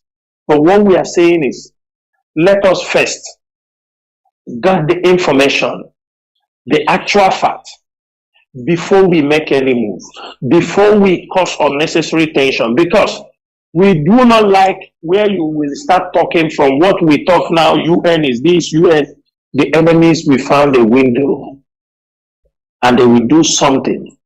We are already fighting one thing and we don't want people to open that window because it is from our utterances that the enemies will step in. It is what we are going to say on radio. It will be our outburst. We make, the government say, these people are against these people. Let us say, the enemies, okay, tell them, you see this thing we told you, these people are terrorists. They attack you. They do that. We know why we are saying that. That's why we tell everybody, let us be very, very careful. Yes, we know what they did in Sierra Leone. ECOMOG went there because UN could not do. Many places UN are. In Haiti, we hear what they do. They come, they abuse the young ladies there. They can even bring sickness. It is everywhere. But Mazi, the thing is this. As they have come in our land. That thing that makes the white people could not subdue us and take over our land. That thing that makes them to say that Biafra land is the white man's grave. That's why it was very difficult for the white people to colonize, and they stayed there like they stayed from South Africa to many places. That reason why Muslims could not enter our land. We never allow any foreign mission that is coming into our land to kill us, to dominate us because of who we are, because of our natural resources, because of their hatred. Maybe they think. The world is wiser now. We are wiser than in 1967 to 1970. And I think we should not jump to any conclusion. That's why I said, if we can be able to be very smart, to monitor, gather intels, know what is happening, we will see before. Because our people abuse things. There is a way you raise up this topic now. I'm telling you, both Dick and Harry, everybody, assumption, fabrication of lies, we turn everything upside down. The picture and the reason why they're there will no more be clear to us. Thank you so much. There were. I have other callers waiting. I want to pick call that is coming on direct line. Yes. Mazi, the bottom line of like what our brother said on the first issue, personal attack on between media warriors. He said personal attack. People are attacking themselves personally. Mazi, that is what, because their faith, what people believe, that is the reason. Not everybody can handle criticism, especially when it comes to faith. Just faith. When you make some people, if you make mockery of their faith, that is why you see people sometimes they can kill, because you make mockery of their faith. You know what Islam, Muslims can do sometimes when you do certain things. The same way some Christians, there are also some radical Christians who can do anything because of their faith. You know also how Hindus, they behave sometimes when you make mockery of their gods. Mazi, it is religion is associated with human being, associated with faith. Not everybody. You can accept some mockery, you can accept some caricature, but not everybody can do that. In as much as it's religion, we have to respect everybody's belief, because we may find ourselves working in the same office, being in the same institution. Maybe you are in the military, different faiths. People are holding on. You can't mock their faith, because it can be very, very disastrous. We have to understand that, and that is one thing we have to maintain. We are not the first people. Religion is in our place, and we are not. The religion is as deep as the ocean. You can understand. The more you go, the more you understand scripts, written, how it has been edited, how it has been used to control people. What we do is to enlighten our people, but we don't want people to take it out of context. And if it's trying to go out of context, we call it off. There were. Caller on, let me see, was Signal. You have been there 14 minutes plus. Welcome to the program. You are the second caller. I'm counting 5 callers. Caller on Signal. Can you hear me? Caller on Signal. Caller on Signal, can you hear me? Please go on.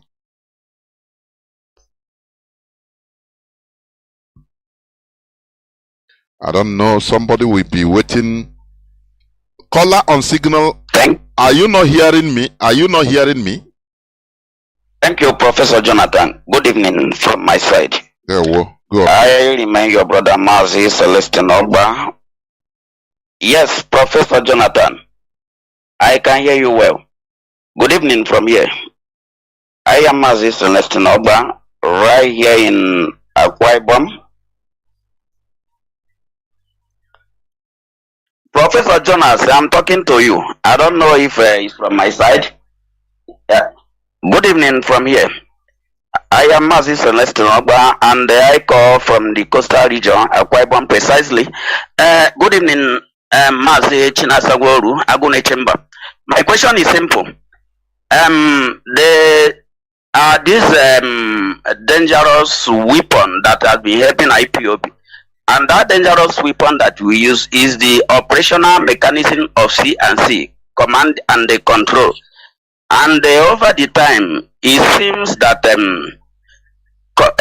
C&C, our operational mechanism of C&C is dropping, and these are reasons some of our men were killed in the protest that we had a few days ago in Aba.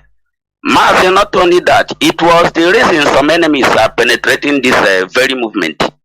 Mazi, my question is, what can the leadership do to enhance the operation, or to enhance the C&C structure, or to improve the efficiency of this C&C structure?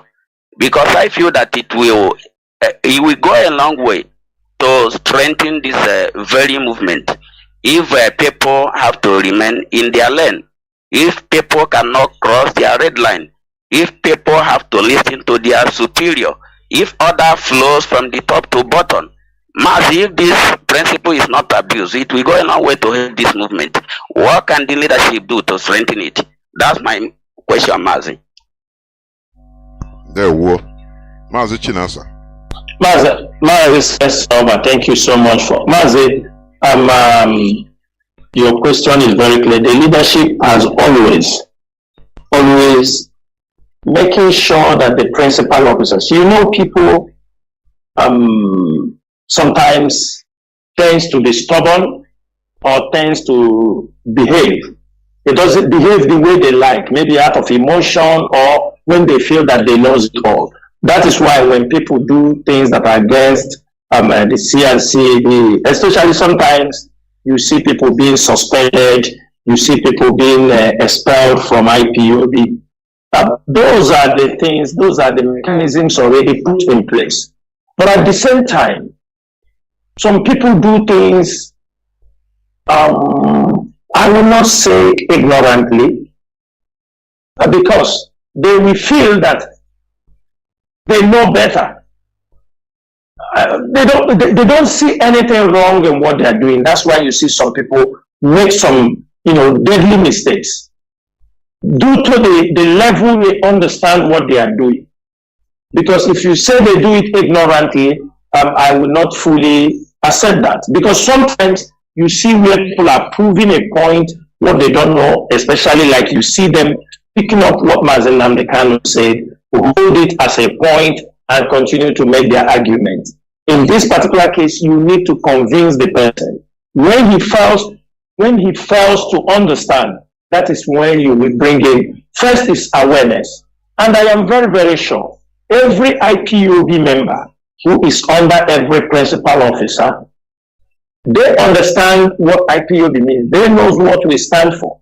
But I know that in some critical time, some of them tends to be more confused because they lack information. Sometimes people are making wrong decisions because they are not fully following up what is happening.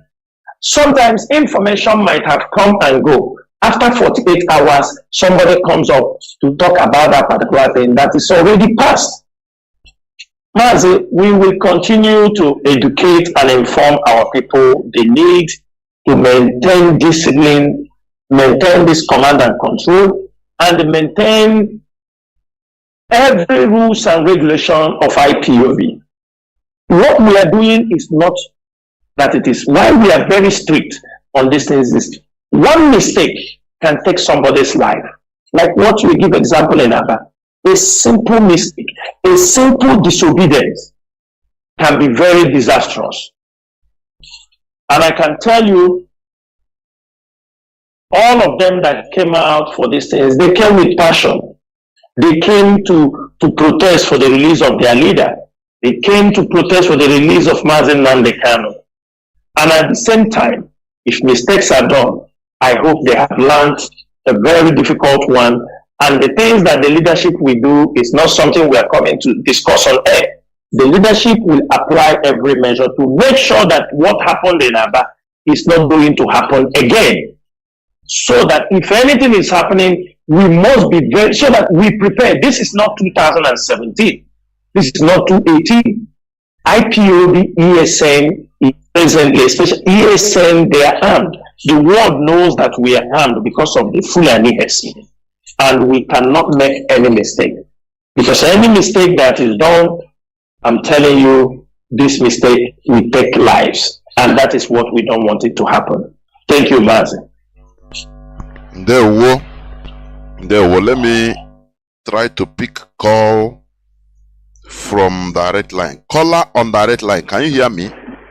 Caller on direct line. Are you there? Can you hear me?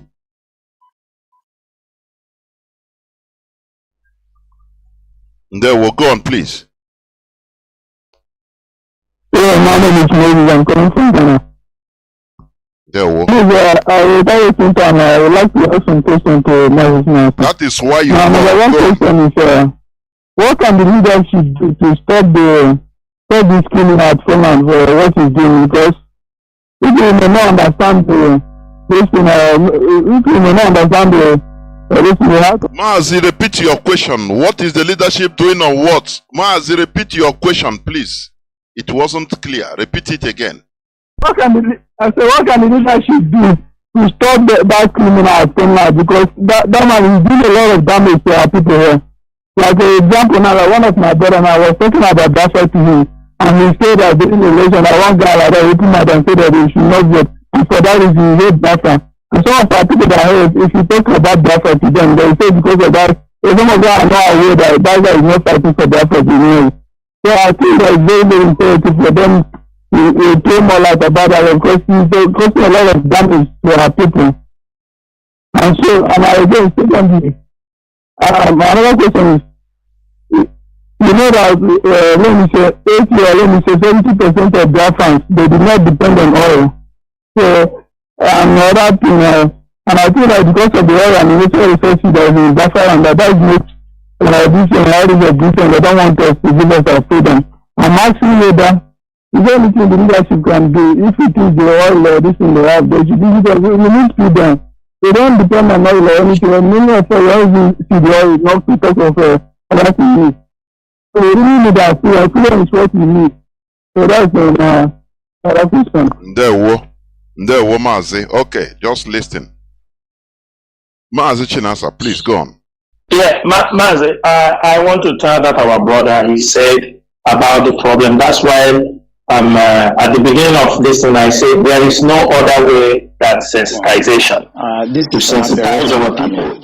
You don't attack Nigerian Defense Academy and kill officers and get away with it. Yeah. The last time I was in NDA was in 2017. I went to carry out an investigation by the Minister of Defense. I wanted me to check what is going on with the training and the security environment there. I remember I spent about a week at NDA with the commandant and with the staff, you know. But something struck me, and that was every Friday, the gate of NDA is thrown open, and everybody have access to come and pray in the mosque. And I want to actually enjoin journalists to go to all military formations across the country on Friday by 1 o'clock. You are going to see the same thing happening across all military formations, including Naval Training Command Papa, including the division in Ibadan, including NDA, including Jaji. I was in Jaji in 1994 for my junior division. And every Friday, our gate is thrown open. And everybody comes in to pray in our mosque. Even though they have their mosque outside. If you go to Defense Headquarters, I serve at Defense Headquarters as the Deputy Director, Defense Administration between 2015 and 2017. Throughout my 2 years at Defense Headquarters, I received visitors only twice because of the strict security architectures at the Defense Headquarters. But every Friday, the gate of Defense Headquarters is thrown wide open for everybody to come in and do Jumat. That is the time the terrorists have the time to profile our security environment. Has that always been the case? It has always been the case. I've served the military intelligence for the past 35 years. It has always been the case. Our problem is religion and socio-cultural. I mean, people will expect me to come here and start talking about kinetics, about operation and so on. I've been an operational commander all my life. I commanded warships, I commanded troops, I commanded men outside Nigeria and so on. But I'm not going to come to your station to discuss kinetics. The problem is not kinetics. In 2017, 2016, I'm always a member of the Security and Intelligence Brief at the Defense Headquarters. I told them, General Lawrence Shakin then, that the challenge we have in this country cannot be solved the same way we solved the problem of Niger Delta. The Niger Delta problem was solved during Yar'Adua time, basically by me. And I told them that we can't use that same template for Boko Haram. I told General Lanshakin to look at the center of gravity of the problem. And we all came together. I was made a member of the committee, including Atahiru that just died was a member of that committee in 2016-2017. And we came to a conclusion after several arguments. The arguments were three. To identify the center of gravity of the problem, one group said it is the fighters, the Boko Haram fighters are the center of gravity, so we should go after them. Another group said the center of gravity of Boko Haram is Abubakar Shekau. So if you go after Abubakar Shekau, then the problem of Boko Haram will be solved. I took exception to the group. I said that is not the center of gravity of the problem of Boko Haram insurgency that we were having between that 2012 and 2017. And General Lanshakin asked me, allow me, why are you giving problem? What is the problem? Give us the answer. And I told General Lanshakin, if I tell you the answer, you are not going to be able to solve the problem. He said, what is the problem? I said, the center of gravity of Boko Haram and insurgency in Nigeria are the sponsors of that program. It was beyond us. Because the job we need to do is kinetic. Fight, destroy places, resolve issues. Yeah. But we cannot resolve issue of sponsors of Boko Haram that were in Buhari's government, that we know them. When you say we, who? I was in the military intelligence. And the defense headquarters staff that I work with, they know. And that was why we couldn't pursue that aspect that would have resolved that problem. Because you need to arrest people. And recently, 400 people were gathered as sponsors of Boko Haram. Why is it that Buhari government has refused to try them? So the government knows sponsors of Boko Haram? Of course, it's in the news. In April this year, the government said they have arrested 400 Bureau de Change related, people that were sponsoring Boko Haram. They told us. And Abu Dhabi also helped us to arrest few Nigerians, try them, we know them. Why can't this government, if not that they are partisan and they are actually part of the charade that is going on, why can't they bring those people out for trial? So the Bureau de Change operators on the one hand, but you particularly said people in government. Are those part of the Bureau de Change, or those people that you say are in government are still there, government is aware, and government is condoning them? The people I mentioned that are in government are not these ones they just arrested. You remember this Boko Haram issue started since 2012. Yeah. And I was in the military intelligence that time. We arrested those people. It is my organization that actually conducts interrogation and interview. And they mention names. I mean, I can't come on the air and start mentioning names of people that are presently in government now that I know. Presently in government. That the boys that we arrested mentioned. Some of them are governors now. Some of them are in the Senate. Some of them are in Aso Rock. Why should a government try to cause this kind of embarrassment and insecurity to the sense of what happened yesterday? And the solution I gave them in 2017, because when I identified the center of gravity for General Lanshakin, and they couldn't pursue it, because some of them were ministers. And what I'm saying now, the Department of State Services are listening to me. They know them.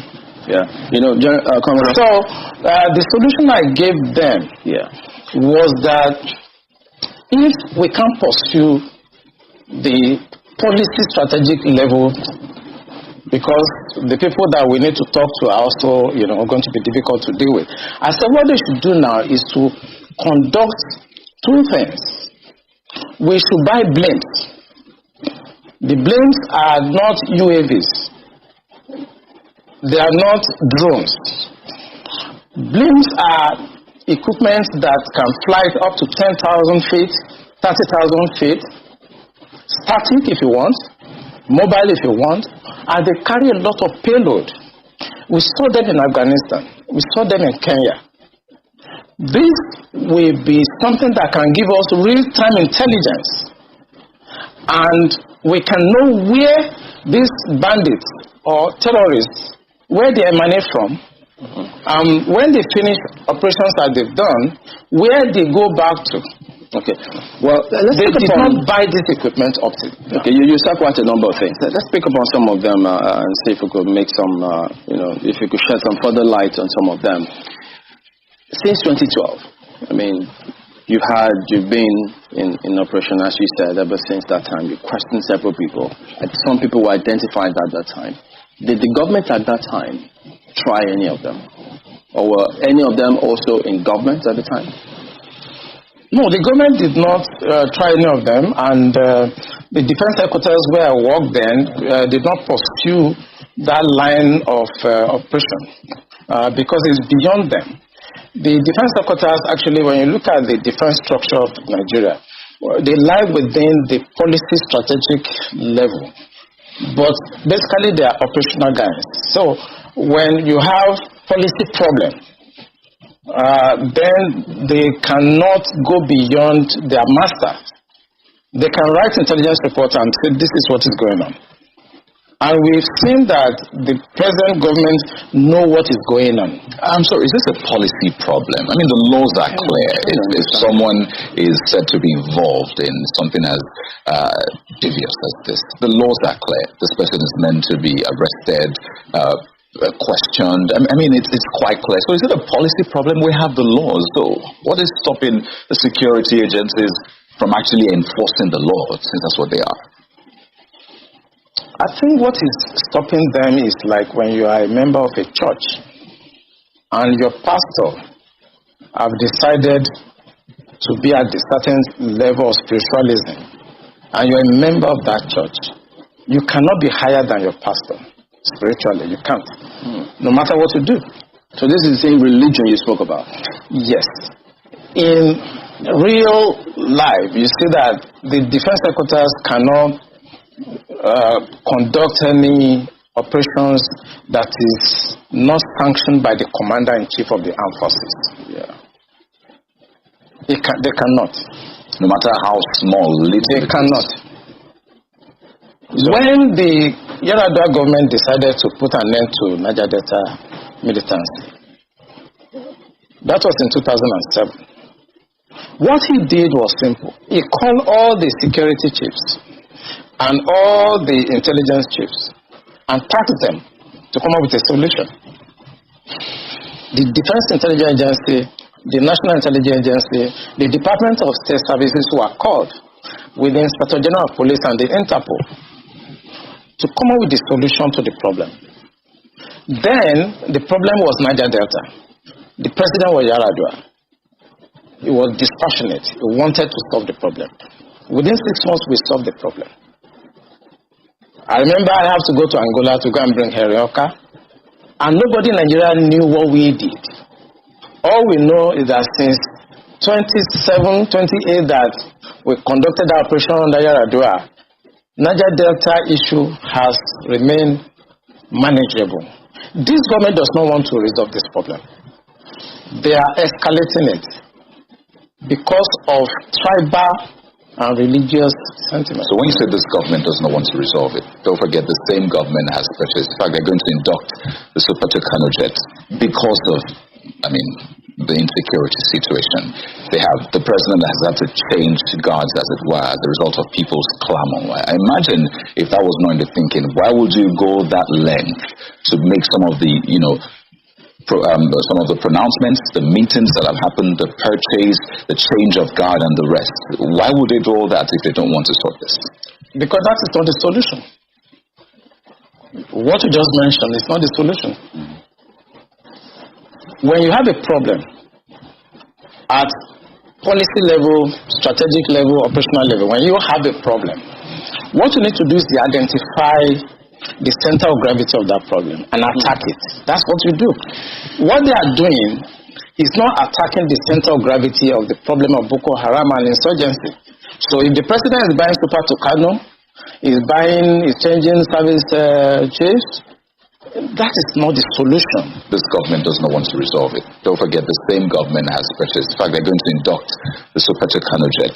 Because you have a problem at policy level, strategic level, operational level. When you have a problem, what you need to do is to identify the center of gravity of that problem and attack it. That's what you do. What they are doing is not attacking the center of gravity of the problem of Boko Haram and insurgency. So if the president is buying super to Kanu, is changing service chiefs, that is not the solution. We are looking at the wrong side. It's not kinetic. It's politics. Are you ruling out kinetic altogether? I can't rule out kinetic because it's a spectrum. It's a spectrum, you know, so you can't rule out something. But the center of gravity is what they should look at. And what is it? I'm saying it on this channel. It is the sponsor of Boko Haram and bandits. I'm thinking about the sponsors.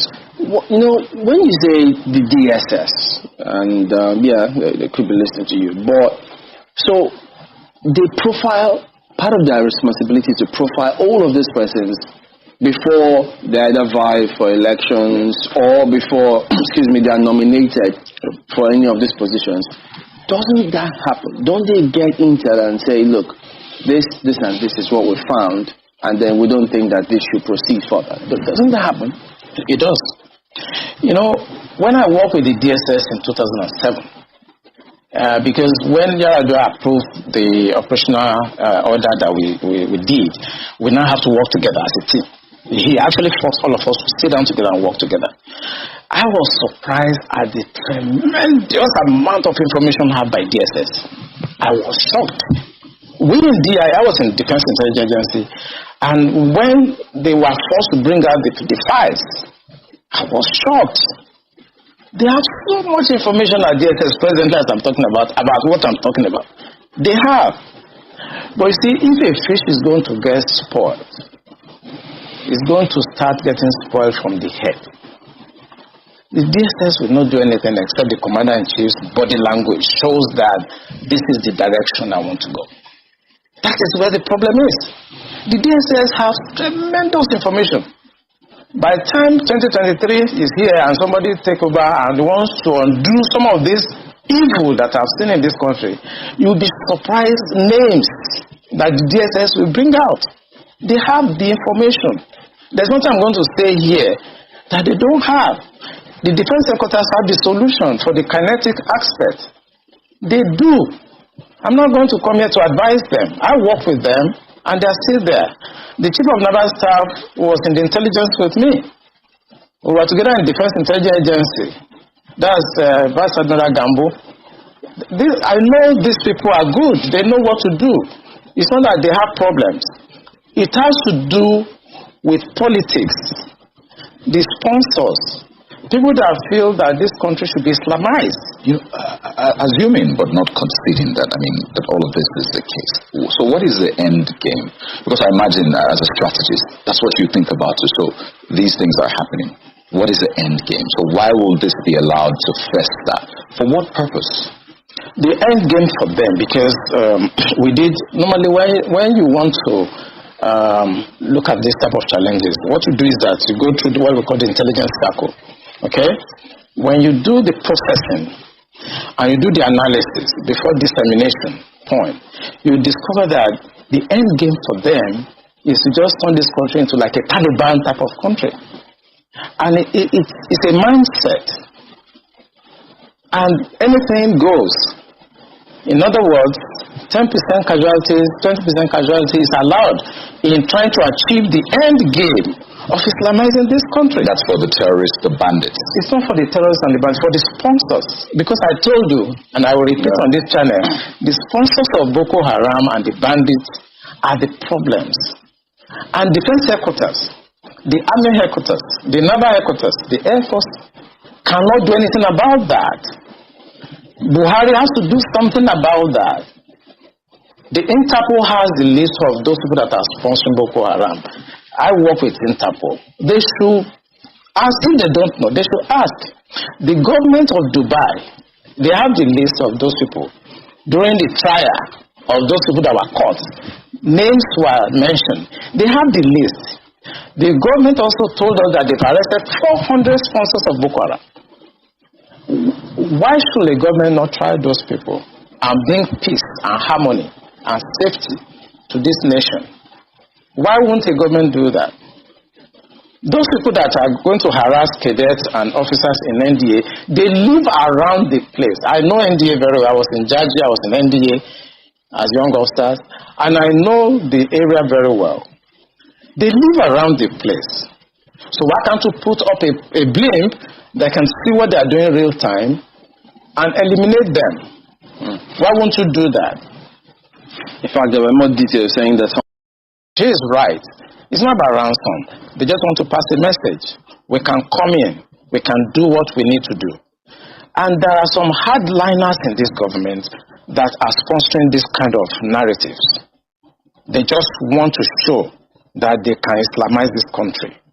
They think about Taliban. They think about the Mujahideens.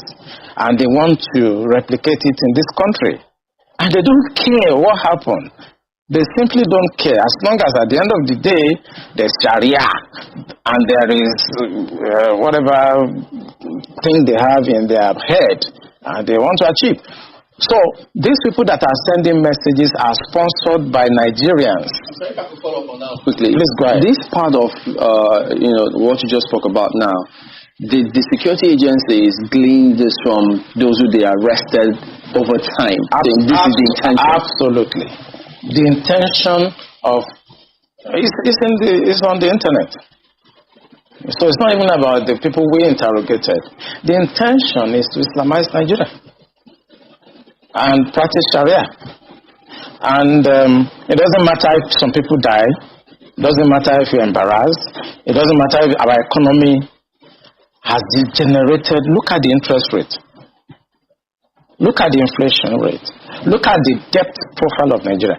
They don't care.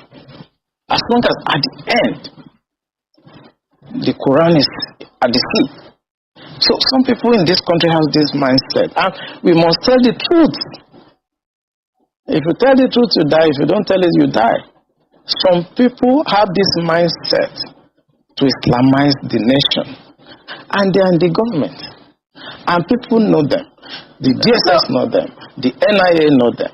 The DIA knows them because it is the DIA that conducted the operations that arrested these sponsors.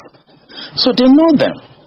Why is the government? So the general area, the general area of Afaka, where the NDA is cited, is no stranger to this sort of attacks. Before now, I mean, a few other institutions around the Defense Academy have also been attacked. Talking about the Institute of Agriculture and Forestry, Mechanized Division, something to that effect. I can't remember the exact name of the institution now, but we do know that they have been around this area. Now, I'm looking at the front page of Daily Trust newspapers, and they have this, why NDA security was compromised. And the first writer says, bandits leave peacefully. Peacefully is in parenthesis, near academy. There have been questions before now that sometimes, this happened in Jos, around Rukuba, that, there were attacks happening in the neighboring area and that the military institutions did nothing. The same thing happened when there were attacks on the airport, residential area in Kaduna. That was very close to the Defense Academy. They did nothing. They attacked the forestry school in Kaduna. They did nothing. Now they have finally come for them. But the talk is that these people have been there all along. They never went anywhere. The bandits who perpetrated this attack have been there all along. Does the military really need, if this is something that is of concern to the security agencies, because it was only a matter of time from what it was seen that we're reading that these attacks were going to happen, did they really need to wait this